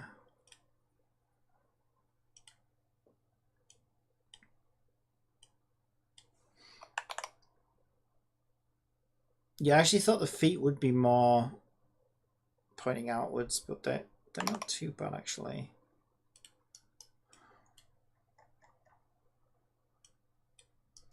I think they need a bit of that though.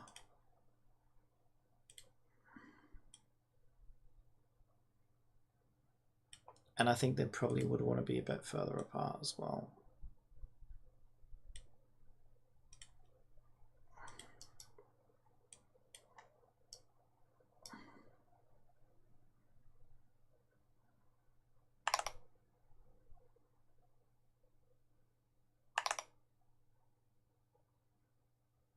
For some reason, that's not how I pictured it in my mind, though. Like, I feel like...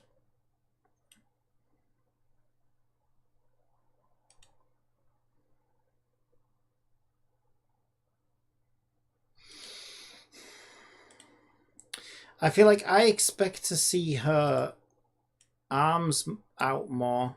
Do you know what I mean?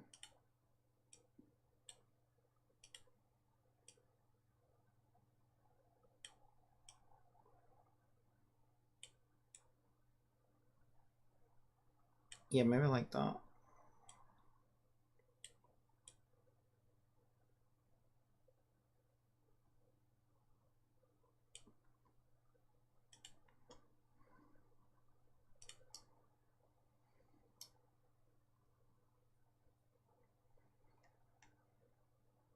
That's probably good. I think that's probably fine. All right, and then just to give her a bit of life, it's nice to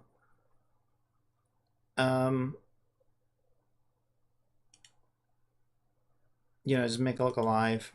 You never want like a static animation that's completely static. So I can kind of just jiggle it around like that. It's not enough frames.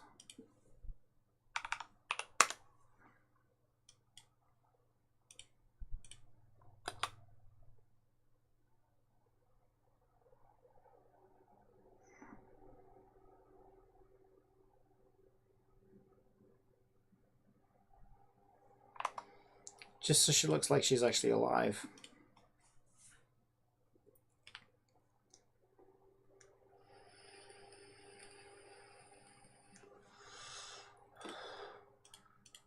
Okay, I think that's pretty good. So if we go and send that to 3D Exchange.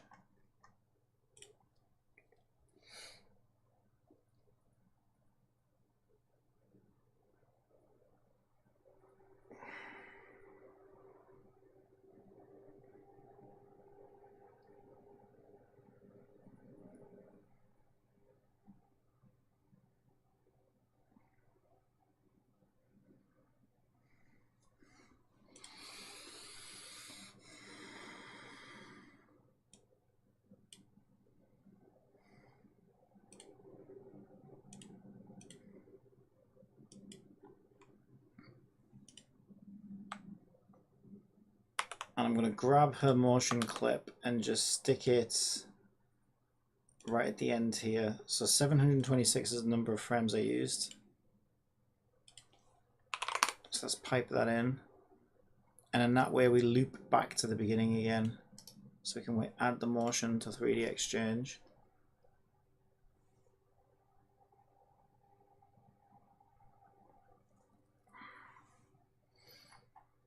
Good, I like that. So I'm going to add. So we'll do skate, S for straight, and then we'll do L for left and R for right. Okay, and it should be pretty straightforward for the animations. So we can use Direct Puppet. There's a few things we could do. We could try, let's try what Move does. Yeah, this is good. This kind of leans her. This is pretty good. Yeah, that's good. Okay, so we could do a lean left. Ah, thank you for the raid. Imaginary Villain. Thank you so much for the raid. Hello, how are you? Alright, so let's see that. Okay, the thing about these animations is it's kind of tricky, right? Because there are different ways to do motion animations, and I learned this when I did my Scouts Honor thing. When I studied Genshin Impact and the way that they did climbing and stuff like that, ideally what you want to do, I think the best way for it to work in a thing like a skateboarding thing like this is like if you visualize how it should work. I think the way it should work is as you push on the left stick, she moves left, and she'll stay left until you let go of the left stick. Then when you let go of the left stick, she returns to normal. So it's almost like your stick is controlling her animation. Now, if we want to do it that way, which I do, we can't actually do it like this, because what this does is it creates an animation with a length that we can only loop. So instead, what we want to do is we want to tell Unity where does the character want to be for a specific state. Then we give that a little bit of life animation again, so she looks alive, and then we loop that animation. And what we do is we use a transition to go from one to the other. So if we use our A to B thing here, shit, there it is. So basically, the first frame of the animation, what I'm actually going to do is I'm actually going to remove all the rest of it. Remove object animation. There we go. Now she's entirely in that pose. So then basically when we transition to the left state, we can control that with the inputs, right? With the left analog stick and the right analog stick and everything else. So, but again, we don't want it to look static. We don't want it to look frozen in time when she's doing this. So we want to add a little bit of like life motion.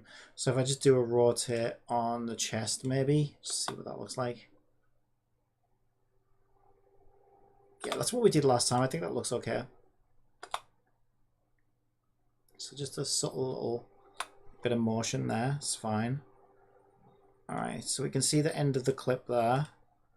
Just gonna duplicate that again at the end, make sure it transitions back to the start, and then we know that frame 243 is where we want to end it. So if we grab that and add that as a motion. All right, now she's got her left, leaning left to turn left. So we're going to add that as a skate L for skate left. And then obviously we just want to rinse and repeat and do the opposite direction for the other one. See you. I need it back to our original pause. I'm actually just going to Control Z my way back. I should be saving these really. Okay, I think that's the original pause. Yeah, it is. Okay, just save this. Skate motion. If I could spell. All right, so we can use movement on the root bone again, just to get her where we wanna. Hang on, why is that not working? Oh shit, I've got to rotate, that's why. Okay, undo that. She was already on move. Alright, so I'm just gonna get her where I want her, which is about there. Do the same thing again. Once she gets to where we want her, which is there, remove all animation. Remove animation. And then we'll just give her some life motion. Get a life, girl! Why don't you just get a life already, huh? She'd be like, it doesn't stop you. Alright, and we're going to do the same thing. Mirror the start pause to the end pause to the start pause. Make sure it transitions so that we get a nice loop. We want 371 frames. Ooh, I missed the first one. Oh my god. Ah, there we go. It's so sensitive. Oh my god, you're so sensitive, animation software. Why are you so sensitive? Why are you gonna be so sensitive all the time? I love gaslighting my software. I love it. Well, to be fair, ChatGPT gaslights me all the time, so I think it's only fair. Alright, skate right, there we go. So we've got our 3 skate animations. So we have skate straight. Alright, yeah, that looks good to me. She's going straight. And then if we go left, skate left, we can transition into that pause. And we'll have the analog stick or the inputs like basically dictate that. I think she leans a little more right than she does left, but I'm not going to worry too much about it. We can always tidy this up later, right? All right, so I'm happy with that. So let's get these animations out to Unity. Unity, oh, that's not the right project. God damn it. That was our other project. Unity projects. Where is it? Unity game. Assets. Models, characters. And we'll just call this Placilia Skate, I guess. Include animation, 60 FPS. Yep, let's go. We only care about the animations anyway. We've already got the model, so that's fine.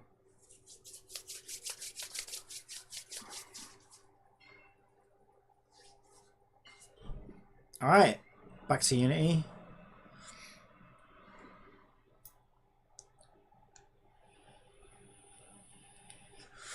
Bring it back to Unity. I made a drink, but I didn't finish it. It's because I'm too excited to do this. I don't know why I'm so excited. I know what I'm doing. I've never done this before. Basically, uncharted territory. Okay, well, some of it. Okay, so if we go to our characters and we go to our... Wait, that's not it. Models, character...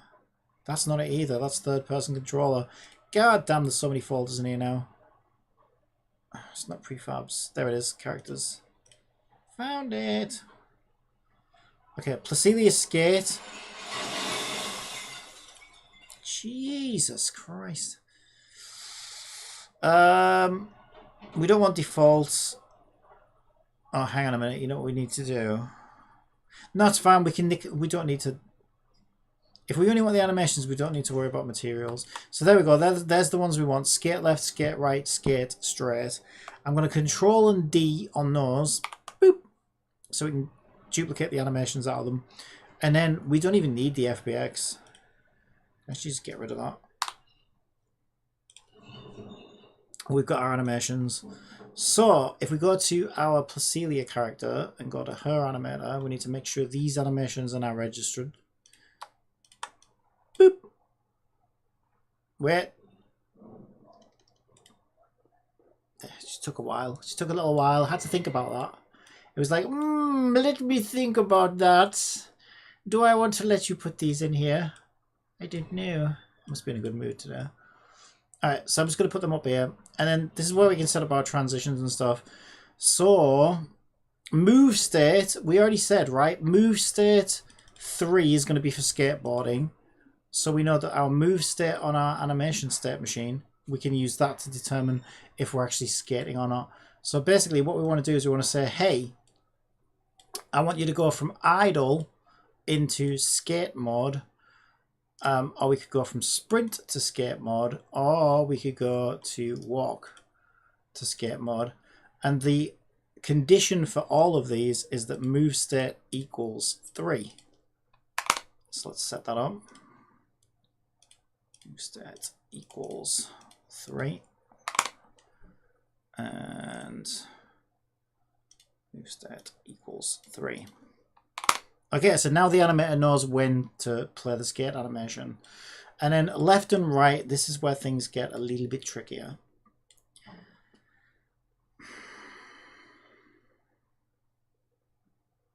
Okay, best way to do this is to set up 2 bools.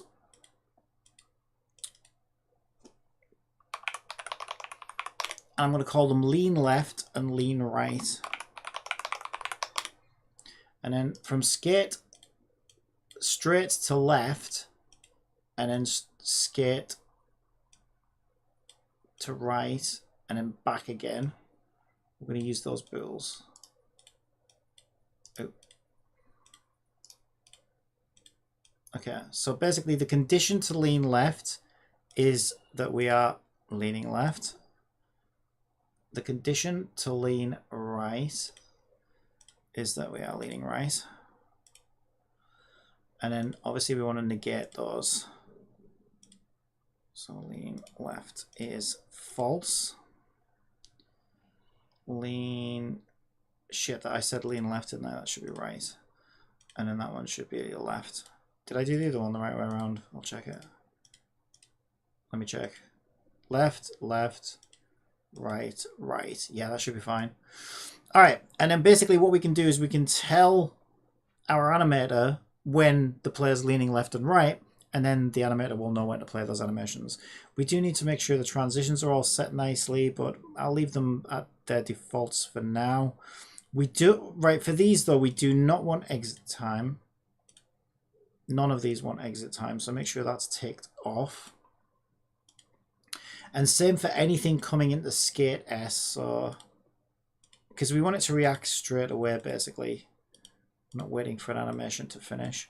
And if we check our animations here, these are all loop animations, so make sure that loop time is also ticked so that they will loop.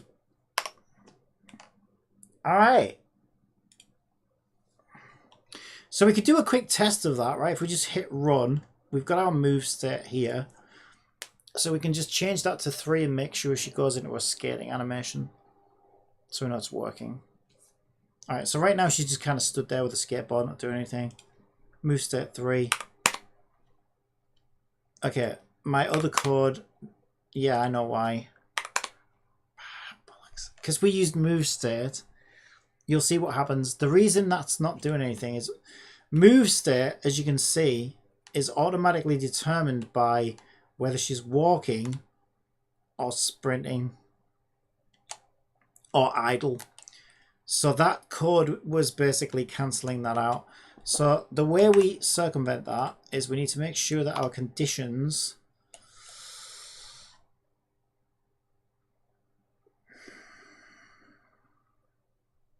it's not unplayable character.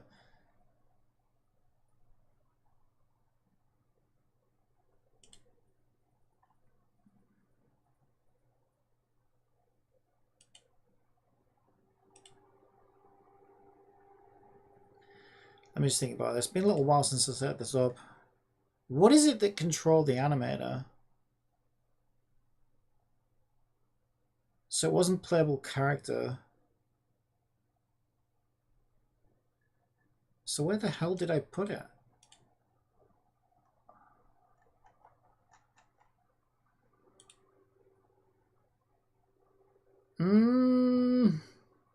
Good question.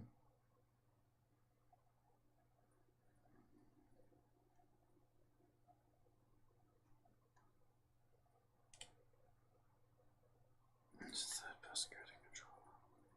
Player input, starter, assets inputs. Shit. I genuinely can't remember where I put it. Okay, let me just sanity check this. So character switch basically lets us hot switch our characters in real time. This will also help us load our gacha characters when, you know, you're building different parties and stuff, which is why character switch links to party members. So party members controls which characters you brought into the scene. Okay, and then character switch switches between the 3 characters that you brought into your active scene. So it's not that. Then on Placilia herself, we have playable character script, which only, as far as I can see, it doesn't do a whole lot. It's mainly for recording data. So we mainly use this to say, okay, what's her fire rate? What's her element type? What's her shoot speed, shoot height, shoot range, shoot power? And then we've got this weird thing saying if we're not attacking. Oh, this is it. This is it. Okay, this is it. Okay, so you see how we're saying if is attacking, then move state basically depends on whether we're sprinting or walking.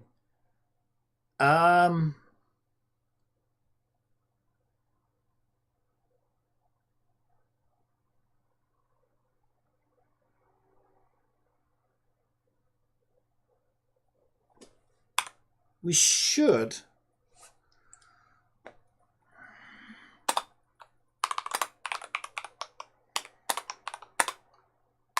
We should be able to just say a move state is less than 3. And let me just check that. Because basically once we go into move state 3, that will just like cancel that out.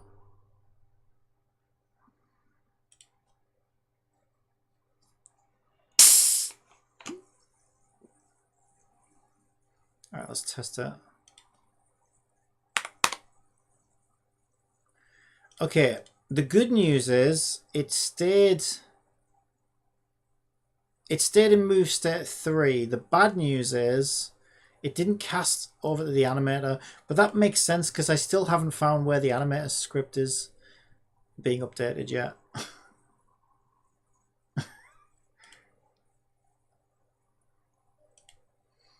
I mean, we update move state on the playable character, but that's not where we're setting up the majority of the animations. Like attack and stuff like that. Alright, what I do need though is I need a quick break. So I'm going to go for a pee. And then we'll find out where the heck that is. Because I can't remember.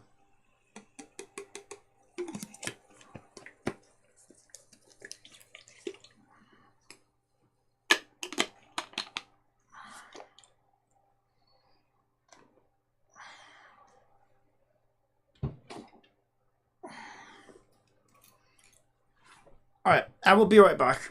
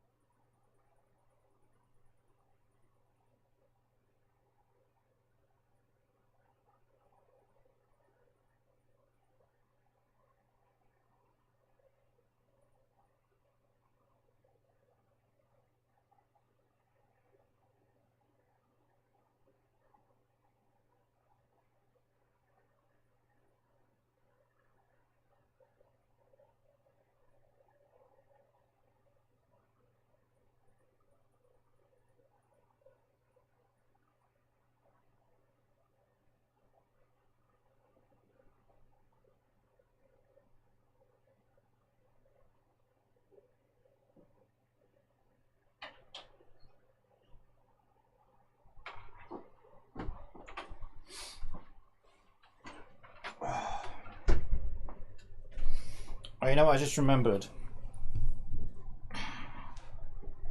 Hang on a second. Oh, my rug's all fucked.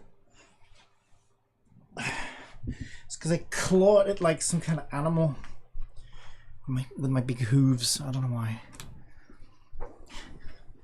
It's just something that I do. I think I found a screen effect asset at some point that had speed lines on it. So it makes these like straight lines that go around the edge of the screen, and you can control how much it does it and stuff like that. And it just kind of gives the effect that, you know, things are happening quickly or whatever. This is going to be perfect for that. So once you're on the skateboard and you're just going through this thing, and add the speed line effects around the outside, it's going to look so good.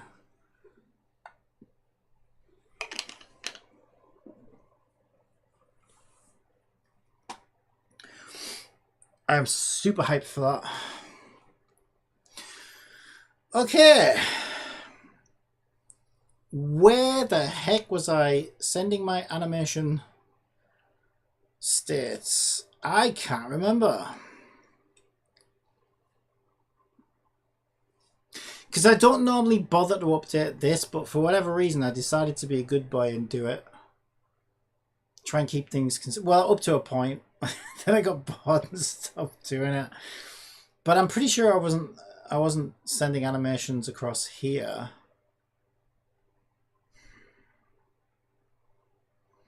Well, the one way to find out is, do we reference the animator? And no, I don't think we do.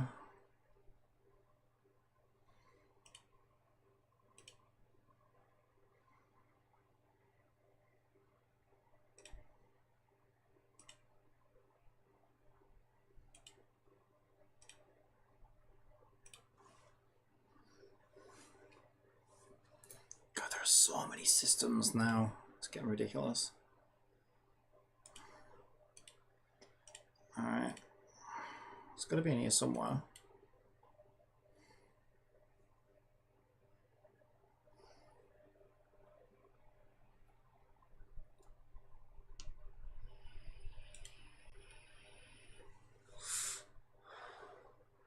I could have swore it was this, but we...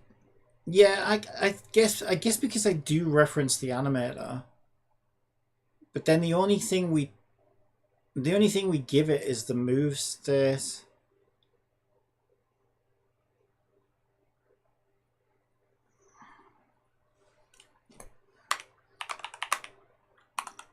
I suppose this is where we would do this part anyway, but I was wondering about where all the other ones were coming from. So we can say basically if move state is 3, because we might add others in the future. I'll actually hard code in that if move state equals 3, then animate or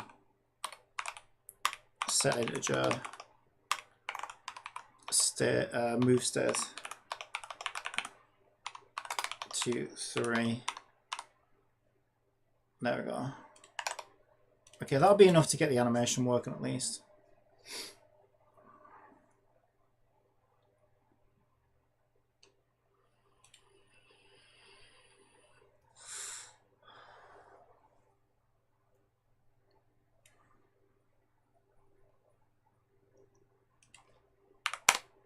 There we go. Now she's on a skateboard animation. Now she's not lined up with the skateboard yet, but we can deal with that later. So for now, she's on a skateboard. Yeah, I also... Okay, so now we need like an entirely different controller, which is going to be nuts. So let me just think about this.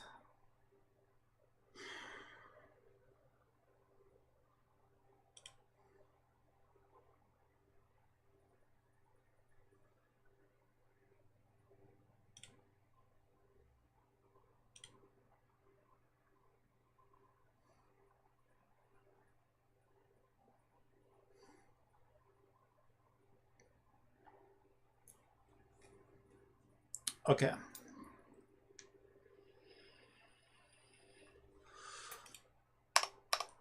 Okay, I know what to do. So we're going to create a new script and we're going to call it skateboard control.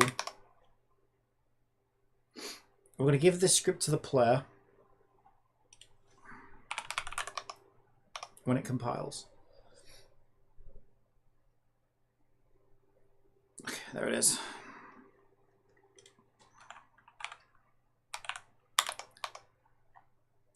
And when this script is activated, everything gets overwritten. And we can automatically set it up so that when move state becomes 3, this script activates, it disables all the other scripts that it needs to disable. So the first thing we need to do is we want continuous forward motion, right? So the way I want it to work is because you've got to think about the existing controls. So we're going to have left and right on the analog stick is going to steer left and right. We're going to go all the way around the pipe. So we need to also interrupt gravity and physics and everything else. The right trigger uses the pet attack. I want to keep that in because I'm probably going to put like barriers and blockades and things that you need to interact with while you're skating along this pipe. So I want to keep that for what it is. So I think the best way to have it set up is I want it to be where the motion is continuously moving forward on its own. So as soon as you jump onto your skateboard, that's it. You don't control like the forward momentum. That's just automatic, and you're just kind of steering to avoid obstacles and shooting obstacles and stuff like that, and picking up power-ups and stuff like that. So the first thing we need to do is change this to a non-enable.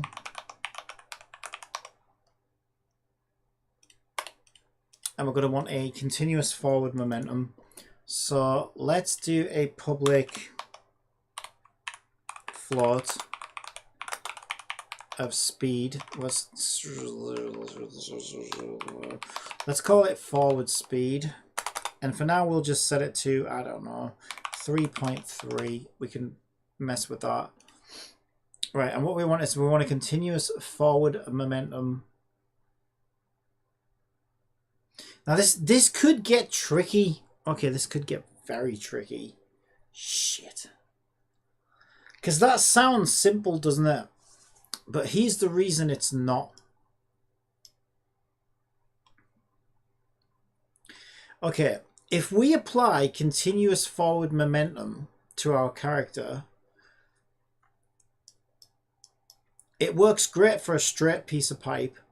But as soon as we curve the pipe and put a corner in, the forward momentum will continue to go in the same direction. So we need to change, forward needs to change as the direction of the pipe changes if we just go for forward momentum. Shit. So the thing is, we're going to have up, down, left, right. There's 360 degrees rotation as well around the whole thing.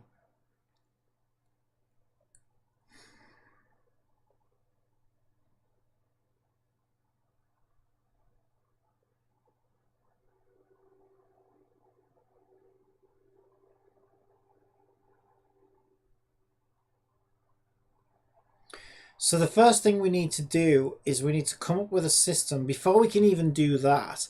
Before we can even say, hey, move forward, we need a system that's going to help us recalculate the direction that forward actually is. Because we have U-turns as well, right? We have U-turns in the pipe. So once you get to a U-turn at the end of this pipe, let's say, suddenly forward needs to completely turn itself all the way around again. So as we're saying, hey, push forward, push forward, push forward on the skateboard, forward's going to change as the pipe rotates and changes and turns and twists and stuff. So the first thing we need to do is come up with a system. I know exactly how to do this. We need to come up with a system to recalculate forward. Okay.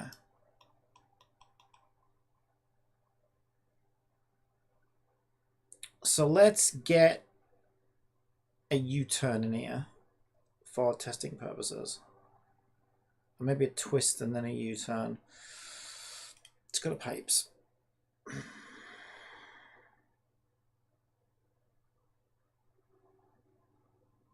Let's put a bend in.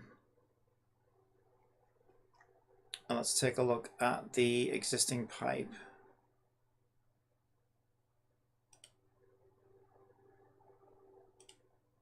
Okay, so our existing pipe has a scale, a very specific scale actually.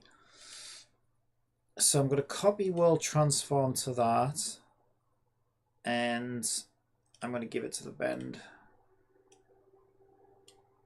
There we go.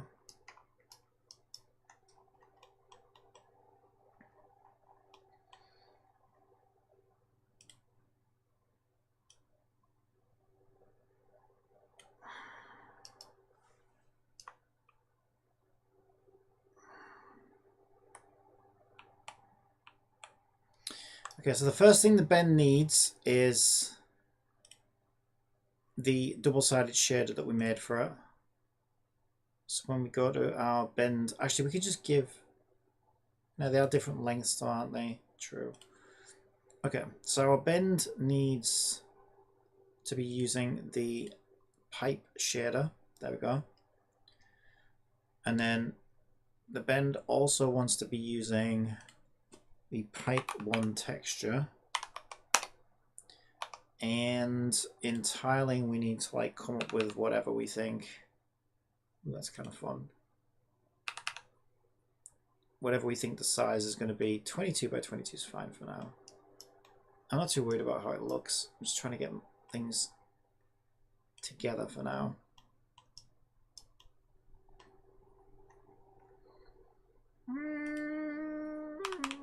There we go. That's a bit more consistent with what we had, right?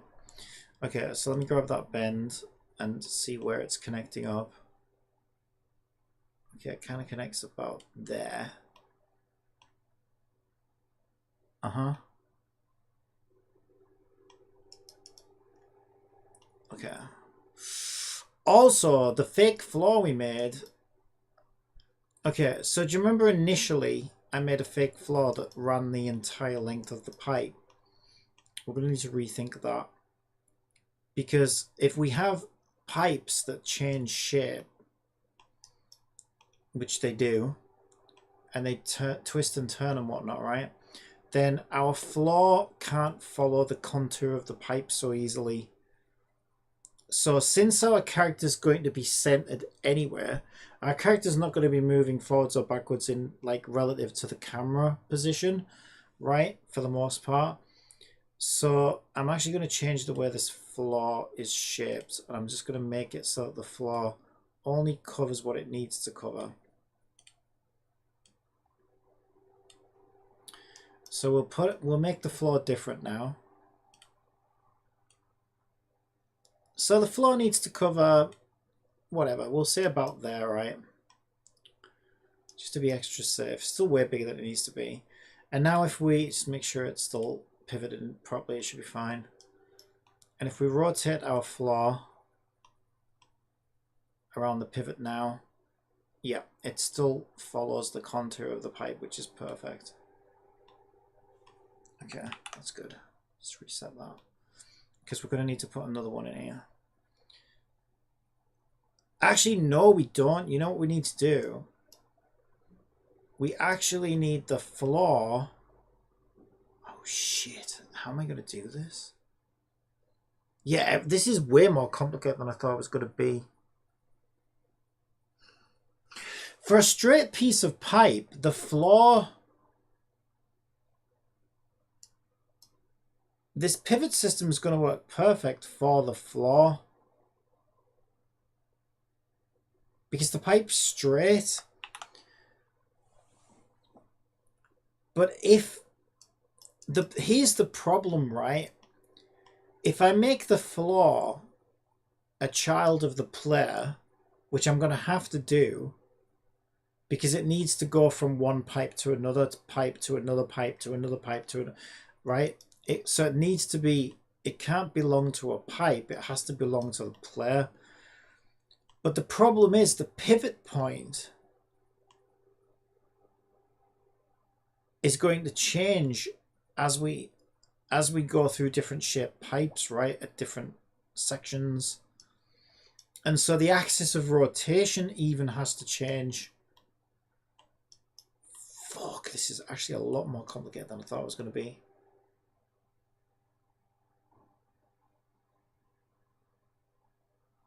Shit.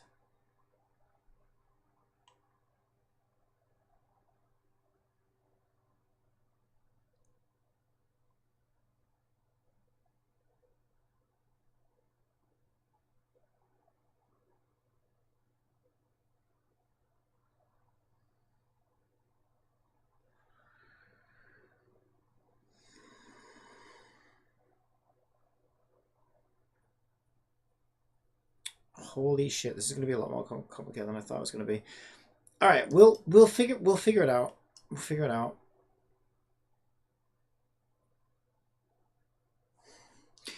Because the system that I'm going to use to calculate the forward direction of the pipe is going to be a similar system to what I used for my racing game, right? The calculated like player positions and things.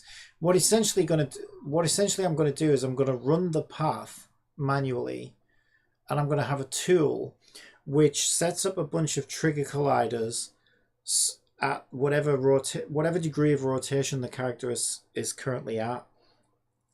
Then all I have to do is manually go through the pipe and make sure that my axis of rotation is somewhat correct. It doesn't have to be exact, but make sure that my character is facing forward at all times whilst going through that pipe. So as the pipe turns, I turn the character. Then what you end up with is a bunch of objects that are all rotated following the forward direction of the pipe. So that's how I'm going to tell the skateboard where forward is, because the skateboard's going to look at all of these points and say, okay, I just reached this point and it's telling me this is forward.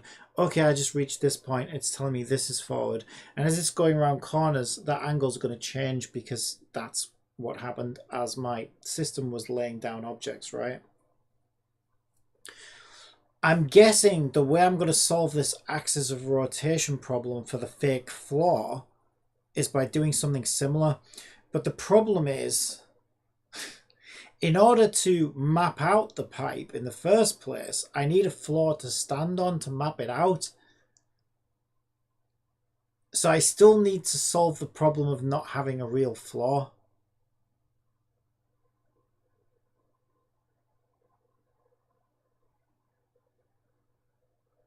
Which is going to be tricky. Yeah, this is going to take some... This is going to take some real effort, I think. All right, I'll figure it out. I always do. But this is not going to be as easy as I thought it was going to be. This has just become a lot more complicated than I thought it was going to be. Because I never thought about that. I never thought about like forward directions and axis of rotations and stuff like that. Shit.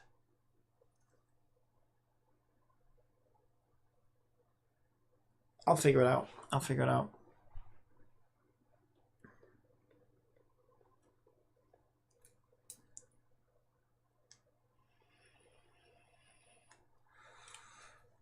Let's get a U-bend in here. Because like the first thing I need to do is just have like a collection or a selection rather of pieces, right? So that I can stick them together and see how they're going to work. So that's my first job.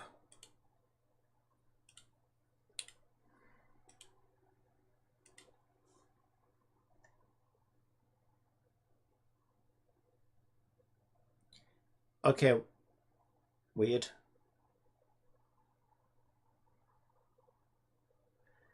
Uh-oh.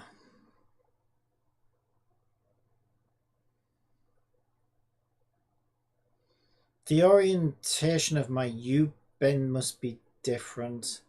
Because when I give it the inherited world position for my other objects, these pieces are obviously not the right shape and size. Oh dear. Oh dearie, dearie, dearie, dearie me.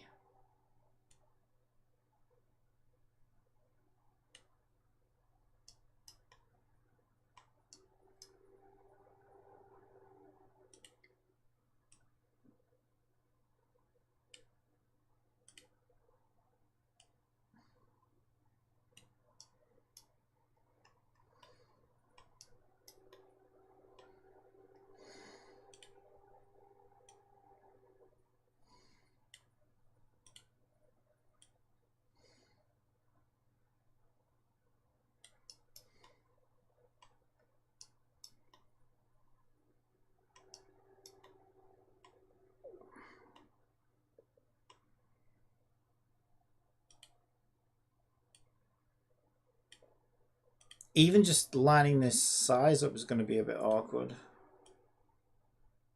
Yeah, I need to figure out why there's a discrepancy there. Okay, I think that does not line up.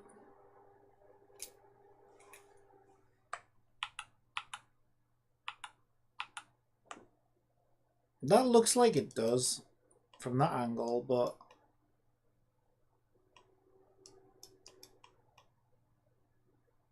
I don't actually think it does.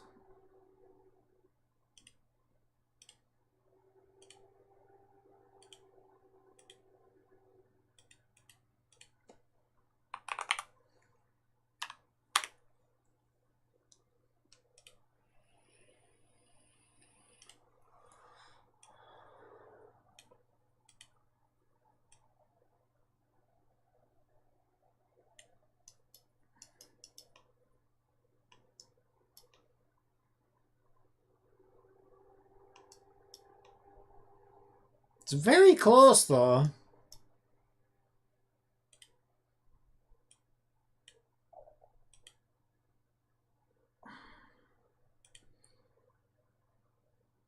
That's global. Oh god, it's at a really weird angle. If that's global scale. Yeah, I might need to do my U-bend again. Oh, you know what I think it is? I think if I check my blender, just make sure that's saved because I'm proud of that.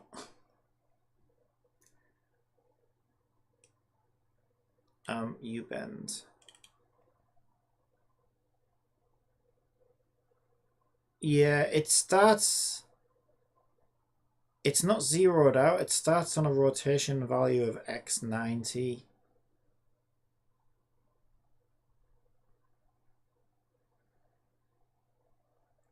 Wait a minute. I think I might know how to fix that.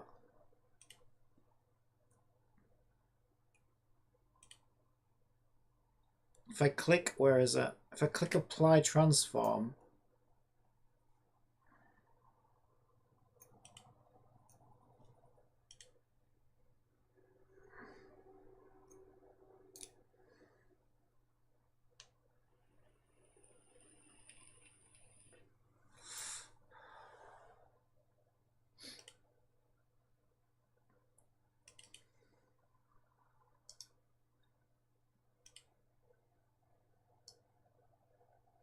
it doesn't make any difference.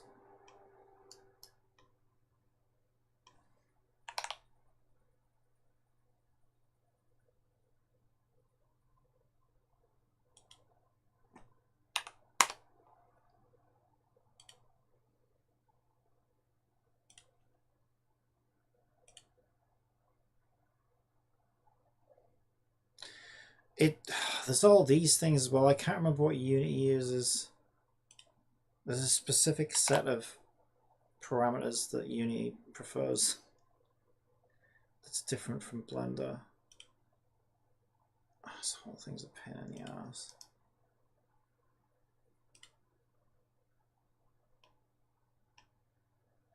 Yes, it's not affecting it at all. For the testing that I'm doing though, like this doesn't have to be perfect just yet. For the sake of testing it, this should be fine, I think. Wait, why is that section?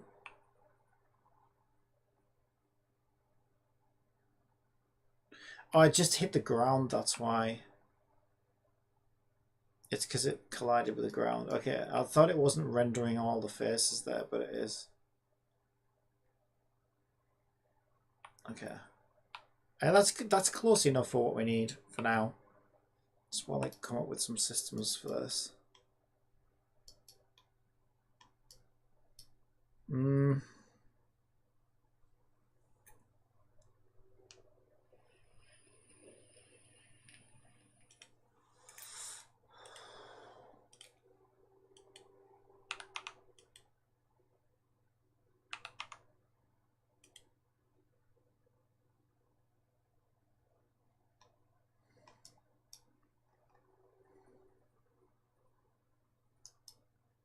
Why is nothing changing?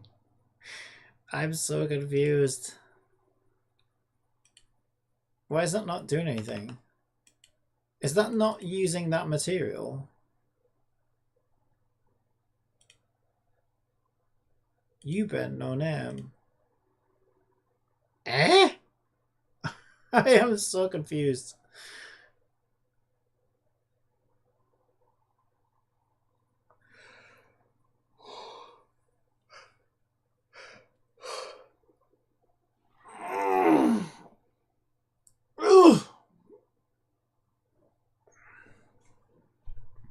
I don't know. I think I need to do some. I need to change things for my U-bend. My U-bend is not working very well. I know I could word my questions differently some of times so it doesn't feel like the same question. Did you have a question, Pika?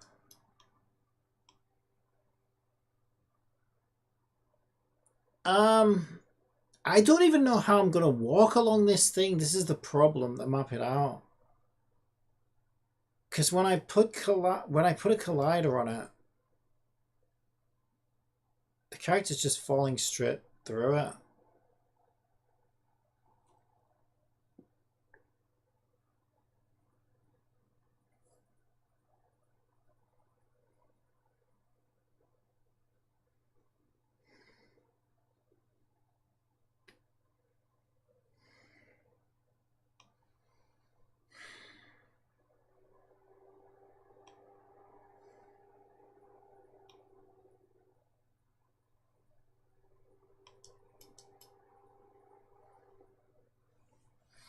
Right, because that's clipping through the ground, I was going to move them all up a little bit. I guess I need to move all of that. And that, and that, and that all at the same time, I guess. There we go.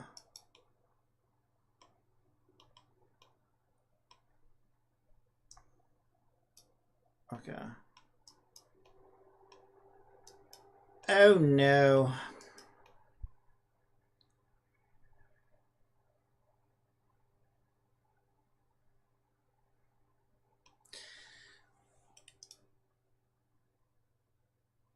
If I just make a flat cube, because at least, I mean, this isn't going to be a solution in the long term, because I'm going to have pipes. Pipes are going to be going up and down as well, or they need to be able to.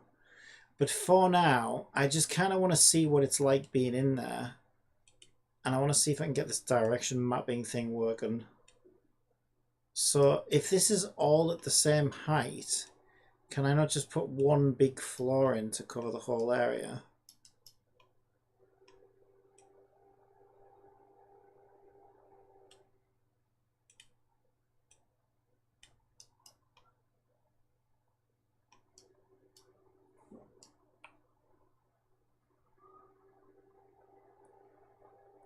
Yeah, it looks like it. Okay, well at least I can go through it now. I'm gonna need to come up with a good solution though. Okay, at least I can go through it now.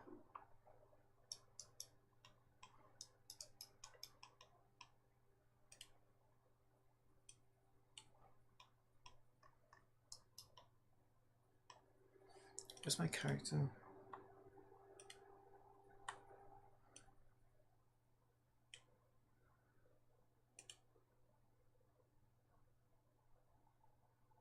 All right, let's explore it. What have I been looking forward to my project, or how has the project been like so far? Is some of the wording I could use instead of how's your project going so far? Yeah, it's not an easy question to answer because these things take such a long time. It's a bit like asking newlyweds, you know, how's the marriage? Like, you know, they just got married, so they don't really know. And that's kind of what it's like. I think this is such a long-winded thing. Okay, this is looking pretty good though. At least it looks good. Yeah, my curves are looking pretty good.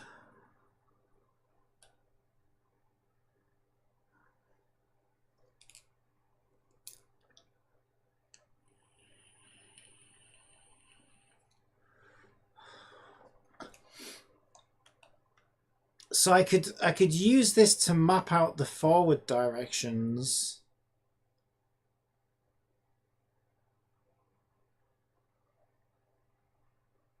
In this example, but it's not going to be a good long-term solution because we're going to have pipes that go up and down.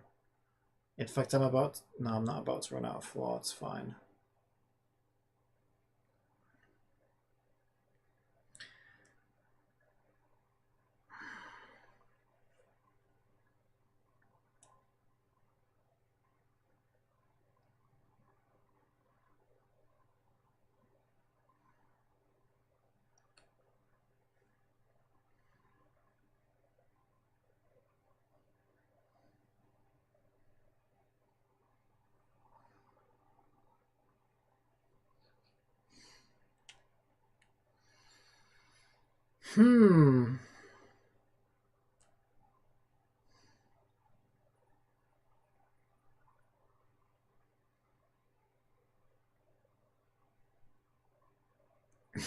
This is abstract as fuck.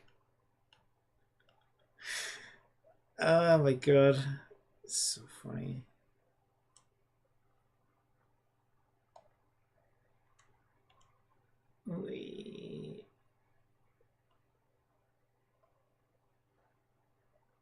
But also, I guess this would let me test, like, why is the collider not working?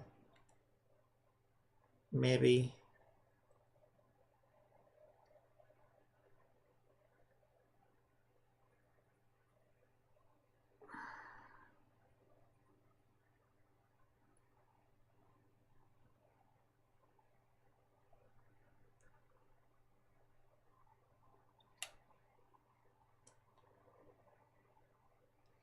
Oh wow, is that outside of draw distance? It must be. Yeah, let's change that.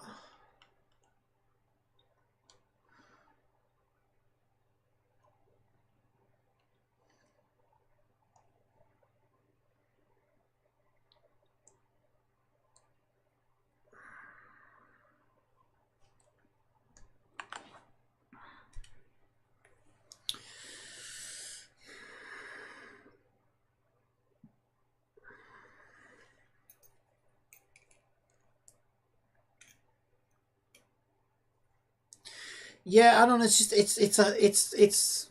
it's not even that. It's a hard question. It's a hard question to answer because you've got like you're basically solving like 1,000 problems.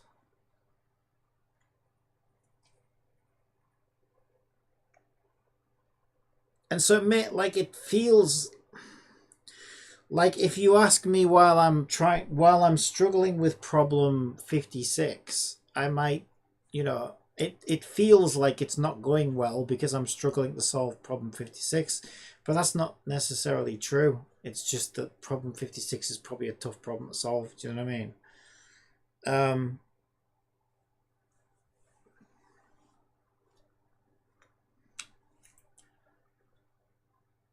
So like if you're asking me now how is it going, I don't know.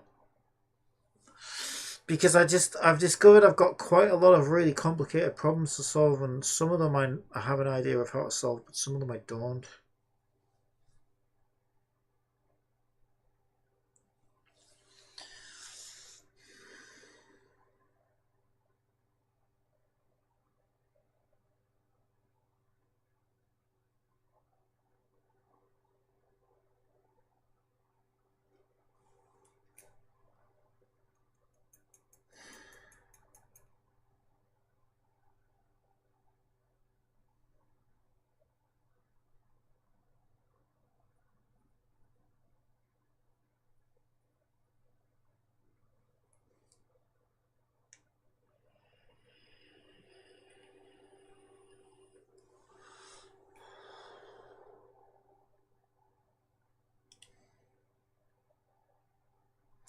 The first thing I don't understand is why a collider's not working on here.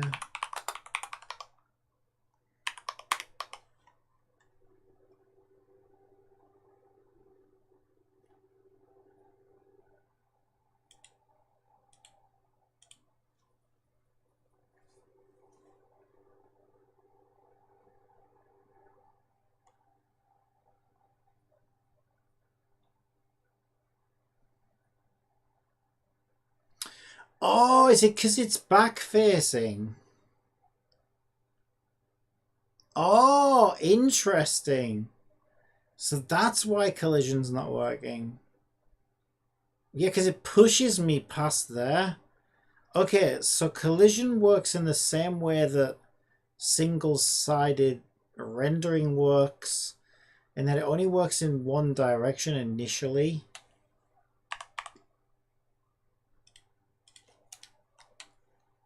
But I thought that's what convex was for. No, convex, I think, turns it into a solid object, so I can't enter the tunnel now. Huh. Ooh, that's interesting. That's interesting. Now I understand the problem, though. I know the right question to ask.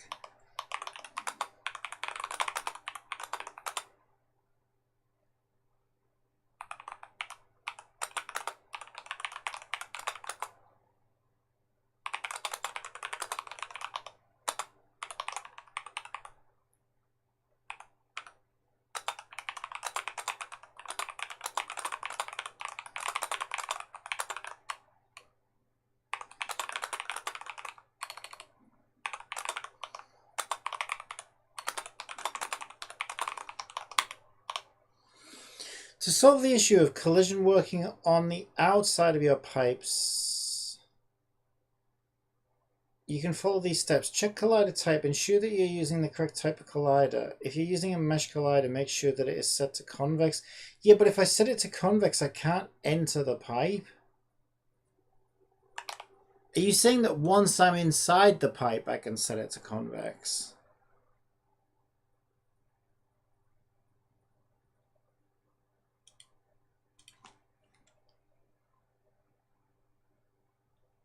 No, same issue.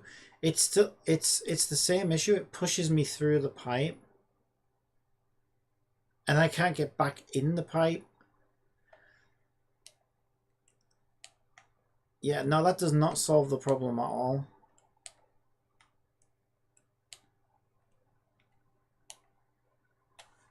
That doesn't solve the problem.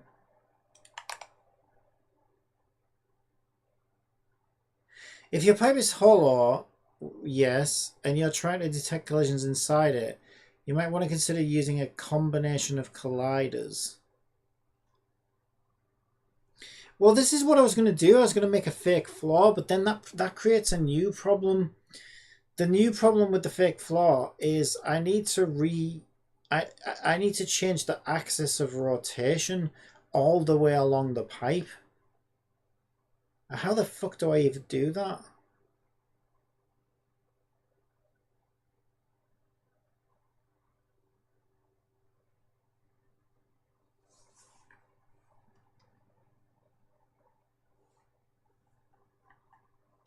This doesn't help me at all. Have I made any progress? Yeah, I'm always making progress, but like I said, progress is at different speeds depending on what you're trying to do. Some stuff you can burn through, especially if you've done it before. But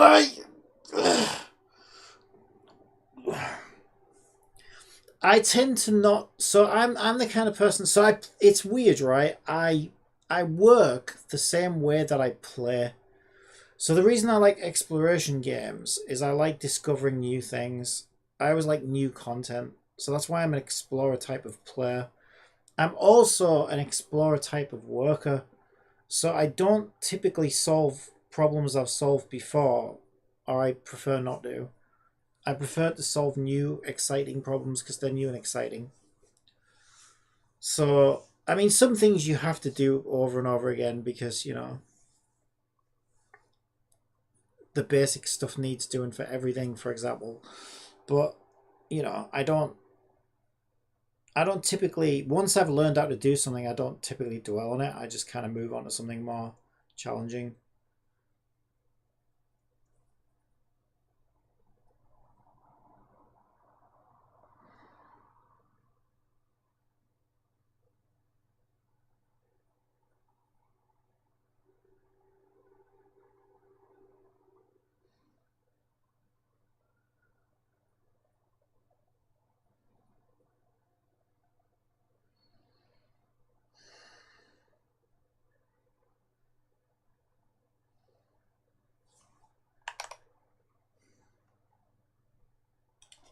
Can you have two colliders on the same mesh? One convex and none not. What does that do?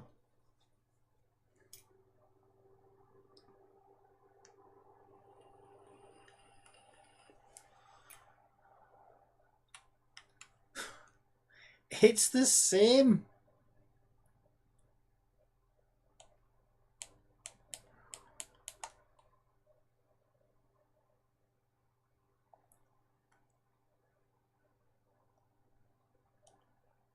And now I can't get back in the pipe.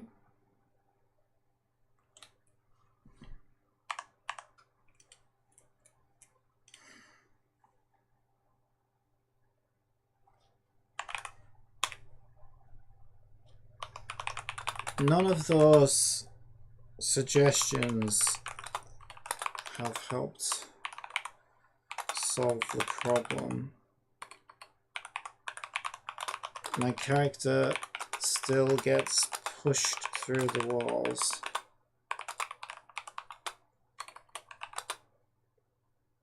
Until outside, and then can't get back into the pipe.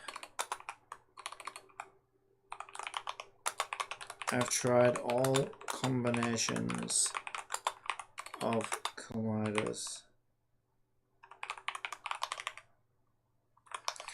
To be honest, I'm looking at more issues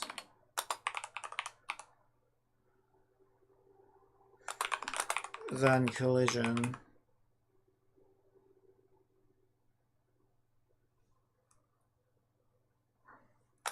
Since I want to rotate 360 degrees around the inside of the pipe, I'm also going to need to abandon gravity and come up with some solution for this. With this in mind, is there a way I can snap the character to the inside walls of the pipe, allowing full rotation around it?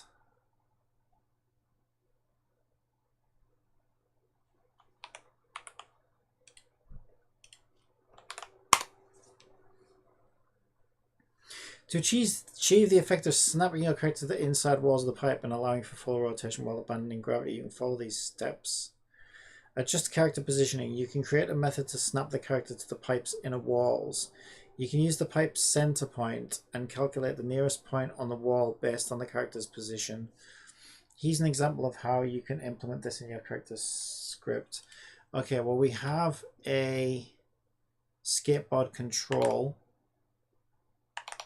which is saying snap to pipe.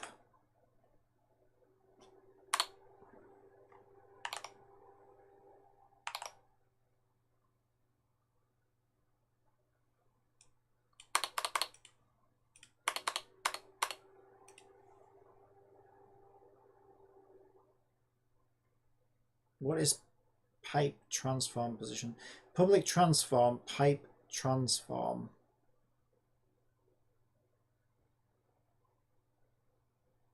That's going to be moving all the time.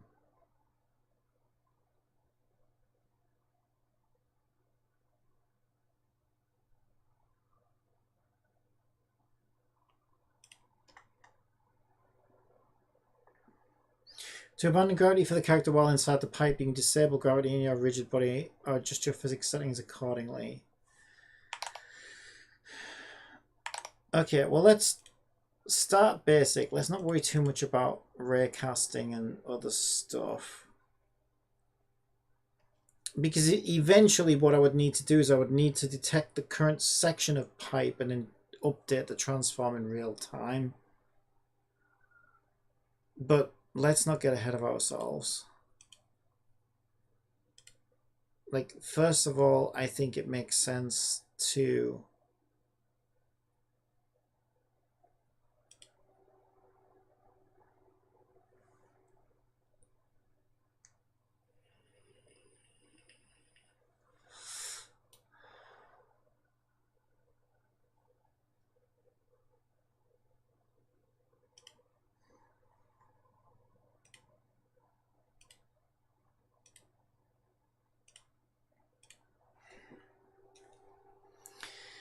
test this straight pipe first and see if we can get anything working with the straight pipe. Okay, variable has not been set. Yeah, I did forget to do that. So I put that on player. So pipe transform, let's give it straight pipe transform. Okay.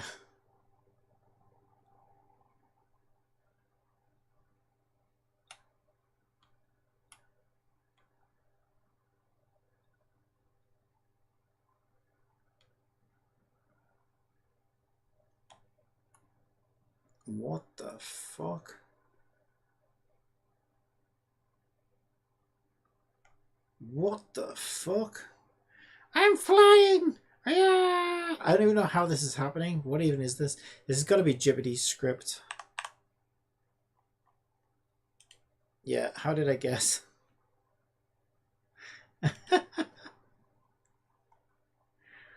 Jibbity's script is causing my character to fly.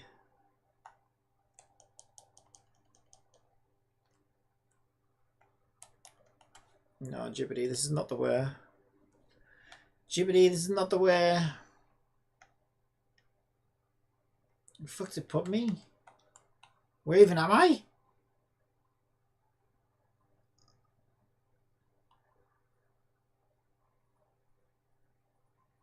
What is that?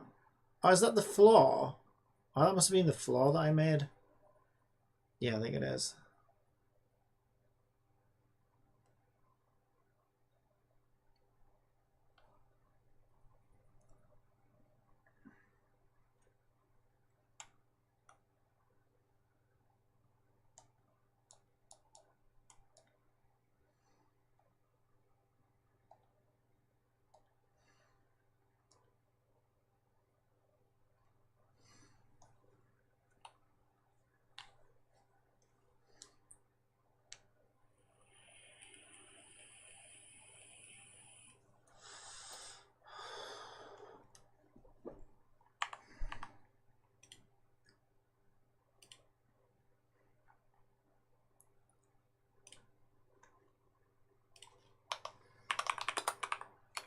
That just causes my character to fly up in the air.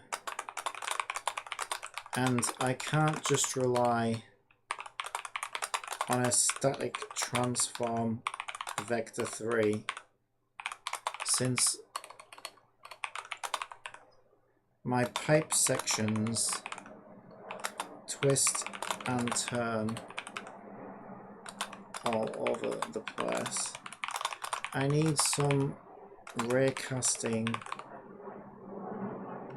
solution or something that can calculate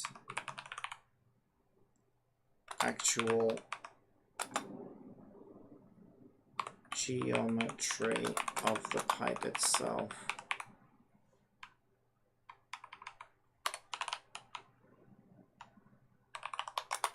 Can it be done? To create a more dynamic solution that allows your character to snap to the inner walls of a twisting and turning pipe. You can use raycasting to calculate the geometry of the pipe and adjust the character's position accordingly. This method will involve raycasting to find the closest point on the pipe's inner surface, calculating the normal at that point to calculate the character correctly, rotating the character around the pipe based on the input.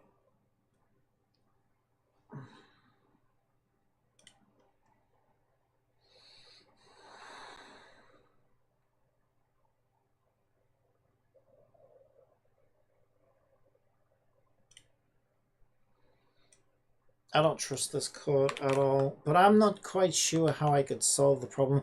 I thought I knew how I could solve the problem until I remembered that as the pipe twists and turns, that would essentially change the axis of rotation for the fake floor. And since collision isn't working, I need some way to create a floor for the character that can rotate around the circumference of the pipe. How the fuck do we do this?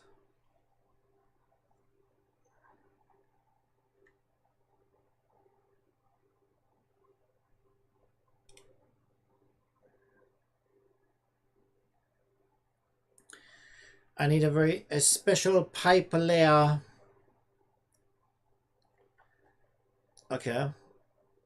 Sure. Pipe. Let's make a pipe layer then.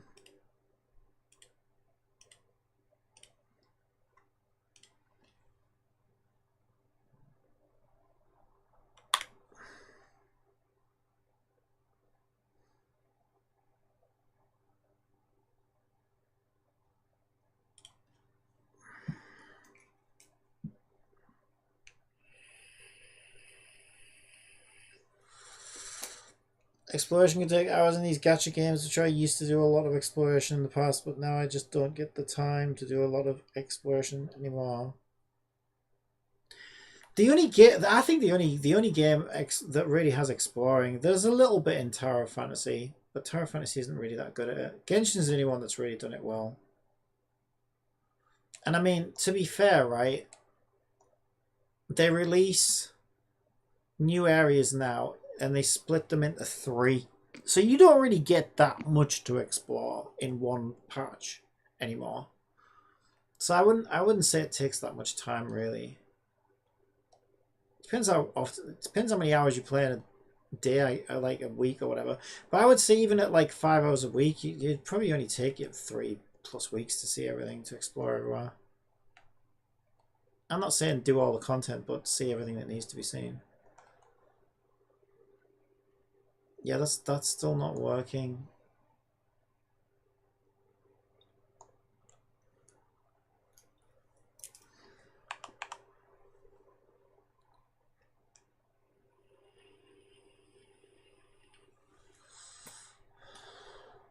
What even happens when I turn gravity off?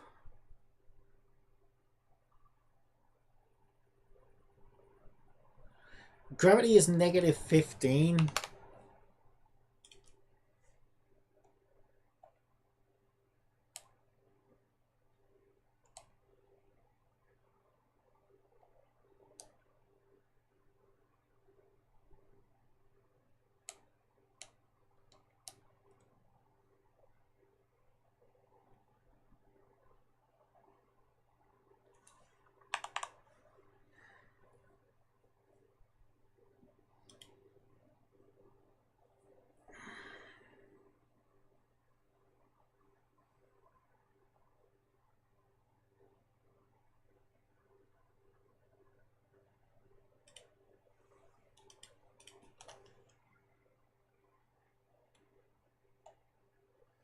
None of this fucking works at all.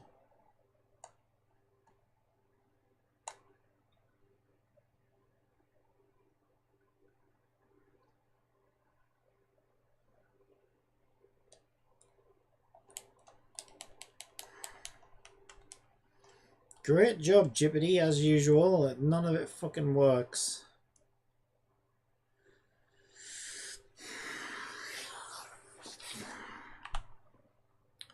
Yeah, I am legitimately stumped this time around.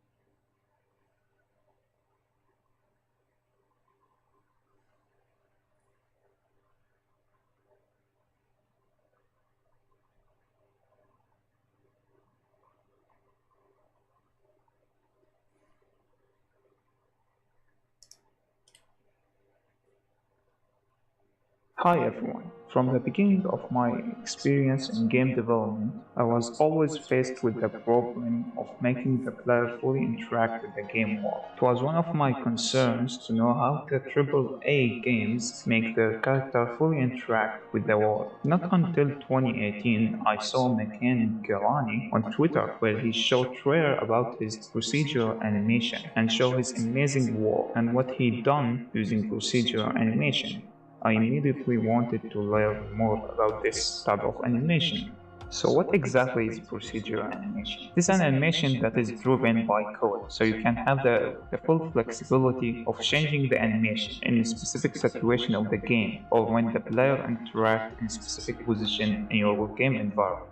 So why do you need it exactly? You usually need the animation depending on the player options and what he chooses to do. Like he might grab the gun from the ground or the table. Like all of these, they are different part of animations. And maybe you want him to interact, like maybe walk on the wall, maybe different specific position for him. Dodge on the wall, for example, walk on the wall, run on the wall. Like the boss might to do animation specifically on the player himself, like move his up, like attack with his specific limb, like on the player position. Like all these procedure animation, like each one has different position, different options, like the game would be changed depending on the player position. The boss or the enemy or the AI animation will change depending on the player position or rotation or what is his position on the world itself. All that, like what you need is procedure animation. You can do that using fixed animation.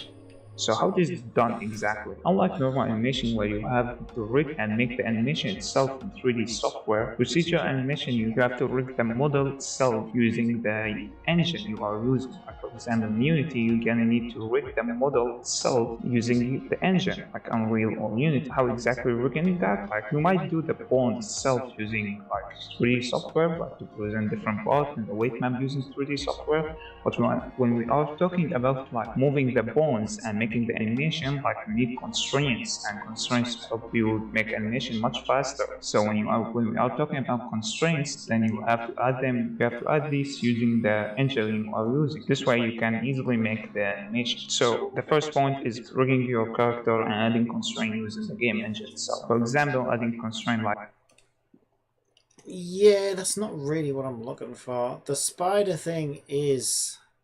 It is a spider control that I need. Because a spider ignores gravity.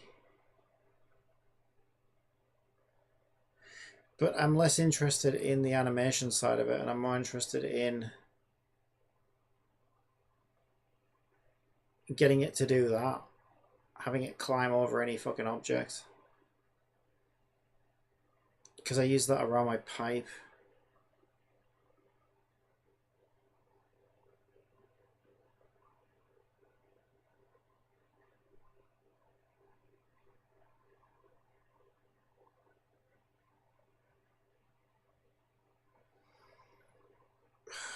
Anybody who tries to do every single spider in game dev seems to be fucking using this procedural animation thing, which is terrifying. I can't be doing that. Like, I can't just re-rig the entire fucking character.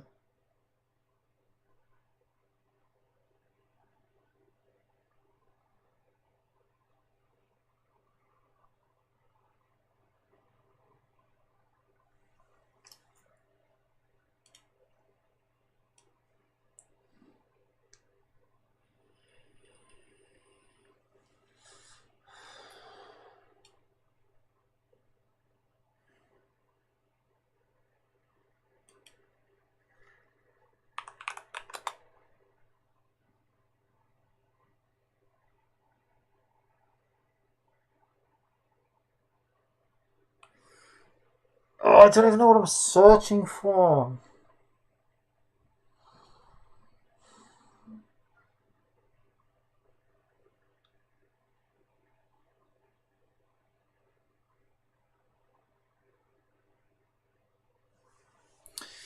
I mean, I think Spider Controller is the thing I'm looking for.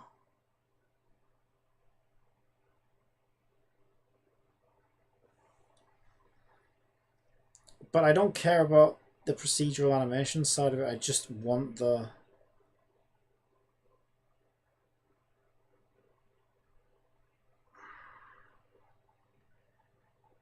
I just need the mechanics part of it.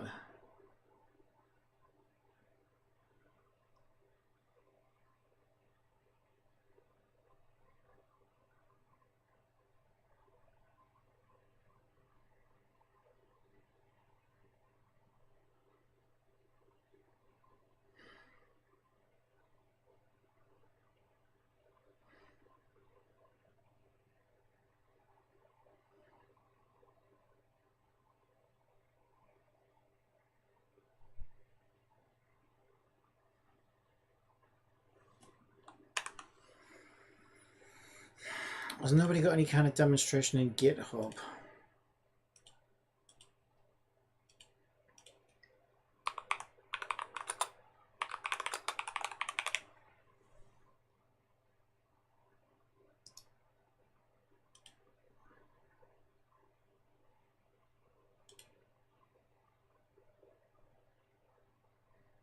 Oh, for fuck's sake. Are you actually having a laugh? You can no longer delay this requirement. Fuck off.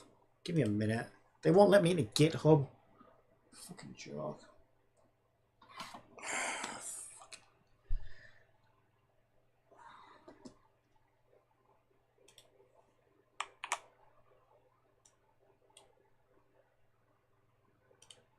To bring up all my shit.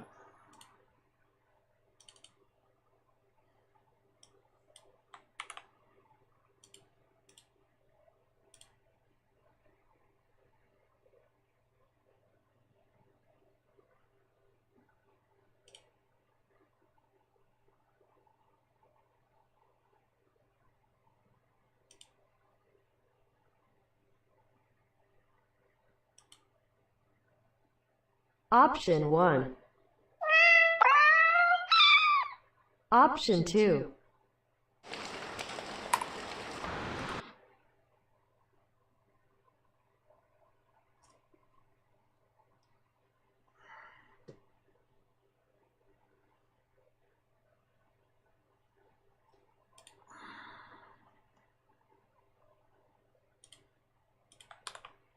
What a fucking pain in the ass.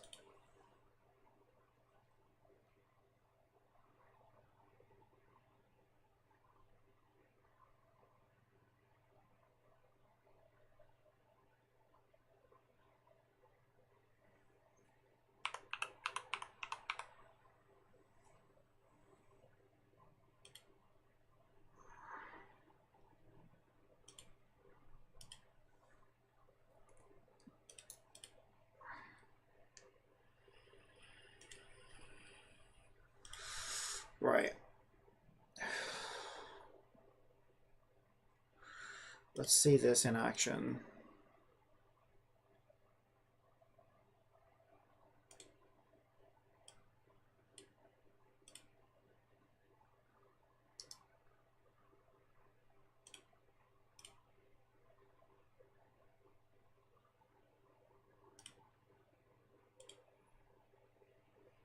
Another hub update. You having a laugh?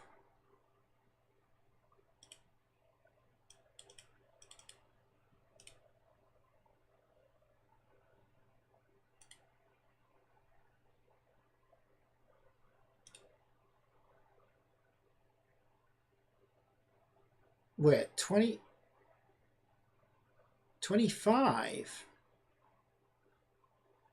There's a new version out again.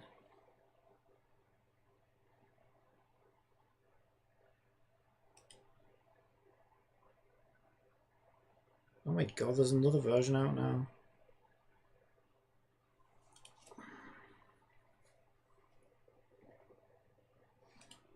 God, they are updating this thing like crazy.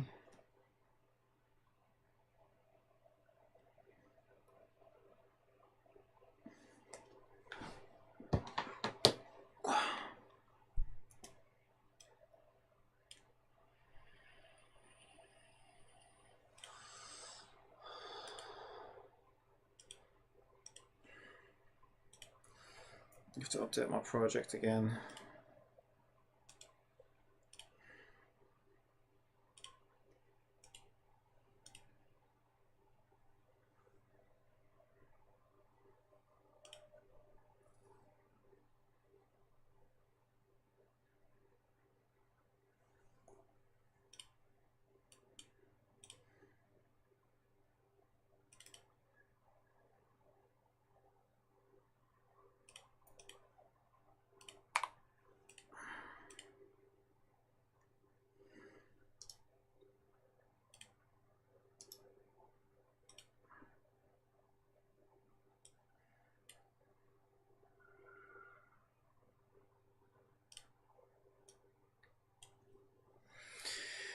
Oh my god. Would be good to try Tower Fantasy again, would be just before the launch of NTE. You sure that's a good idea? The verification processes can be quite annoying these days. Oh, I've been putting it off. They wouldn't let me put it off any longer. The thing is, they just want to freaking collect all your data. It's super annoying. You shouldn't have to fucking enter a phone number to use any of these things. It's ridiculous. They're owned by freaking Microsoft, so I'm not surprised. I think Microsoft bought them at some point.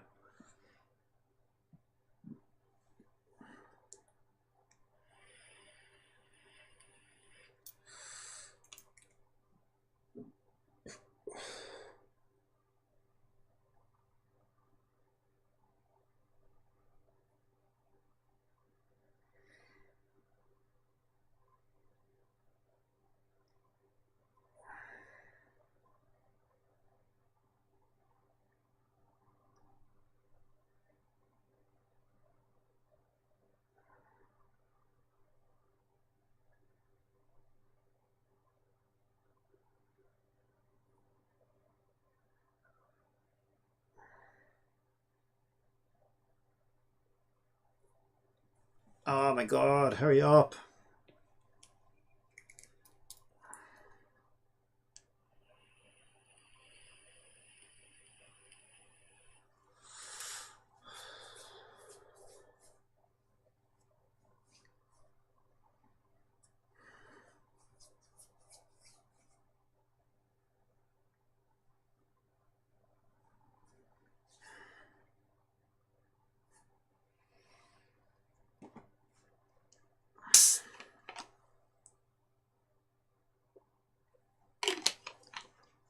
Or a credit card. Well, they don't need credit card. Plus, it would be easier if they did face verification these days instead of relying on these other methods of doing it.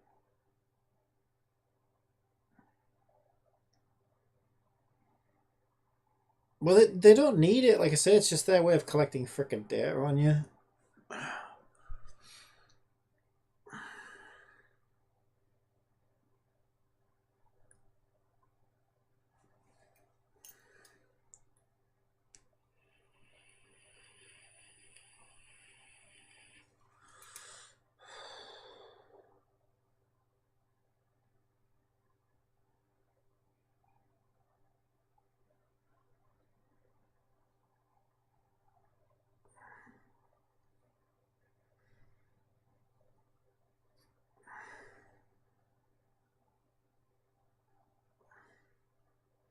I think Google has set it up now where you literally can't even make a Google account without some phone number first. It's ridiculous.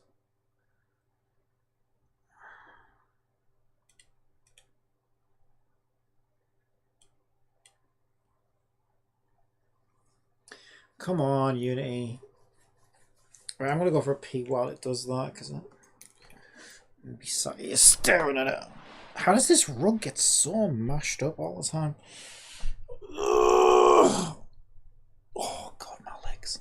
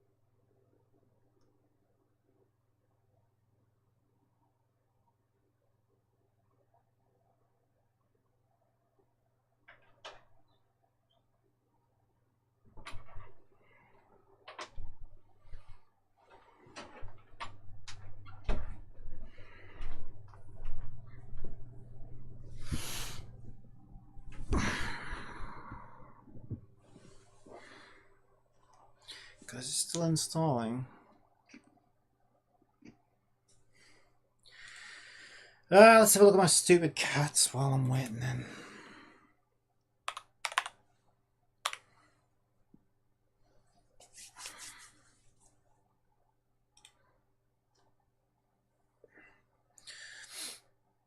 All these companies think that we're machines. But I don't think that they think we're machines. I know what you mean though, like everything's a flow chart now, right? Where everything's like A, then B, then C, and anything that doesn't fit inside of that specific flow chart is just, they don't know how to deal with it. Like you're just a number kind of thing. I think that's what you mean. I have to prove you're not a robot. Well, that's one side of things. I don't think that's what they're doing, because I already signed up, right? And they know that I've got a website on there. They know that I upload code there. So again, it's just collecting information.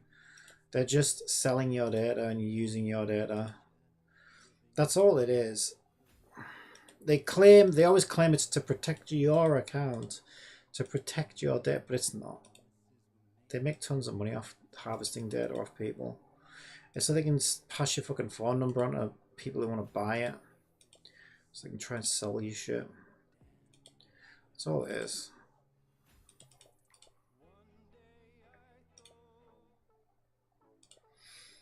But yeah, I mean, some methods of verification, but they're like anti-bot things, right? Some like captures and things are just to stop like bot signups and stuff like that. But for that, you don't need to like provide anything like a phone number or anything like that. If they're asking you for a phone number or a credit card, they're just trying to frickin' scam you and collect your data, basically.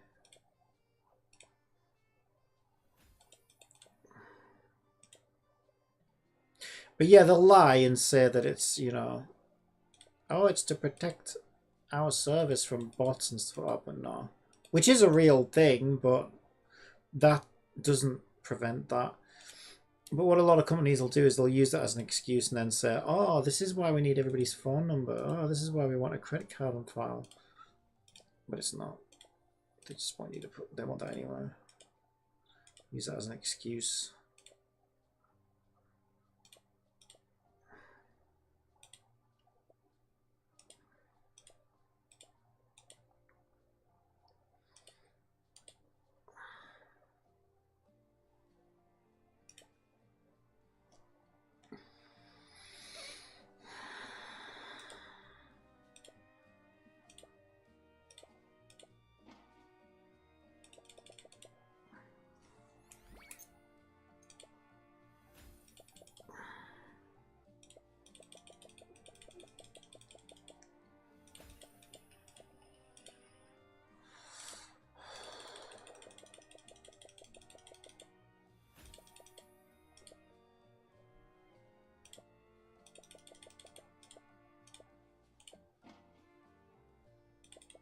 I don't think NT is going to be here anytime soon, is it? Won't be this year, I don't think.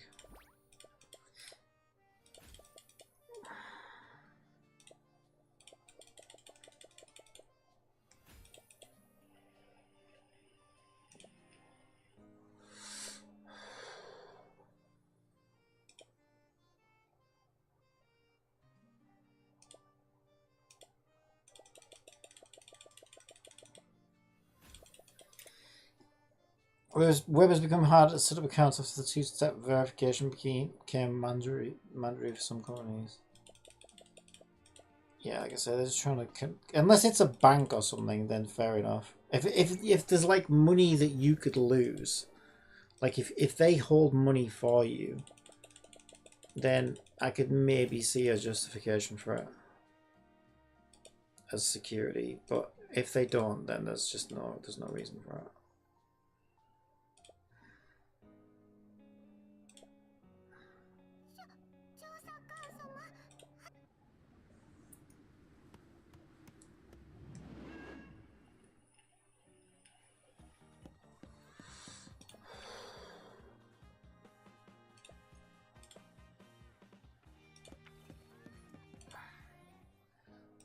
Oh my god, it really will not give me this frickin' character.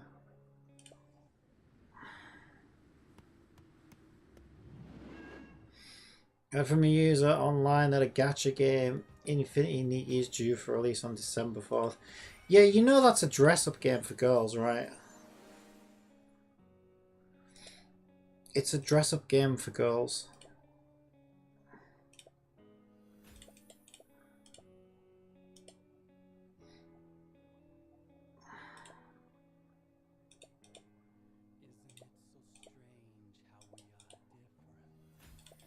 Having said that, I might still check it out because I actually like the idea of making games for girls, but I don't think it's going to be something that I'm going to necessarily enjoy. But I mean, I like to play these things to analyze them, you know, to see how they're put together or whatever, but like,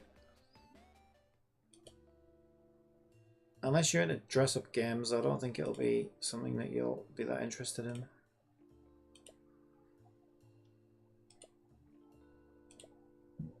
Oh.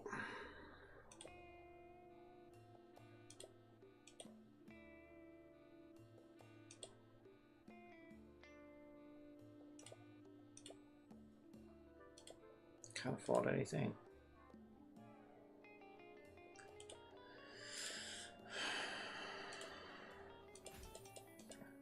I'm already maxed out. Okay, who is it going to do next?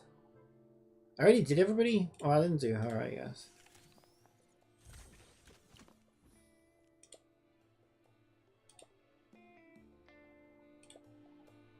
Oh, I did? I just haven't leveled her up. So I just do these then, I guess. I even did her. Jesus.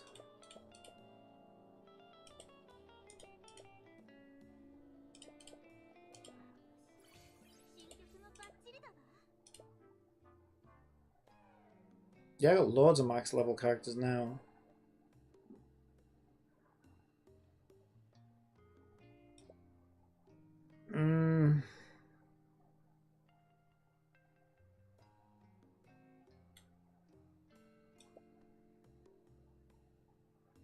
I don't know if I really like any of the characters enough to level them up that far. I mean, she's good. She's a shielder. She's really good, but I've got 2 good healers now, so I don't know if it's worth doing.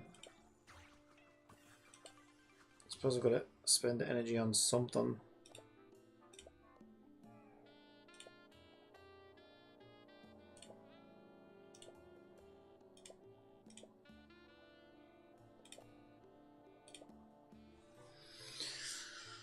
I already know that, but it's an open world game too. So I might try it out. If you haven't played games like Bratz, then you might not stay with that game for long. You keep going on about this Bratz. No, I haven't played Bratz. I didn't even know Bratz was a game. I thought it was some stupid cartoon thing. Yeah, I mean, I might look at it just because, you know, like I say, right? I'm inspired by all kinds of games,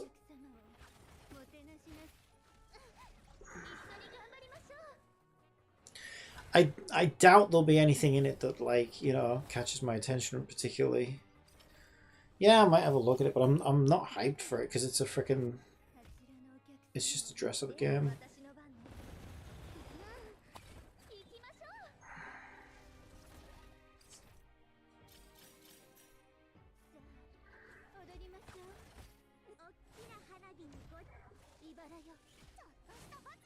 But that's the thing, like I do want to make, because I like more feminine games anyway, but not that feminine. But yeah, I tend to like games that girls like, because they're more like story and character orientated, which is more my kind of thing. But I don't like, as much as I like the idea of making games that girls like, because they're probably games that I like and they're probably more what I like. But at the same time, I don't like the idea of just making games that are like, it's like fast food games for girls, you know what I mean? Like dress up games and, I don't know, dating simulator games and whatever else, you know what I mean? Match 3 games. Like, I want to make real games that girls like, because girls like real games as well, like Genshin and stuff like that.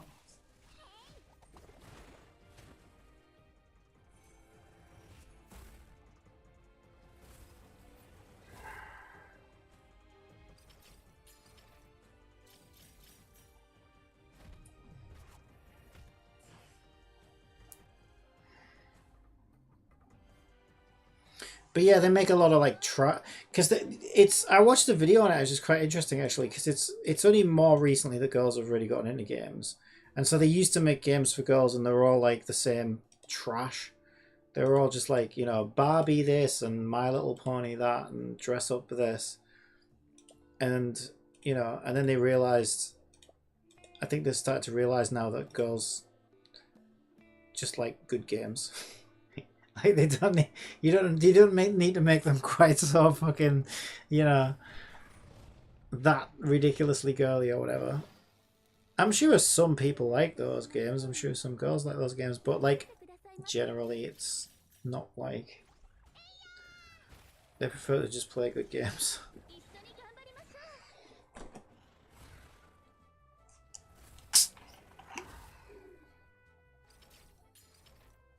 And I think The Sims was one of the first games that ever really like really appealed to like and had a much bigger female player base than like all other games that came before it.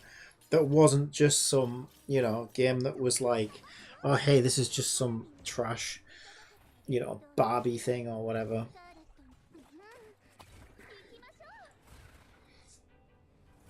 But yeah, like girls when girls games first became a thing, they were kind of famous for being really trashy, shitty games. And I guess they were a minority. But that might be why they were a minority, because if you just make shit games, what, you're not going to capture the market that way, you know what I mean? And yeah, the Sims kind of changed everything. I think the Sims like massively injected the player base with female players, which is great. Because like I say, I think it's one of the best things that happened to gaming, because now suddenly they were actually starting to think about, oh, okay, well, you know, there's a female audience who do like games out there. Turns out you just have to make good games. Like, duh, yeah. Who'd have thought that girls would like good games? But I don't think this Niki's gonna be a good game. I don't know. It reminds me of those old. That's why, right? Because it reminds me of those old, you know, Barbie, My Little Pony type games that they used to try and sell to girls, because they didn't think girls would like. I don't know. They thought all they wanted to do was play with Barbies and My Little Ponies and whatever. And it turns out that yes, they just wanted good games to play, and this.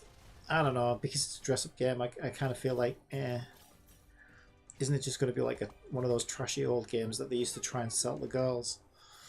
Because they didn't know what girls wanted. I heard from a user online...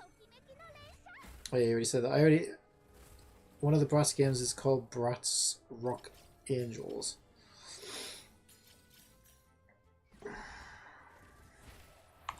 Right, is Unity updated now?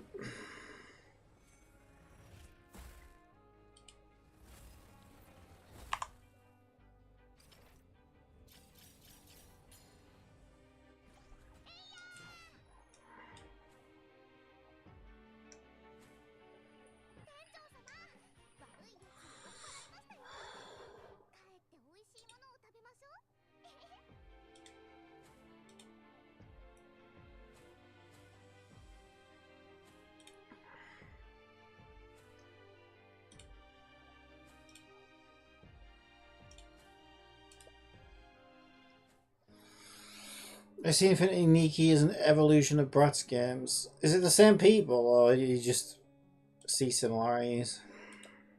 I don't know anything about Bratz. I know very little about it. I can sort of picture what they kind of look like in my head, but I never really paid that much attention to it.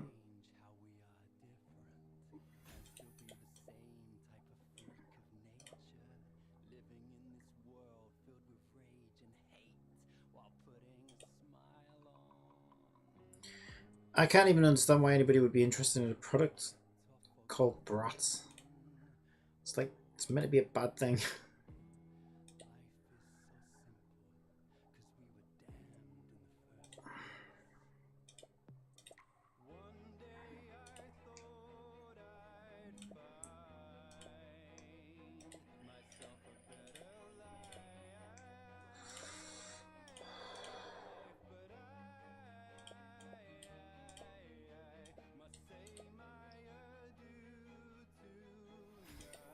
Those are different from the Bratz games. Yeah, I think it was last night I was reading about this Niki thing. I was like, okay, that's gonna be coming out soon, I would imagine, but not till next year, I don't think. And then I saw a lot of stuff about existing games that apparently were really, really popular. Made a lot of money.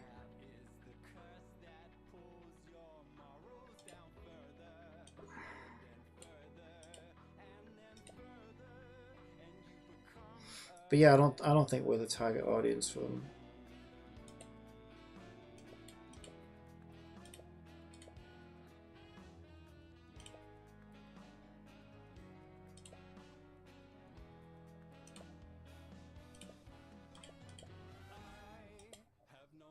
Stealing all my resources.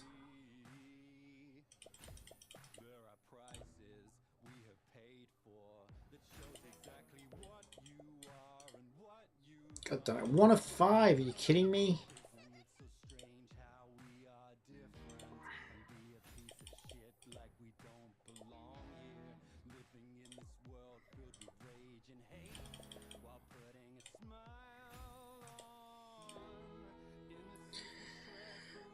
Oh god, Arena's ongoing right now. I should probably do it actually. I can just auto play that in the background because I never catch the bloody thing while it's running. Okay, is this the scene or not? I don't think so. Okay, open scene. Attic scene, test room. Attic scene. Do we control this spider? Oh, I think we do. Does it have control spot? Oh my god, it's got control spot. Okay, that's creepy. I hate spiders. It doesn't have camera support though. It also moves very slowly. Okay, that didn't quite work. It kind of phased through the thing. Yeah, that's not really working properly, is it? Like, what even is that? I bet there's like... I bet they've just hidden the collider under there. Yeah, that doesn't really work.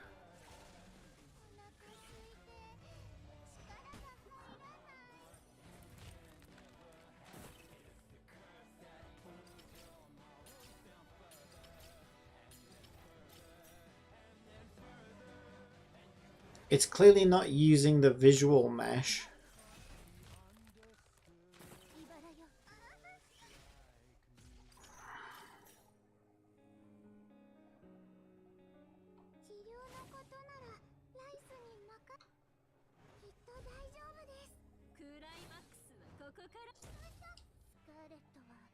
Why do I have to move so fucking slowly?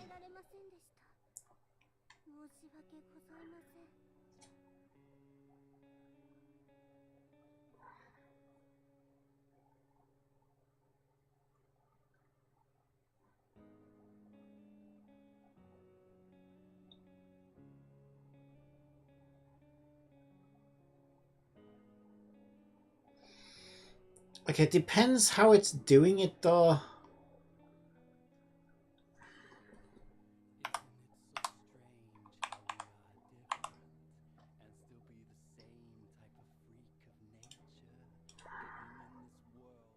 Great.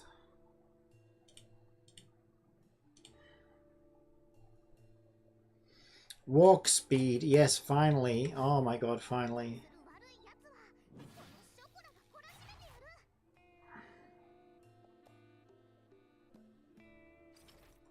What the fuck? Yeah, this really doesn't work. It's walking. It's working on nothing.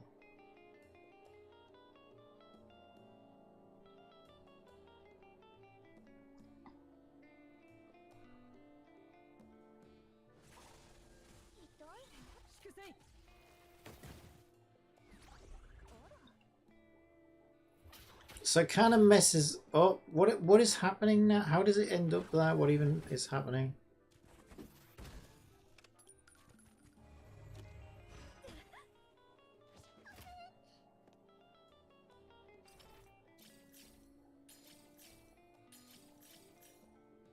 Some of the textures is just really dark though. I can't tell whether there's actually supposed to be textures there.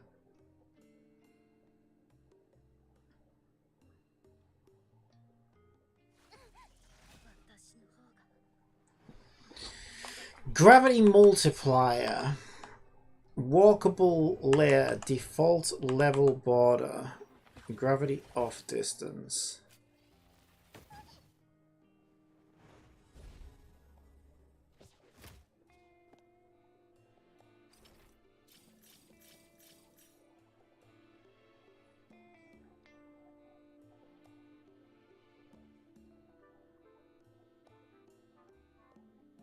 So it's using ray casting probably.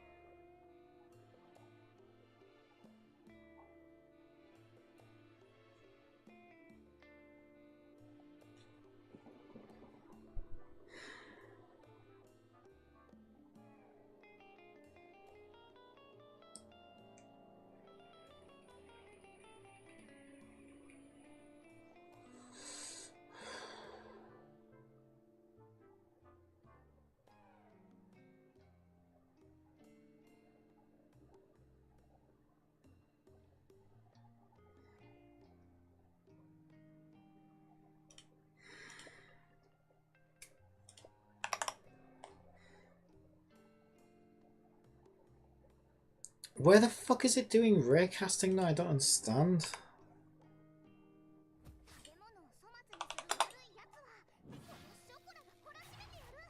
It's not even using ray casting in this script. I don't think it was.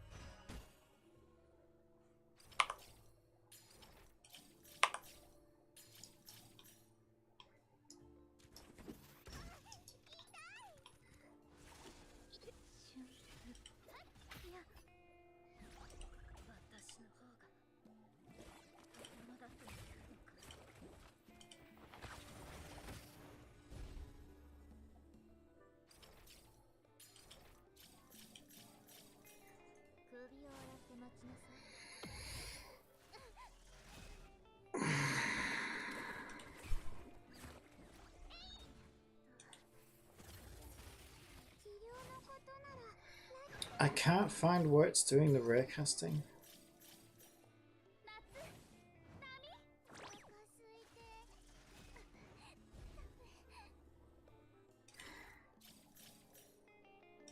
Oh, I bet it's in here.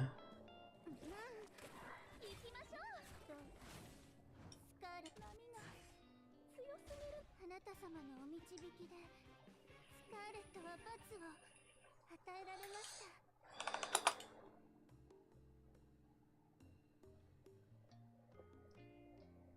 It's not even doing it here? What the fuck?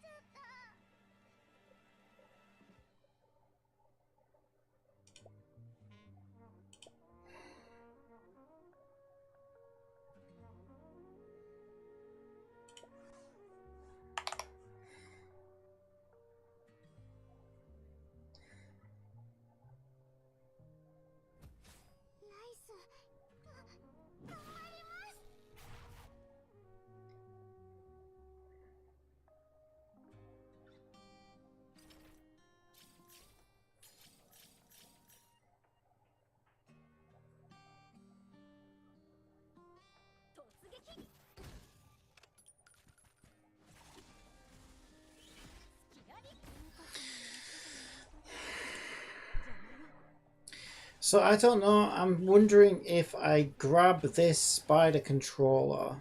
Obviously there's a million things we don't want from it. But if I can get the spider controller just to rotate my character around the inside of the pipe, then, you know, that's the hard part out the way.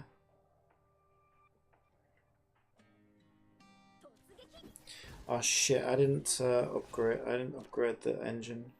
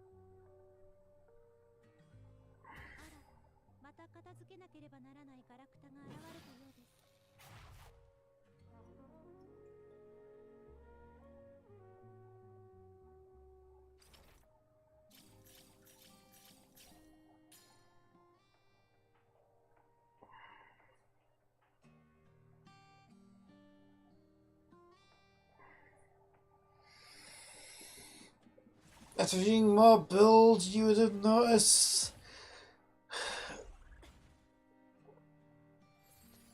what that if I did return to the account, then I'd be like the slaughter to the tough mobs of today. Not if you just not if you just play on a law. Not if you play on a law, what you call it? Thingy level. Dimension level. Which is what I do.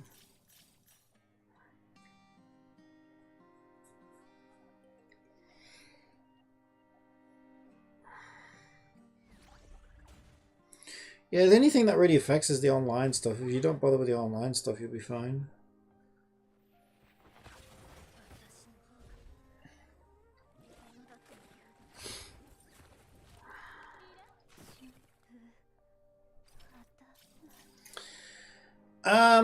Okay, let me just think about this. Oh my god.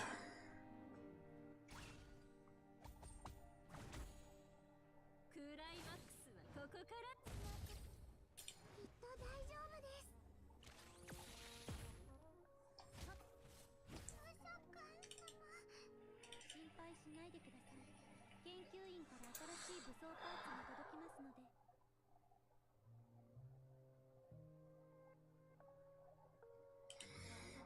If I start by making a prefab of the spider controller,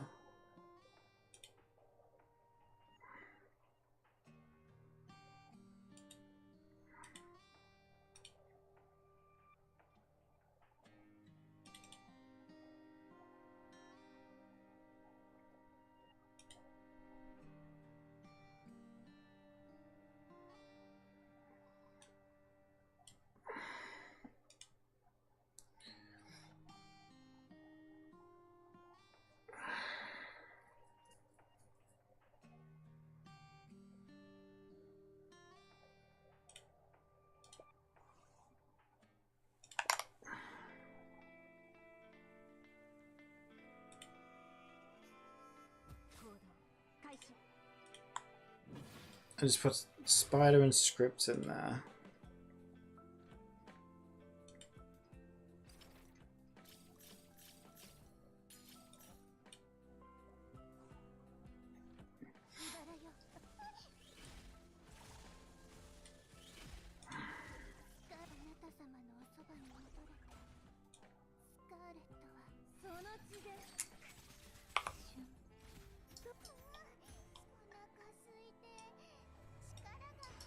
But I don't know whether that'll work right off the bat or not. Let's find out.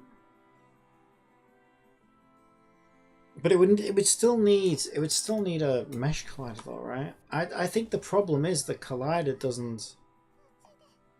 Oh, this fucking moves so slowly. And the camera's.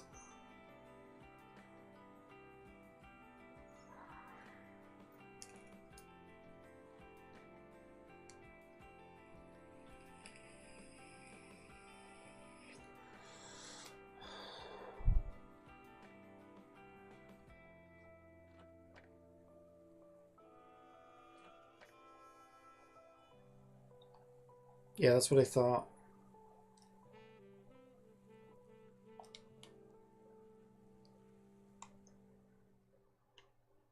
It still won't work with collision. It's a collision issue more than anything.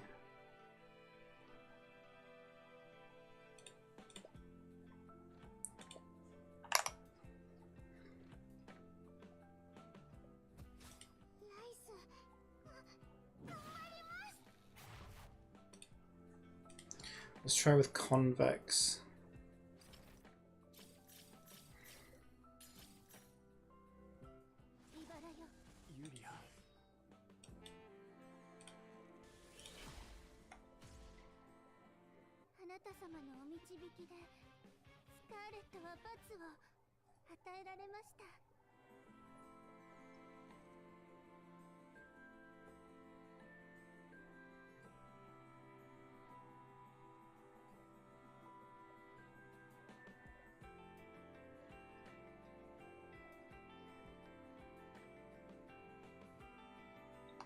Yep, nope. You can't use a fucking pipe like that. This is so dumb. So how the fuck are you meant to do it then?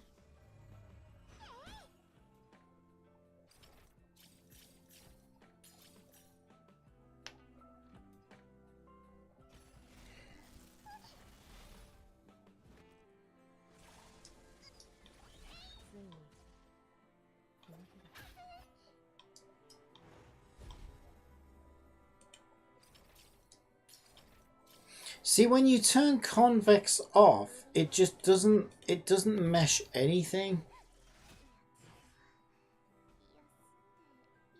あなた様のお導きでスカーレットは罰を与えられました。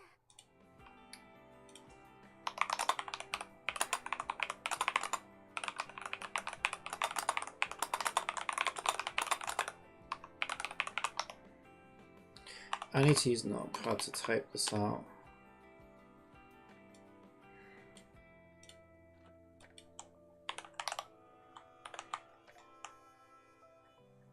Fucking hell, game. What, can you just auto fucking do them yourself? Right, I made pipes to skateboard in for a Unity game in Blender. After creating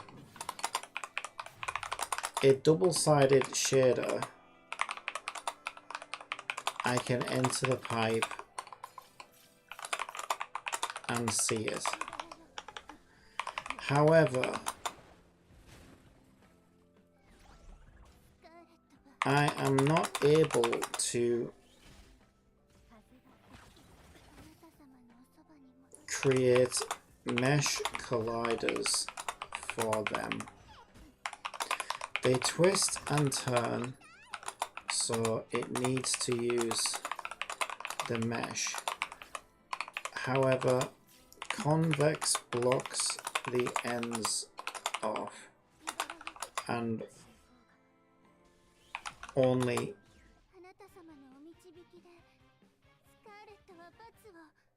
blocks the outside, and when convex is turned off, nothing is calculated.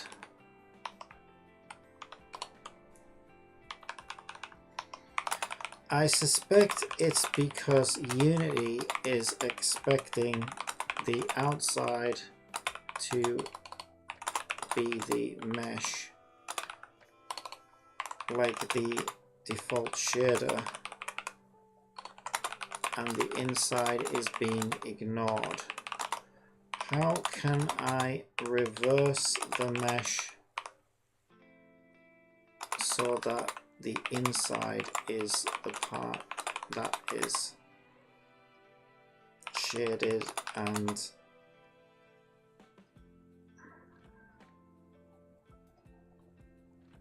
calculated for collision? I can change things in Blender if need be.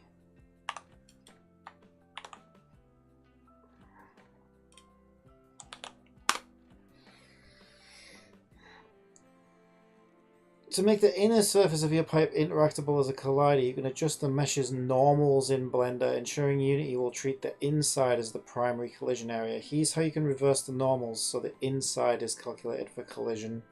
Okay, this sounds like what I need to do.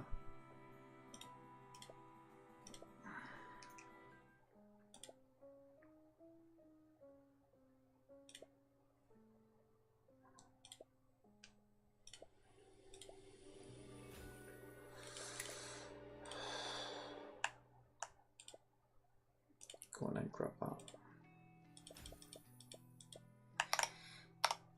that. Plus, if I was going to return to Tower Fantasy, then I would likely skip the story since I missed a lot of it by now. The story's good. Well, I won't say it's good, but it's not bad actually. I like the newest story better. I still haven't a fucking clue what's going on, but it's decent enough. I would just do what I do, just skip all the online stuff, just play it as a single player game. It's actually quite fun that way. Okay, so to flip the normals, I need to be back in Blender.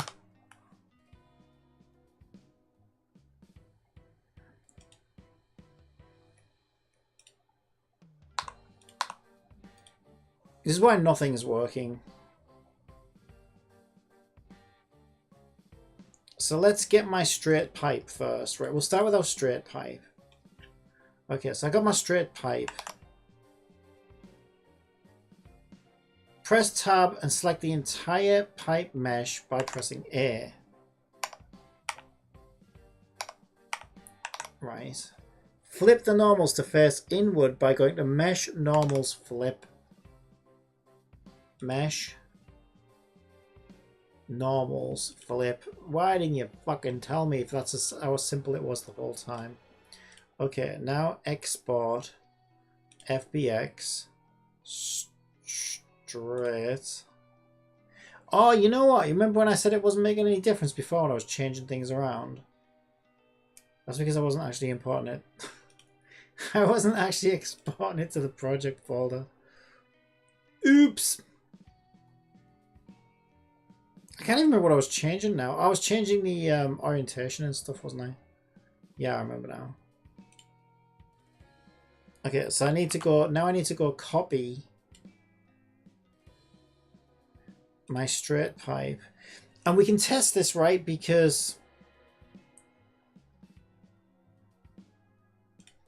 instead of using the shader, let's turn these off for now.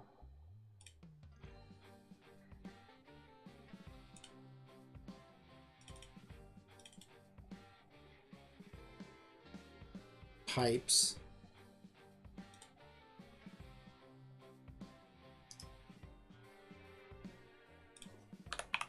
I'm going to make a version 2 folder just so I don't fuck with anything that's already in there. And then there we go, straight.fbx. We're going to start again. Legacy, legacy, model name and material. Let's drag this into the scene. Get rid of this floor.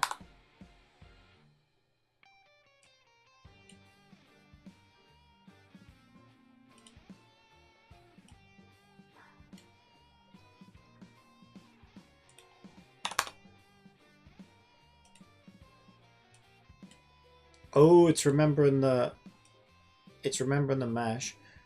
Are we still on? That means we're still on shader though, right? So if I change that to standard now. Okay, that's kind of weird though. Oh yeah, I suppose if we... Oh yeah, when we're inside. No, that's correct. See, I think this will work now. So now you'll notice that you don't see the outside of the pipes because the normals are now reversed. That's actually a good sign now. Now I can still use a double-sided shader material because it would be helpful to see the outside of the pipes, right? But I don't have to, that's the point. And I think this will work now.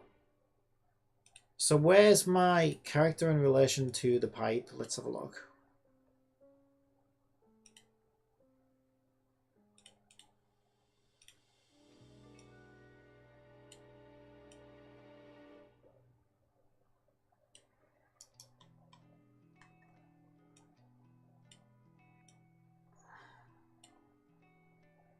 Show how big it wants to be.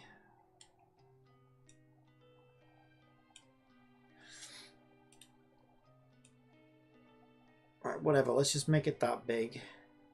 Right, I am convinced this is going to work now. So if we go to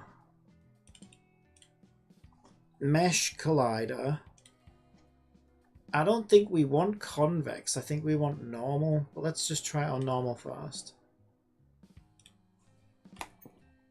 Please, Lord, do this for me. If we can get the collision working, that's half the battle. Yes! Fuck yes! Now gravity's stopping us because this is like now a fucking... Yes! Okay, I'm learning. Yeah, I figured it out. Because I thought, well, it's like the Collider's doing the same thing that the standard shader was doing, right? It's like it's treating the outside as the inside and the inside as the outside. Because that's like normally how you do 3D modeling. So now that we've reversed the normals, it's treating everything correctly now. Yes!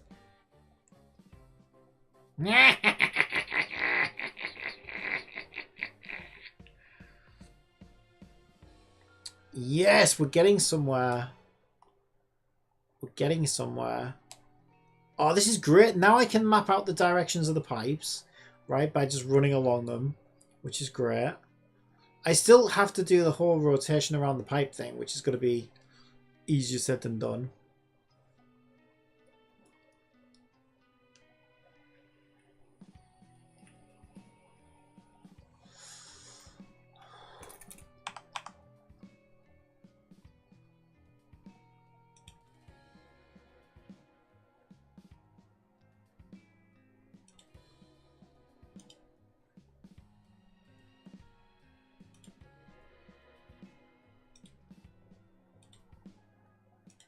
Okay. So the orientation is incorrect.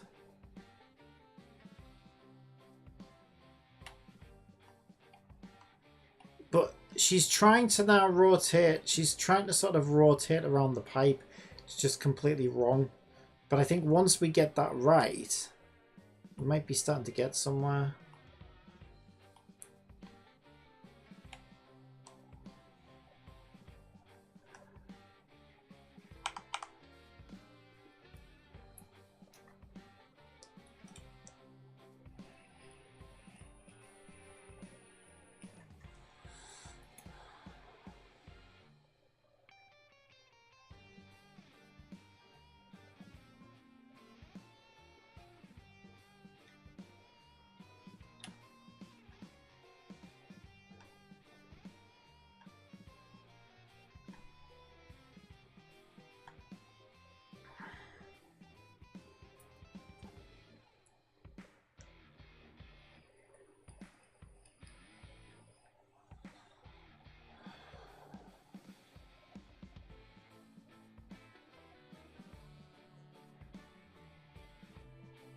Also, there's this like slope limit thing, so we can mess with that. 180-degree slope limit.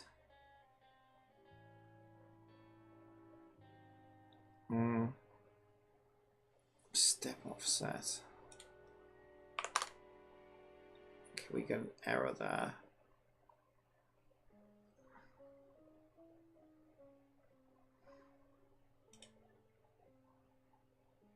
Character controller move called on inactive controller.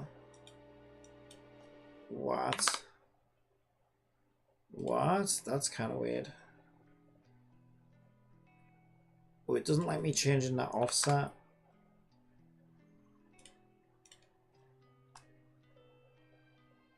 Okay, she fell through. She fell through it. Okay. Okay.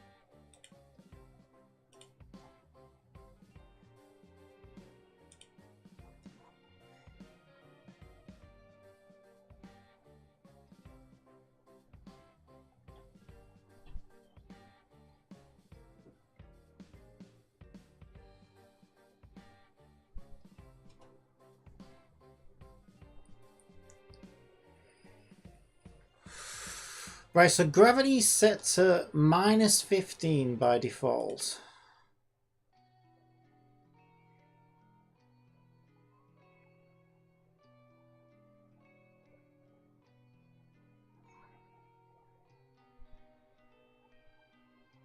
If I set it to 15, does she start floating up?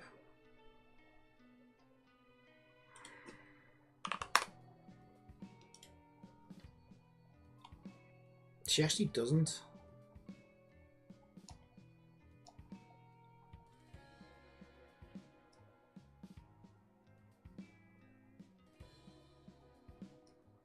She can go much higher up the thing now. Oh. Oh. Yeah, once I get her rotating around the pipe, okay, we could get a lot of this working just by changing values there. Although she's kind of a bit confused now about where she's going.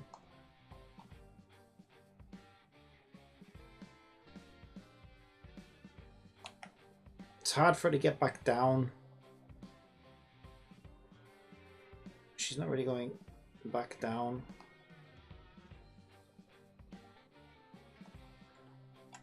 Yeah, I guess that's because gravity's...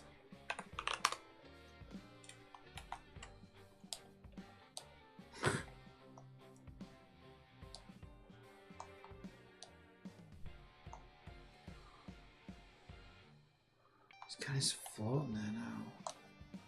How the fuck do I get it back?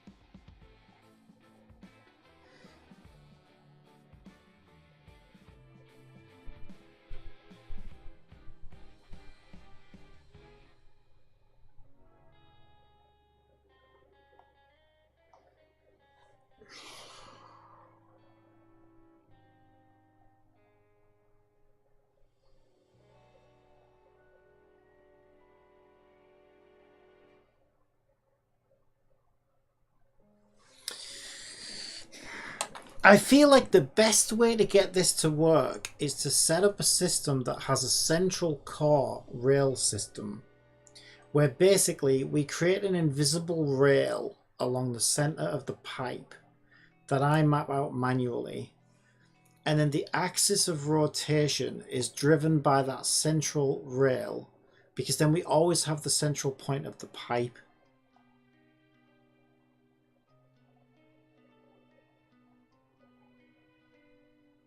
And then if we just rotate the character around the pipe along with the camera, we don't even need a floor now because we've got the whole thing's mapped out now.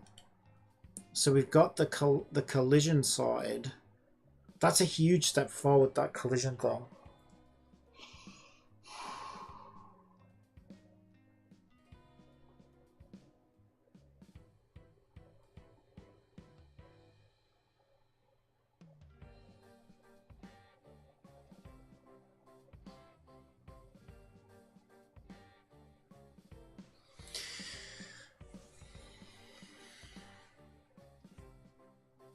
Because once I'm recalculating forward along twists and turns of the pipe, like we basically have like, we have like a path. It's almost like a set path that the player's going to be following, that the character's going to be following.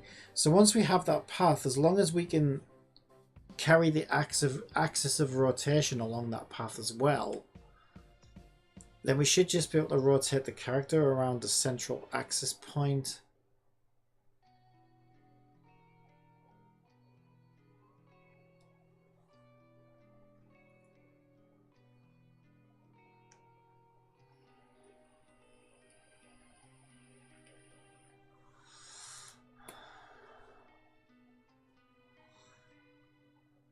Gacha character is defined gravity. Yeah, well, she'll need to. She's going to need to do that. We have to turn gravity off for this. Yeah, we have to bypass all of Unity's physics and everything. Which is why this is so complicated.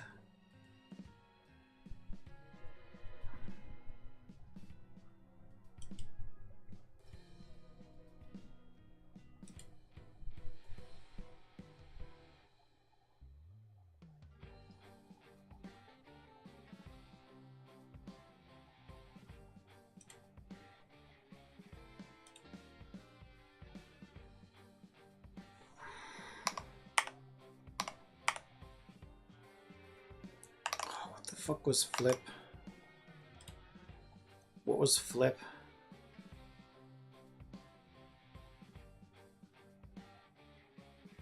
Oh, we just got to mesh normals flip through the menu.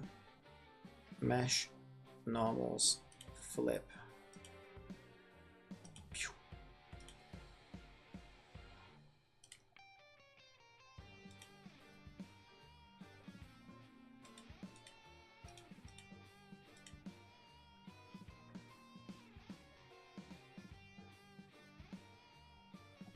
Where's my... Oh, bend.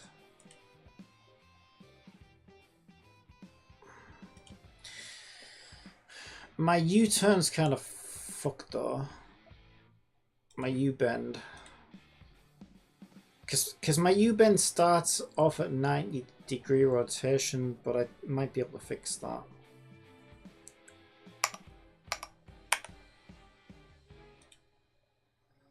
Oh, this has made a huge difference, this. I'm so glad I learned this. Flipping normals, what a great learning experience. Yeah, I'm happy with that.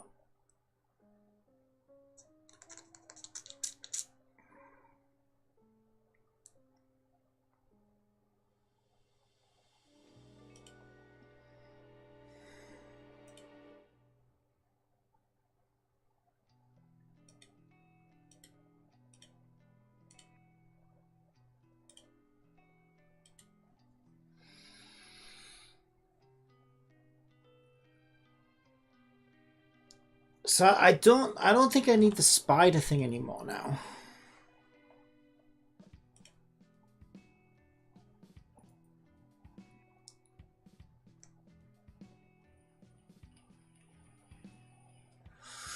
Like, as if the pipe's straight, I can do this easily.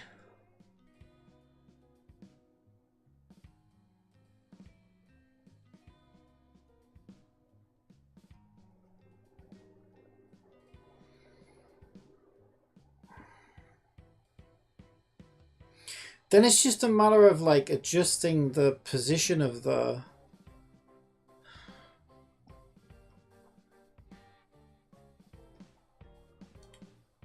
axis of rotation, really.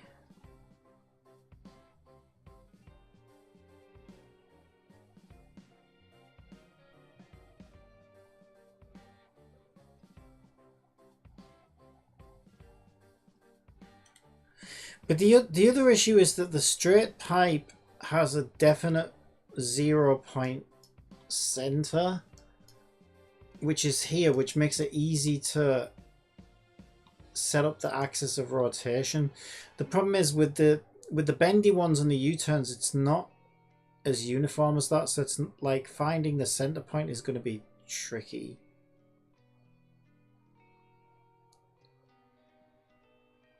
Because what Unity does by default is it takes all of the geometry, essentially, and it puts the center point in the center of all of the collective geometry. But when you have a pipe that isn't straight, the center of the collection of geometry isn't necessarily going to be in the middle of the pipe. It's probably not. Because the pipe's now uneven, do you know what I mean? So you've got to... the first thing I need to do is find the center of the pipe. It's not as easy as it sounds.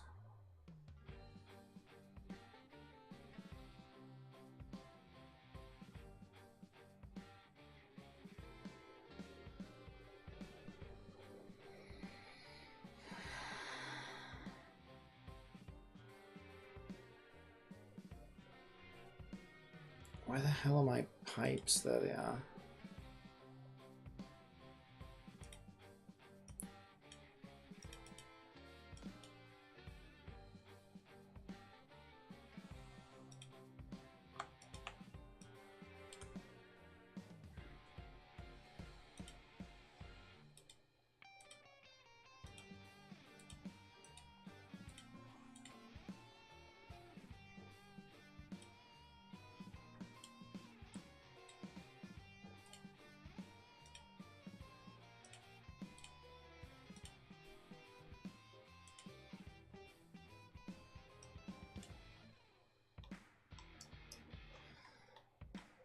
Right, so now we've got a bendy piece.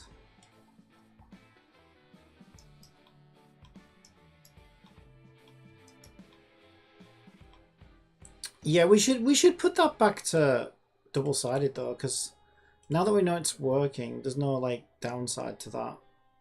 So at least we can see what we're working with. Pipe shader, there we go. And now it's a bit easier to see what we're working with on both the inside and the outside, which is nice. Actually, I don't know, you know, maybe that center point is in the center of that part of the pipe, but it won't be as you get further down the pipe. That's the problem. Even if it starts off from the center of the pipe, Which it looks like it does actually. It's not, once you get into a twist and a turn, like it's not going to represent the center axis of rotation anymore. Like this one actually goes down, I think. Ooh, yeah, it kind of does. Did that go into the floor? No, it went off. It went off the map. Oh, it's because we made it a lot longer, didn't we? That's why. This was a lot longer than the last one. That's funny.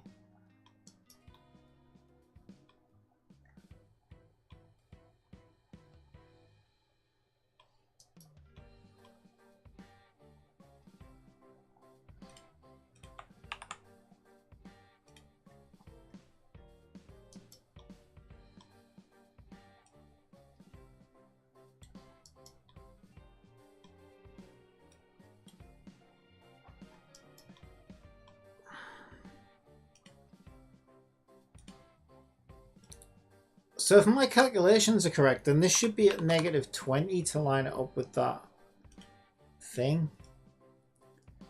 But it doesn't look like it is.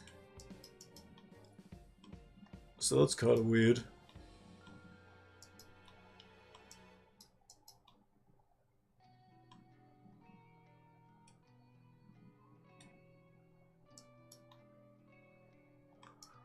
That kind of lines it up though.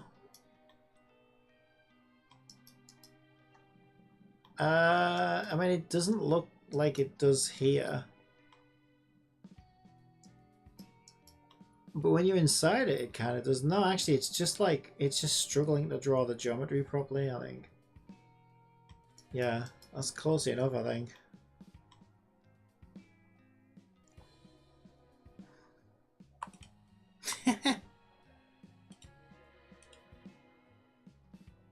Alright, I want to experience it. I want to experience it.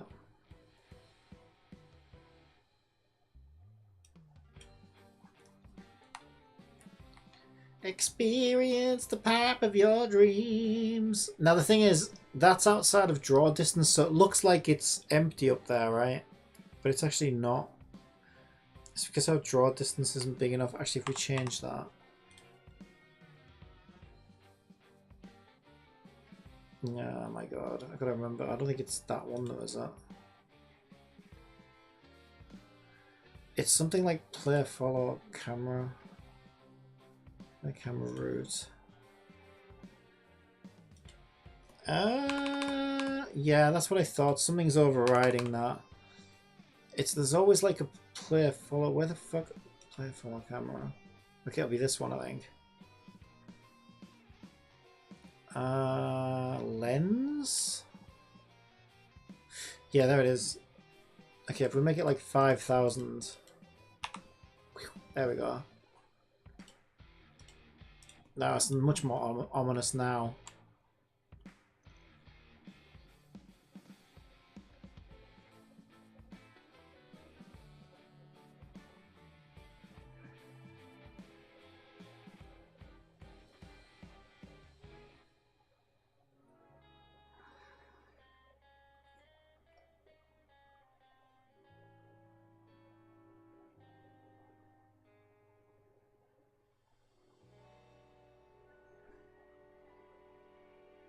Yeah, there was a bit of a bump there. I'm going to need to like neaten things up and polish things, but like, yeah, for the most part, this should be okay.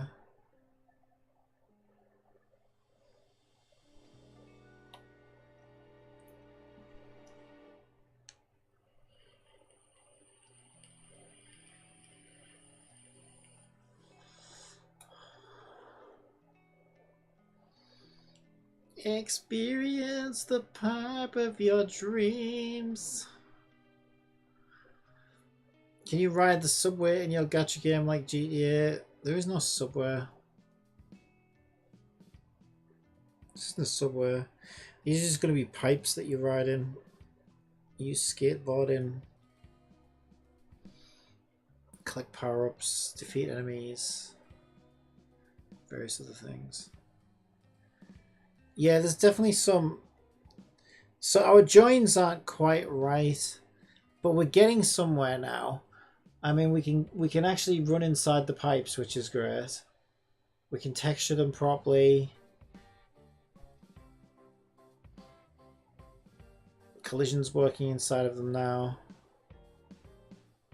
Huge step forward. Clearly there's a big fucking gap there though. That won't do. Especially if you're on this side. If you're on this side, you'd be fucked. You'd be going straight outside probably. But, you know, we can yeah, there's a bit of a oh fuck, there was actually I didn't know there was a hole there. Okay, our pipe needs some work. Yeah, we need to work on our joins, definitely. It's not much of a Euro tunnel, is it?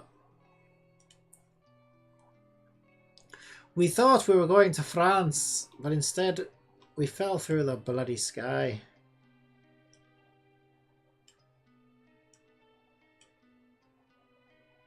I guess I would need to be in runtime or whatever. Probably line it up better from inside the actual pipe itself. Ah, oh, bloody hell. Let me just change my camera clippings. That won't do. Play follow camera. 5,000. There we go.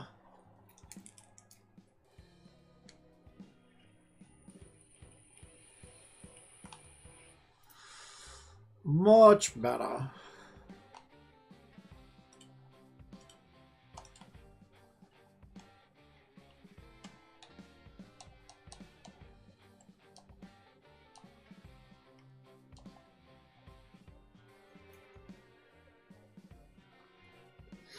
If that was a Euro tunnel, then the tunnel would be full of water by now. True. Well, Posilia's water element anyway, so she'd be fine.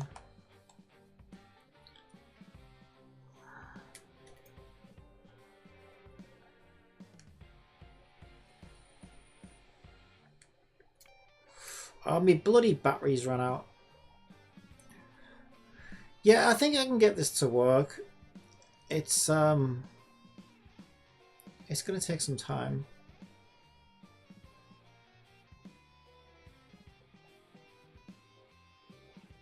But now I can actually run inside the pipes. That's a huge, it's a huge W for me.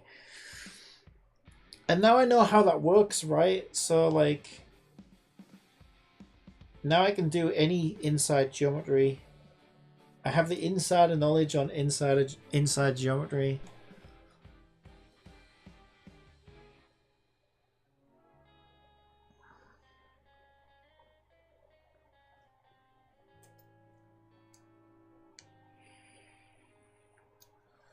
Yep, battery's still dead. Well, pretty much. Alright. I think we fixed it. Didn't we? I think we did. I think we did.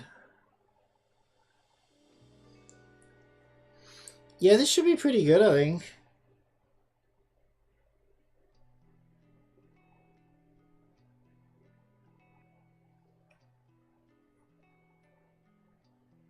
No, I think that's actually I think we created a wall there, like a little mini wall. Yeah, so this really does need lining up better.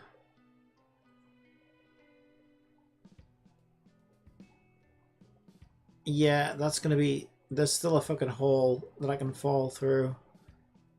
Ah, I don't even know if I can get up there. Ah! I had to jump. Yeah, that needs some work. We're in the last section now.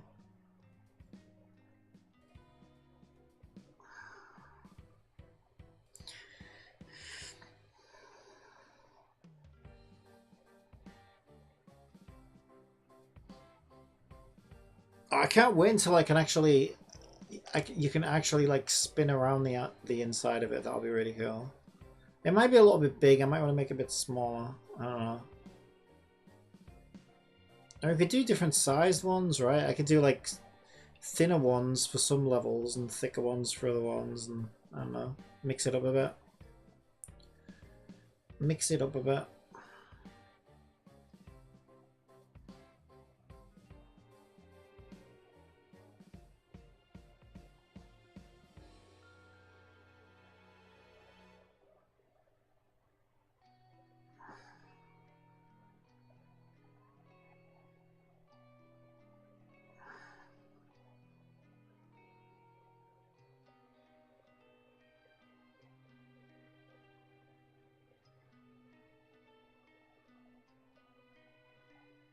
Well, I think we did good.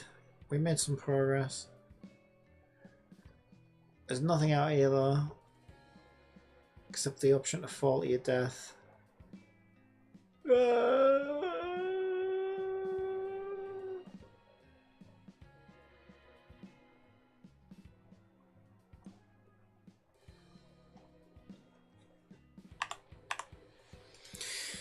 Yeah, I think I don't know. It needs some work, definitely. Ugh. Ugh. Ugh. But now I can actually measure collision within the entire circumference of the thing. I think I could probably figure out the rotation and everything else.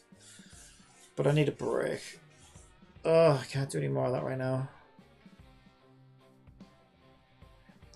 That was rough. I need to get better at connecting them up as well.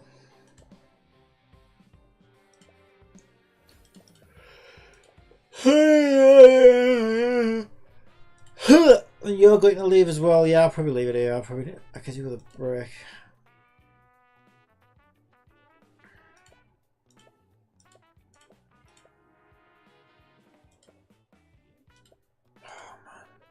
This is, and then here I am. This is like having a job. It's not like having a break. All right, I will see you when I see you. I'm probably going to end the stream here for now as well. Take a break myself. I do not want to do this. This is not a break. This is a job. Why am I doing this? Why? Why? Why can't I stop? No.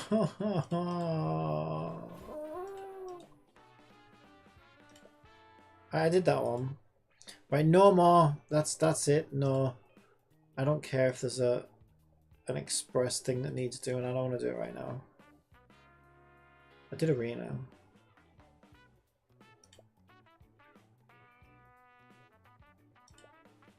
Anything good in here? Oh, look at all those. Woohoo! Woohoo! Woohoo! Woohoo! That's a lot of bunny faces. Can we do the next story then? Or not? No! I still need... Are you kidding me? I need 4,000 bunny heads. That's a lot of bunny head. That is a mighty lot of bunny head. What is this? Oh great, we can get no reward. Oh, you know what? I actually got two standard pulls. Better than nothing, I guess. Oh no, now I've got energy and I need to spend it. No. It's okay though, I'm not capped or anything. I really do need a break, and by a break, I don't mean this. This is not a break. I gotta stop. I've gotta stop. Oh, help me. No, I'm not doing it. Close it, close it, close it, close it, close it. There, I closed it. Yes, go away. I'm not looking. I'm never opening my eyes again. I don't need eyes. Where I'm going, I don't need eyes. My eyes have seen too much, especially at inside out geometry. Blender menus. Oh my god. Seriously, I've got PTSD from today. That is more Blender than anyone should ever have to suffer.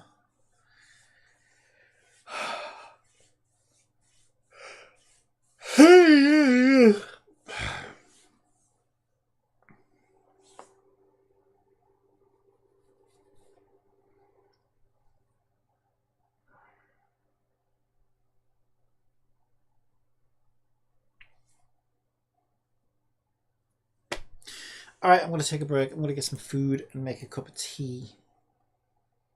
And maybe watch something. Take a little break. But yeah, I'm feeling good about that because like this feels like I'm making progress now. I can be inside the tube. We can collide with it. So we should be able to rotate around it. I'm more concerned now about like the connections and stuff because like they're not connecting as well as I was hoping they would. But there'll be tricks to it, right? Once I learn some nice little tricks, probably do a better job. And ideally what I'd like to do is make it so that I don't do anything like this in the editor. I just have a script that, you know, where I can list the sections that I want in the order that I want, and then the thing will just generate itself. And then the thing could also handle like occlusion, right? It could just generate 3 pieces at a time or whatever, and then generate, you know, as you go past one, get rid of that one, generate the next one. And essentially you could actually do that forever if you wanted to.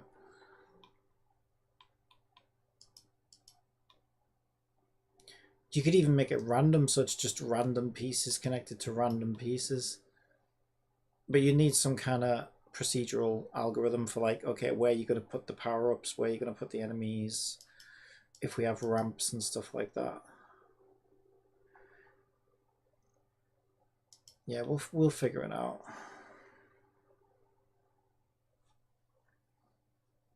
How long was that? 6.5 hours. It's kind of shameful that it took me 6.5 hours just to make a fucking pipe.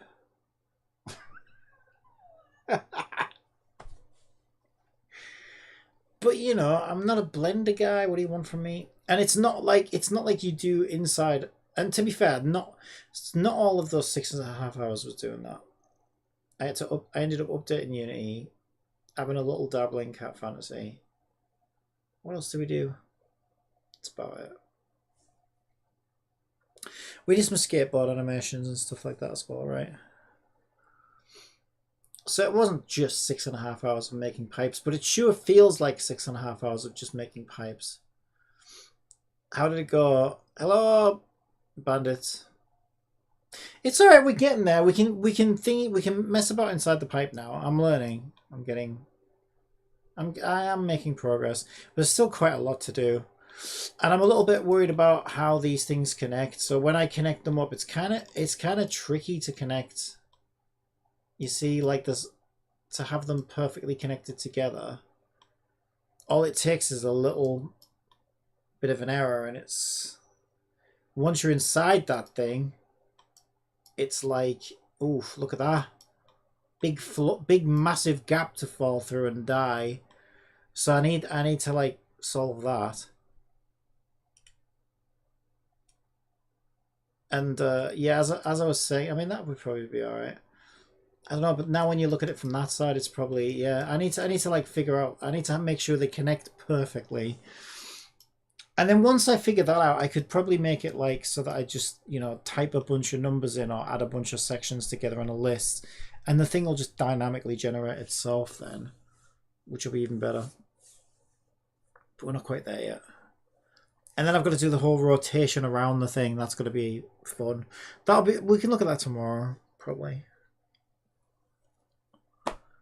But yeah, this was extra tricky because like Unity normally, so Unity was treating the outside of the pipe as the object. And I learned just now off ChatGPT, once I asked the right question, it was all pretty simple. It was like, look, how can I have Unity like reverse the mesh? And the trick is you basically go into Blender and you go to mesh, normals, flip.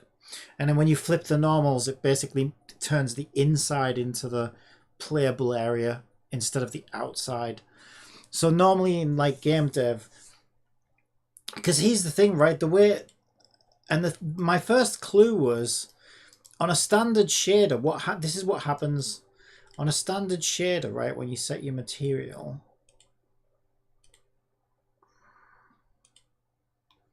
there you see how that's not rendering the full outside. but now it renders the inside. That's because our normals are the right way around. On our old pipes, let's get our old pipes. This was my original pipe. So on my original pipe, it's the other way around, right? You can see the outside of the pipe, but then when you try and look inside of it, it disappears. Well, that's because Unity only does forward face rendering, right? And so I already learned tricks on how to render those. So you can make a custom shader, which I did, which I called a pipe shader. And all you do is you add cull off to the line of the shader, and now it will render both sides. So it's like double-sided shading. So I thought that was enough to solve the problem at first, because I'm like, okay, well now we can go inside the pipe.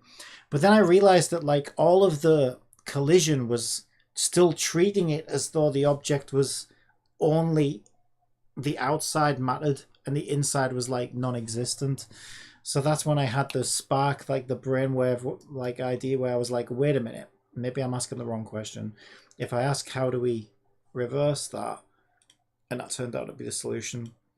So then as soon as I import this one, I could see it was doing the opposite. Now we can see the inside and not the outside. So I'm like, okay, I think we're making progress, and sure enough we do. If I learn anything through Blender, I'll keep you in mind for your dilemma. Yeah, thanks, man. Yeah, I mean, I think I've made a mistake here, right? Like this thing's rotated at 90 degrees. So when I try and apply the scaling in Unity to this pipe, what ends up happening is these two ends end up being stretched. So because here's what happens, right? Although, yeah, thinking about it, if I stretch that pipe in any one of its axes, it's going to fuck it up. Yeah, that's true. Yeah, I just realized something then. So what I was doing to cheat is I was taking my straight pipe and I was stretching it to a longer pipe. Now the problem is if I do that, because some of my pipes are going to bend and stuff, no matter which axis I stretch this in, it's going to end up distorted in some way because it covers like 1, 2, 3 directions, right? I suppose you could probably count those as the same, but it covers 2 dimensions, two directions. So if you start changing one axis, it's going to distort it, isn't it? So I'm going to need to make sure it's equal, you know. I can't stretch the pipes like I have been to cheat. I'm gonna need to, which means I need to get the connections even more solid now, so I'm gonna need a lot more of them. A model center point is different. Yeah, it probably is because it was probably started there as well. I don't think that affects Unity though. Like once I get this into Unity, let's have a look at that actually. I'm pretty sure Unity has its own thing where it ignores all of that and basically it'll treat the center point, I think, I could be wrong, I think it treats the center point as, so let's grab the dimensions for that and apply it to my U-bend. And it'll be distorted probably because I stretched it, right? Wait, where is that? Wait, what? Where even is that? Oh, where is it? Oh, it's probably only rendering the inside, not the outside, so I probably can't see it. Wait, where is it? I can't even see it. I can't even see it. Oh, wait, there it is. Wait. Oh, yeah, that's very distorted. Yeah, that's very, very distorted because I stretched it. So now that bit's like really wide. Yeah, so I'm going to have to make sure these are all even numbers basically. So if I do 1, 5, whatever that is, 1, 5. I think I can also export these at a different scale, which would help. Rather than make them, what am I making this? 15,000 times bigger. I should probably make it like hundreds of times bigger on the export so that I can have more sensible numbers. So we'll get there eventually. It's just like figuring out everything in it.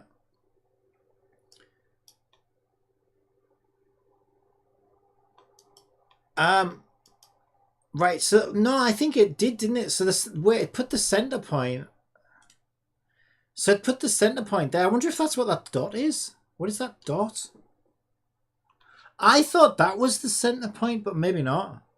It looks like it put that as the center point. Is that what the center point is in Blender? It looks like it's massive. I know. I know. Maybe that's the center point. I don't know what that is, to be honest. What is that? Looks like it. It's probably fine.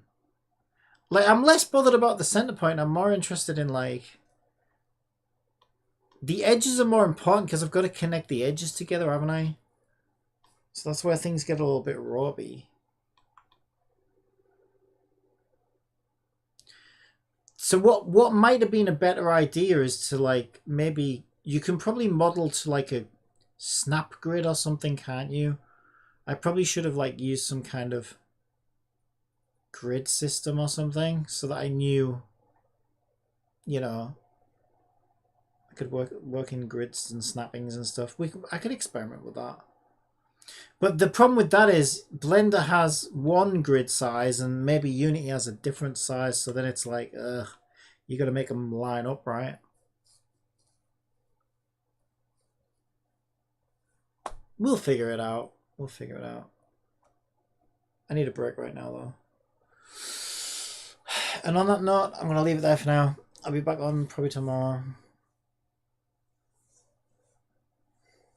But yeah, I'm getting there. I mean, Jesus Christ, that's a lot to learn in one day, really.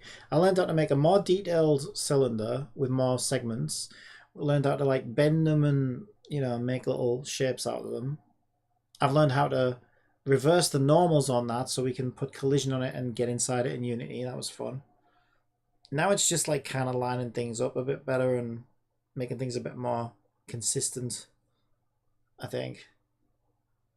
And then I got to do the whole, like, you know, rotation mechanics and stuff as well. Outside of that, should be good. All right, I'm going to end it there. Thank you for joining me. I'll be back on tomorrow. Until next time, bye.